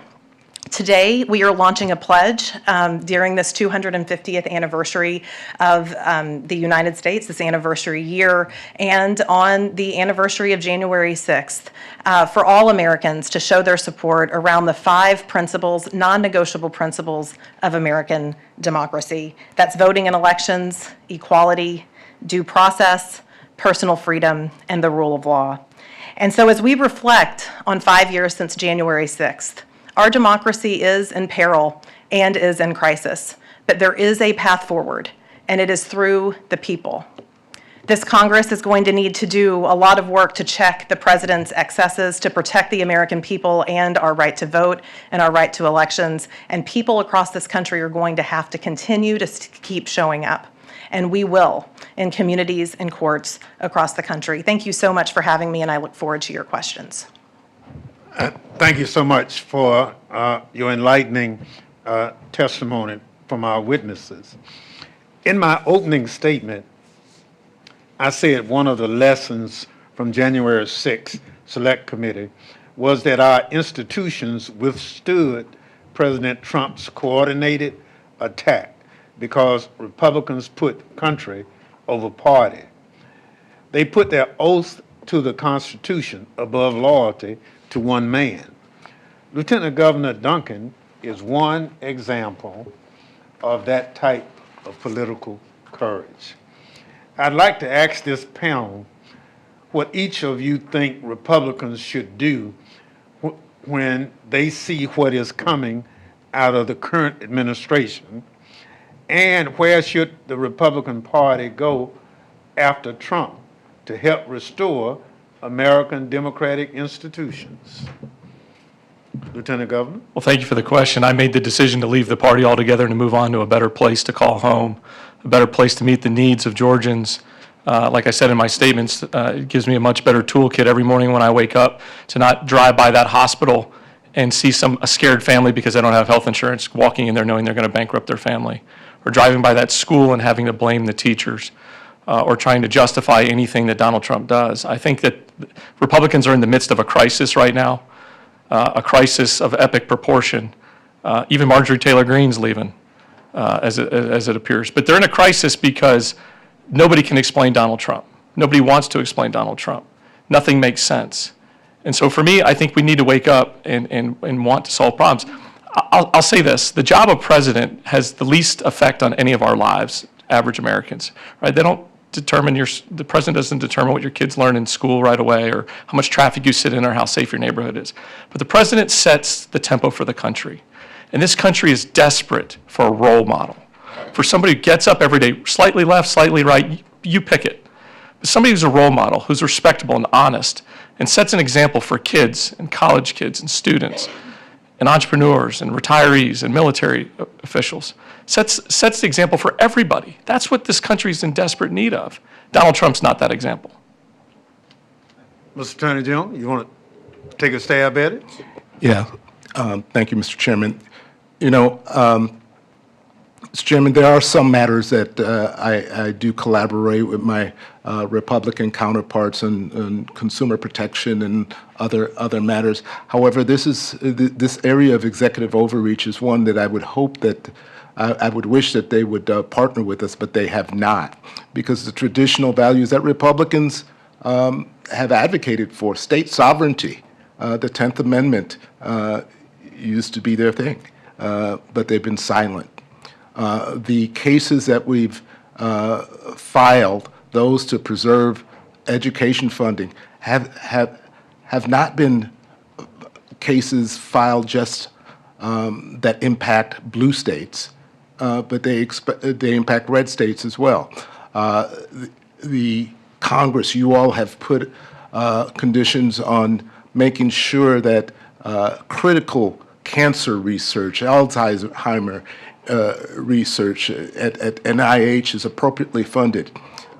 This does not only impact research institutions in blue states, but it also impacts research institutions in red states. And so we have 23 Democratic attorney generals stepping up to the plate when in fact it should be all state attorney generals stepping up to the plate to protect the citizens of all 50 states from the executive overreach that we've seen from this administration. Thank you so much. Ms. Parama? I think the president and his allies in this Congress and the Republican Party need to understand that people are watching and that history is watching. And the Republican members of this body, as well as any member of this body, has to understand in this moment that this is a moment where history will look back to see, is the Republican Party going to sit idly by while this democracy completely backslides into an autocracy?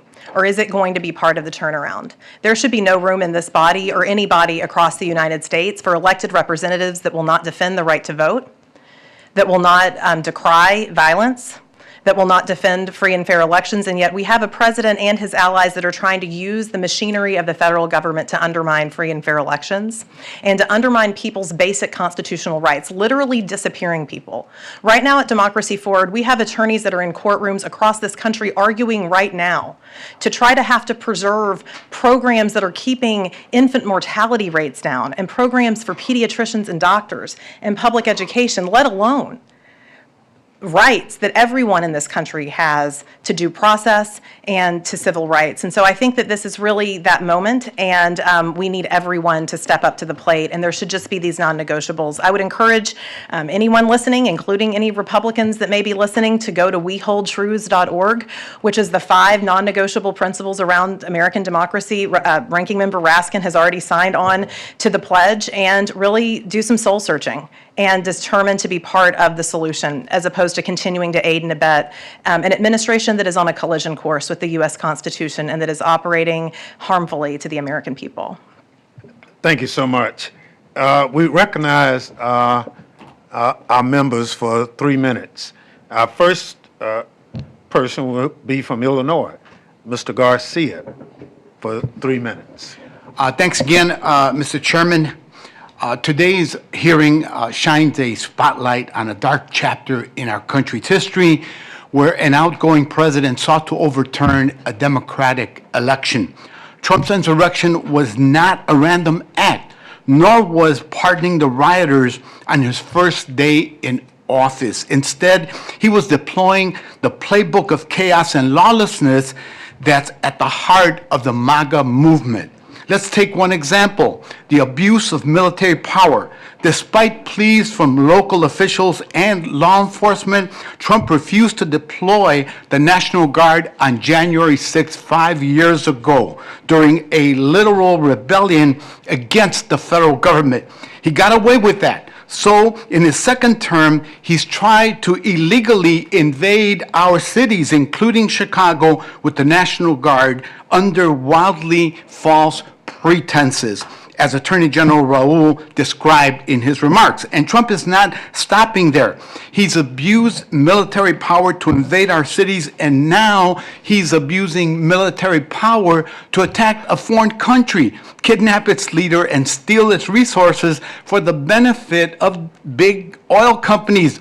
It's a shakedown. This is not a coincidence. This is the defining feature of Donald Trump and his political movement. They want a gangster state where violence, corruption, and abuse of power are the norm, not the exception. And the only way we'll stop them, the only antidote to impunity is accountability. Attorney General Raoul, can you speak to your office's work on stopping the illegal National Guard deployment in Illinois? You made reference to it already, and the lessons that we can learn about the role of states in holding the federal government accountable for its lawless actions? Yes, thank you, Congressman. In doing so, I want to thank you all, Congress, for filing an amicus brief in the case where you all spoke to the extremity of what the federal government was asking for.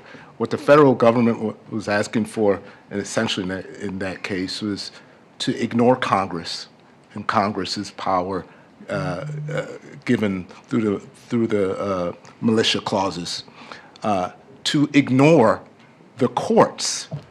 They basically argued that the president has discretion that's not reviewable by even the courts to deploy the military onto the streets of American cities.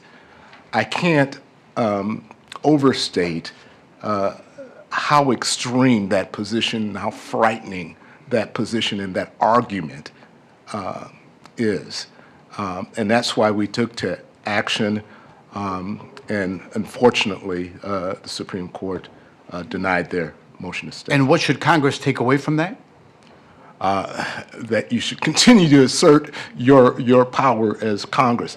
One consistent theme throughout the 48 cases that I mentioned is the administration ignoring what we learned in Schoolhouse Rock, that we have separations of powers and that Congress has been given the authority to appropriate, and Congress has been given the authority to set guidelines for the executive branch to carry out.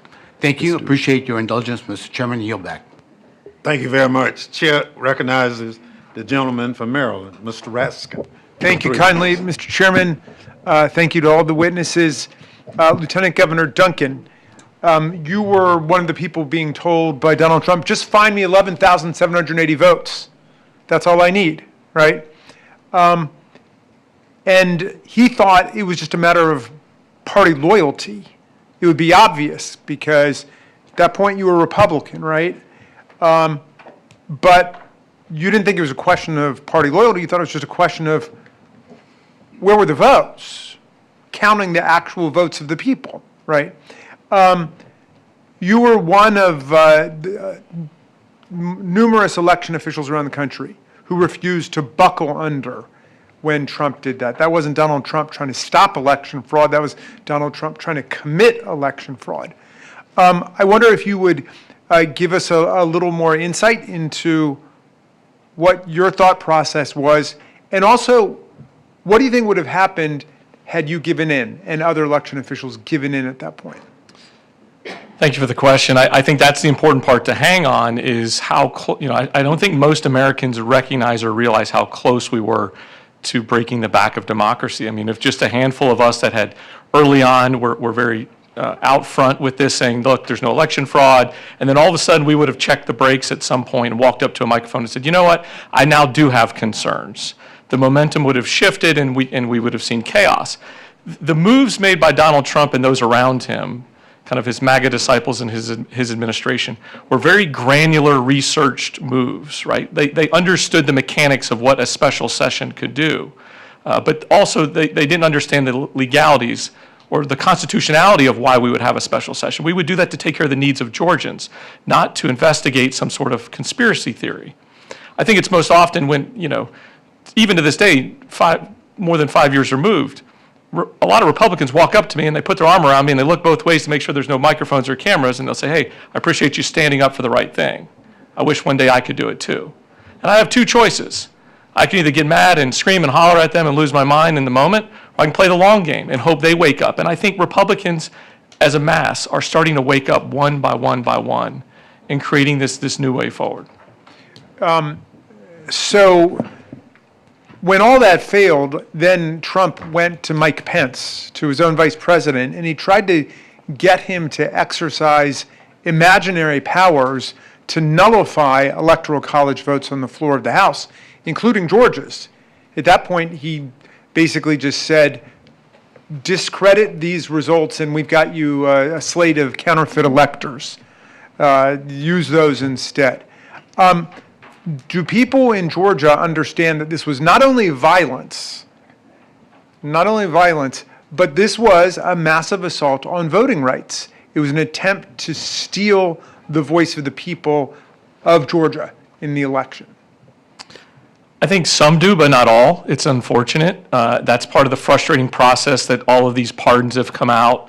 The gentleman I spoke about, Burt Jones, who is his chief cheerleader and is now the current lieutenant governor, was just recently pardoned. He was the ringleader of the fake electors group and this effort to create a special session. It was a very granular effort, as I mentioned earlier, and it's unfortunate. And in America, Americans are paying the price. As I said in my testimony, Americans day by day, if you're waking up and can't afford your groceries, that's a problem. Yeah. Final question for the other two witnesses.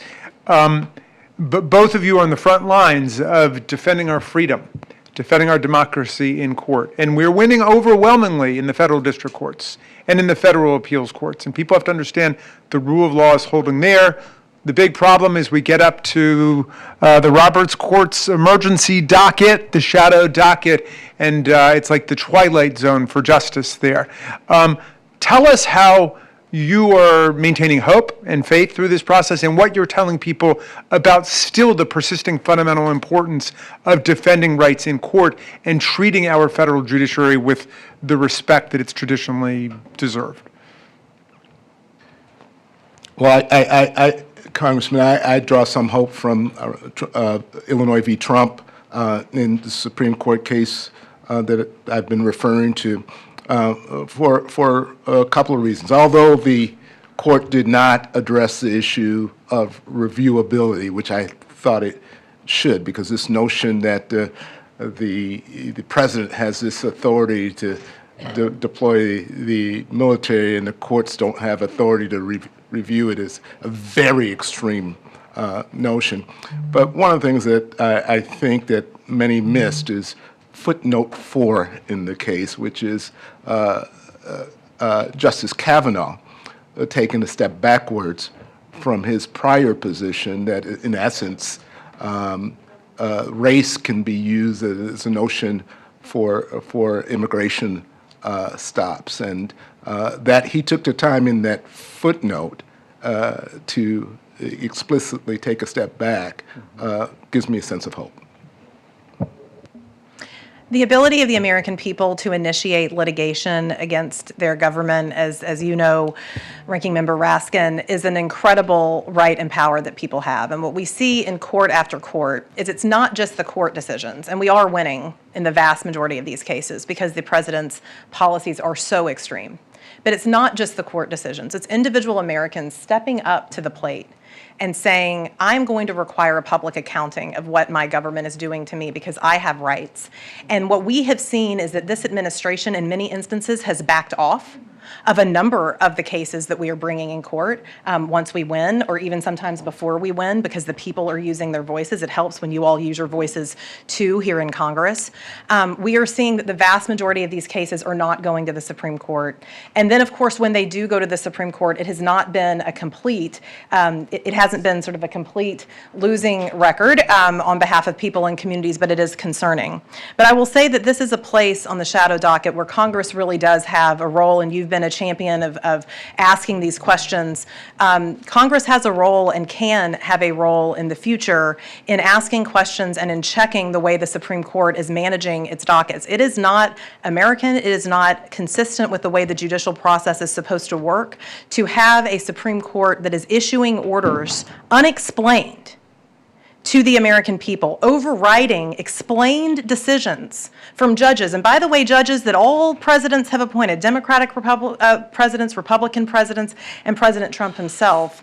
That is a practice that needs oversight by this Congress, and it is a place where I would implore this Congress to pay attention and do more in the future. All of that said, is the people are winning in courts. The ability to initiate this litigation is incredibly important. And one of the reasons that Donald Trump is attacking judges and lawyers, and one of the reasons that they hold broad press conferences anytime they get even a morsel of a win from the Supreme Court, is because the legal strategies are working and they want to discourage people and want people to believe that they are not. And so we find hope in that and in the American people's persistence day in and day out. Yield back, thank you. Gentleman yields back. Chair recognizes the gentlelady from Washington, Ms. Jayapal, for 3 minutes. Thank you, Mr. Chairman, and thank you all so much for your testimony. Very, very important. Attorney General Rowell, I want to thank you for your leadership in amidst Trump's assault on Chicago. As the top Democrat on the Immigration Subcommittee, I had the privilege of leading a field hearing with many of the members on this dais where we came to Chicago, and while the stories we heard were horrifying, the resilience, the strength, the courage, the unity of the leaders in Chicago and in Illinois was truly inspiring. As you've heard, 5 years ago today, as armed insurrectionists stormed the Capitol and overwhelmed our Capitol Police, then President Donald Trump took no action to deploy the National Guard for 3 hours and 19 minutes as police officers came under brutal assault defending democracy. Now, as president again, Donald Trump has attempted to deploy the National Guard troops to cities across the country over the objections of duly elected governors as well as the American people. And your victory, major Supreme Court victory that you've mentioned today, blocking the Trump administration's attempt to deploy 300 National Guard troops into Chicago over the governor's objections, is an important victory. Why did the president have clear legal authority to deploy the D.C. National Guard during the January 6th insurrection, but not the legal authority to deploy the Illinois National Guard into Chicago in 2025? Well, I think, as my colleague, A.G. Brian Schwab would say, that raises a question of D.C. statehood. We stand different from the District of Columbia in terms of our sovereignty as a state, and what I referenced to earlier, that the notion in our case is not only the federalization and deployment, federalization and deployment of the Illinois National Guard, it was the deployment of the Texas National Guard that the Texas governor had yielded into our state, and as I mentioned, Alexander Hamilton, who was a strong advocate for strong federal government, said it'd be ridiculous that this would ever happen, that the militia of one state, the National Guard of one state, would be sent into another. That really puts an exclamation point on where we have reached. And I stand, and I still think that there's probably still as room for the District of Columbia to argue against the rationale for deployment here within the district, but we stood a little bit stronger with regards to our autonomy as a state. Thank you. Mr. Chairman, I yield back. Thank you very much. Gentlelady yields back. Chair recognizes the gentleman from California, Mr. Correa, for 3 minutes. Thank you, Mr. Chair. I want to also thank all of you for being here today. And Lieutenant Governor Duncan, first of all, I want to say that thinking my high school football coach, how he would describe you, I think he'd be saying pure guts, man with guts. And I would say you're a patriot. Thank you very much for what you've done, for being an example, not only to Republicans, but to Democrats as well. President won this re-election with a lot of Democratic votes as well as Republican. and I appreciate you being here because we need to send a message to people. The fight today is not a partisan fight, but it's about our great nation. So I hope you keep standing on that soapbox and you start telling people, continue to tell people, that this is about our great country and not partisan politics. To me, the 2 minutes I've got left, the challenge I have, what keeps me up at night, is this next election cycle. I come from Orange County, California. We know voter suppression.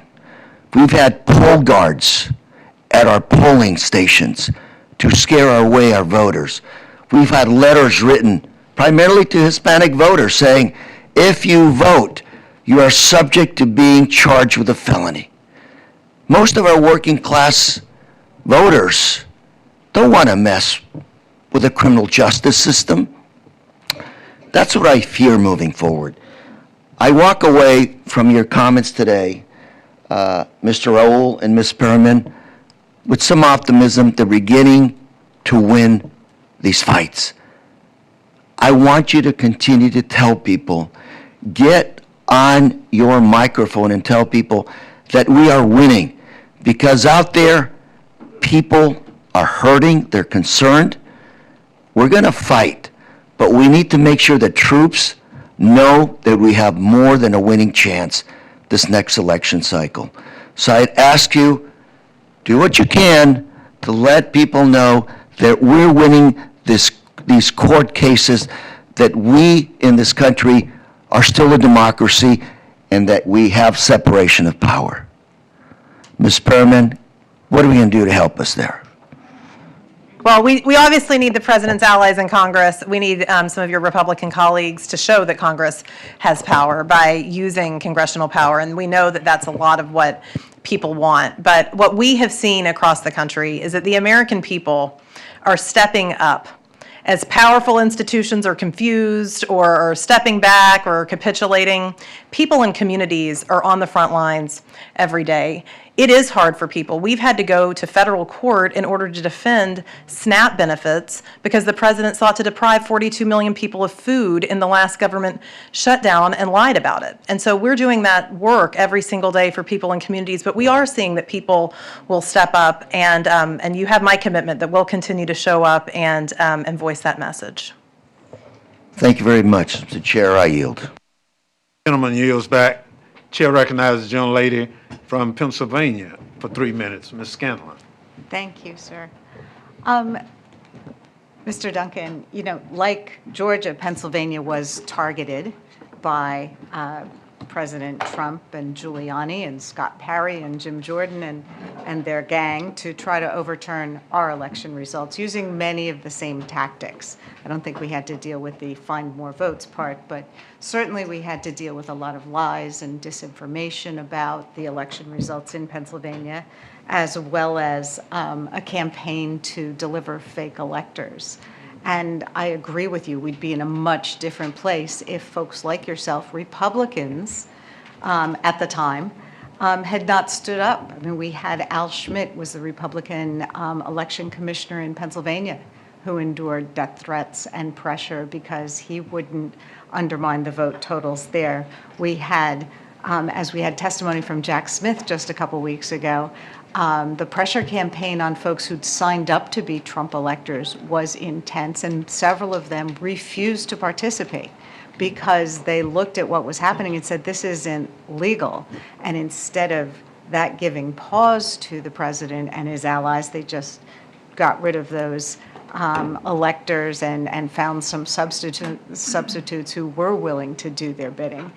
Can you talk a little bit about what that is like? And again, I would invite anyone to read Special Counsel Smith's testimony, but just the kind of pressure campaign that was being instituted just against Republican elected officials, not against Democrats, I guess on the assumption that it's a zero-sum game and Democrats wouldn't care about voter fraud. I keep mentioning this term granular because it just sticks in my mind how granular Donald Trump was in that specific election cycle. It was not uncommon for a state senator or a state representative to be directly called by Donald Trump with some sort of planting a seed of misinformation or doubt Who knows what else was going on those calls, what guarantees were being made, what promises were being made. But it was a doubt game. And it really felt and continues to feel like a lot like a Ponzi scheme, right? Donald Trump is running one big Ponzi scheme right now. And it's dangerously close to falling apart, and I think even Republicans are feeling it. But in that moment in time, here's the part that scares me. We didn't know what was coming down the pike during this period. There was a meeting in the Capitol, and I was like, why are all these people meeting at the Capitol? What is this all about? And it ended up being a room full of fake electors, right? Now people understand that they can gain momentum. There's tens of millions of MAGA disciples out there that would fall for it again. And so I think we have to be diligent. And that's why meetings like this, continue to answer the question, why am I doing this? Because the truth is the truth. And if we don't pay attention to the truth, then it's all going to be whitewashed, and it will repeat itself again and again and again. And who knows when and who knows how, but it will repeat itself again. I think you're right. And one of the big tells that we saw when our colleagues would try to push these lies is if they knew better, they would say, well, people are saying. People are asking the question. They were trying to throw in those seeds of doubt, knowing there was absolutely no proof and no basis for it. So thank you for your testimony. I yield back. Gentlelady yields back. Chair recognizes gentlelady from Pennsylvania for 3 minutes, Ms. Dean. Thank you again, Mr. Chairman, and thank you to all of you for testifying, and more importantly, for your service to our country, for your courage, for your humility. What we've done here today, I hope we will continue to do, which is to document exactly what happened in the days leading up to January 6th, because it was not a one-day event, as we well know, and of course in the days that followed. I'll go back to Jamie Raskin's original point. We are still living January the 6th, and that's why it is important that we continue to do this. Maybe one good thing could come of this. Maybe the Speaker of the House, Mike Johnson, might take courage and humility from the example of Ms. Pamela Hemphill and say, I got it wrong. I need to hang that plaque and recognize the police officers, those who supported us that day and every day. That's my hope. I hope we recognize the heroes. I think about my constituents back home in suburban Philadelphia. You know, we're very excited. We have the 250th anniversary of the Declaration of Independence, and Philadelphia is going to be the place to be, so please, everybody come. But my constituents are mighty worried. How the heck do we celebrate this birthday when we are under this threat to the rule of law, to the Constitution, to our order in terms of our government? So I hear in all of you optimism. Can I ask you each, can you each give me more reason for optimism that I can take home to my constituents to say, here's why you can be optimistic? Because we're here now, and our constituents, our kids, our grandkids are going to say, where were you in this crisis moment for our government? Tell us some of your inspiration and hope for the future. My constituents are hungry for ethical government based on the rule of law. You know, I wake up every day believing truly that our best days are in front of us. And I hope every American can wake up with that mindset that our best days are in front of us. But there's a lot of Americans that can't right now. Yeah. There's a lot of Americans that can't afford groceries, can't afford rent, can't afford child care. Those are the issues that we need to focus in on. We have a healthcare crisis of epic proportion, and we have a president who hasn't mentioned it one single time in weeks. We have millions of Americans millions of Georgians waking up today that have no idea how they're going to pay for their health care for their family. They're going to go uninsured. They're going to wait months, if not years, to get something treated, or walk into the hospital and bankrupt themselves forever. Our better days are in front of us, but we got a lot of work to do between here and there. This country is only as strong as our people. And I continue to pray for our people to be strong and to stand up for what is right. What is right is to push back on authoritarians. What's right is to do the right thing, regardless of what's next to your name, an R or a D or an I. Doesn't matter. We're Americans. We're bonded at the hip. Mr. Howell?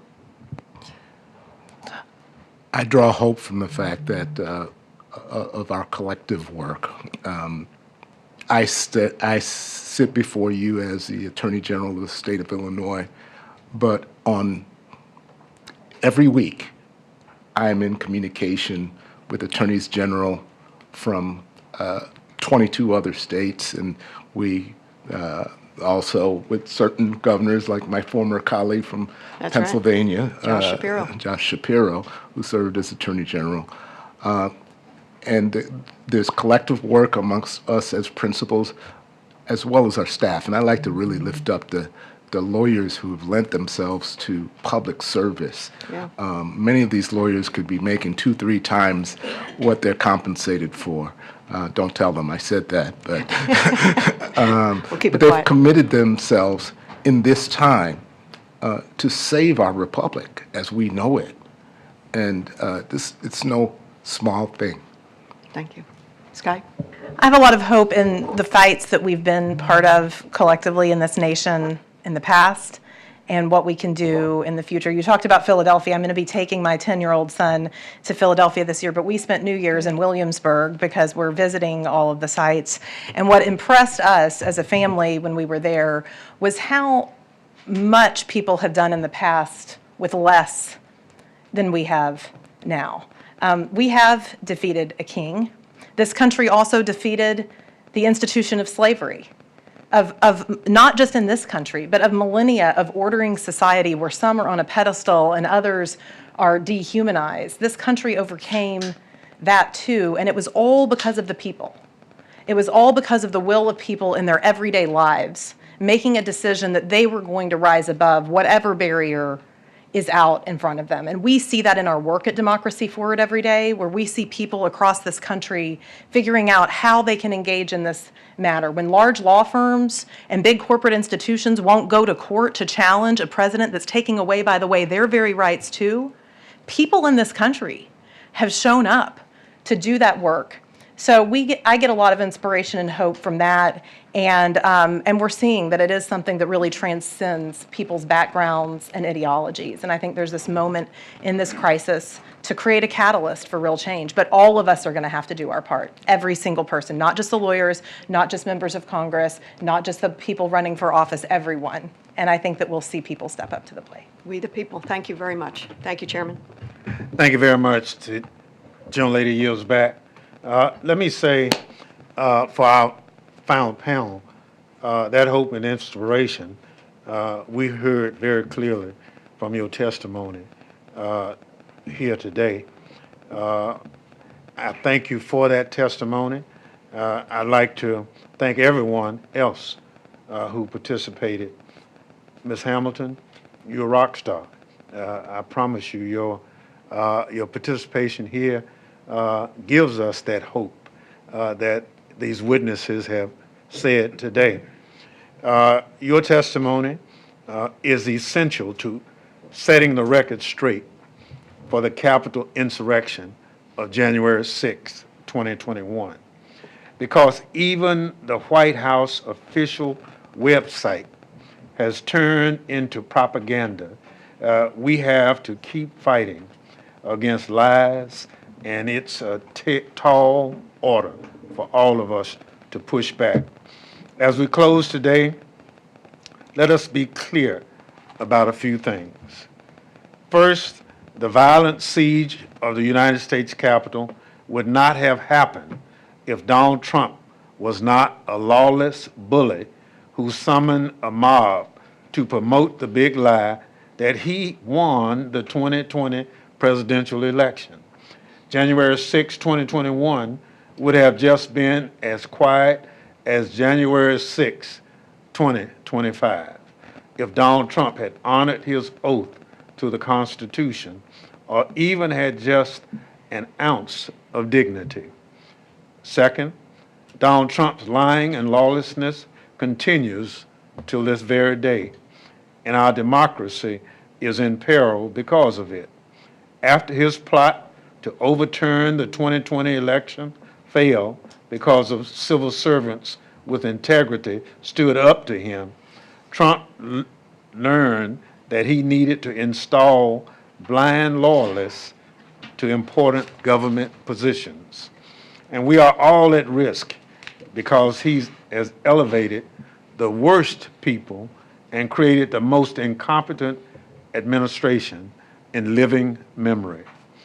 Third, Donald Trump and those who have enabled him know what they have done is wrong, and their guilty consciences will lead them to bully the folk who have held them to account for their crimes.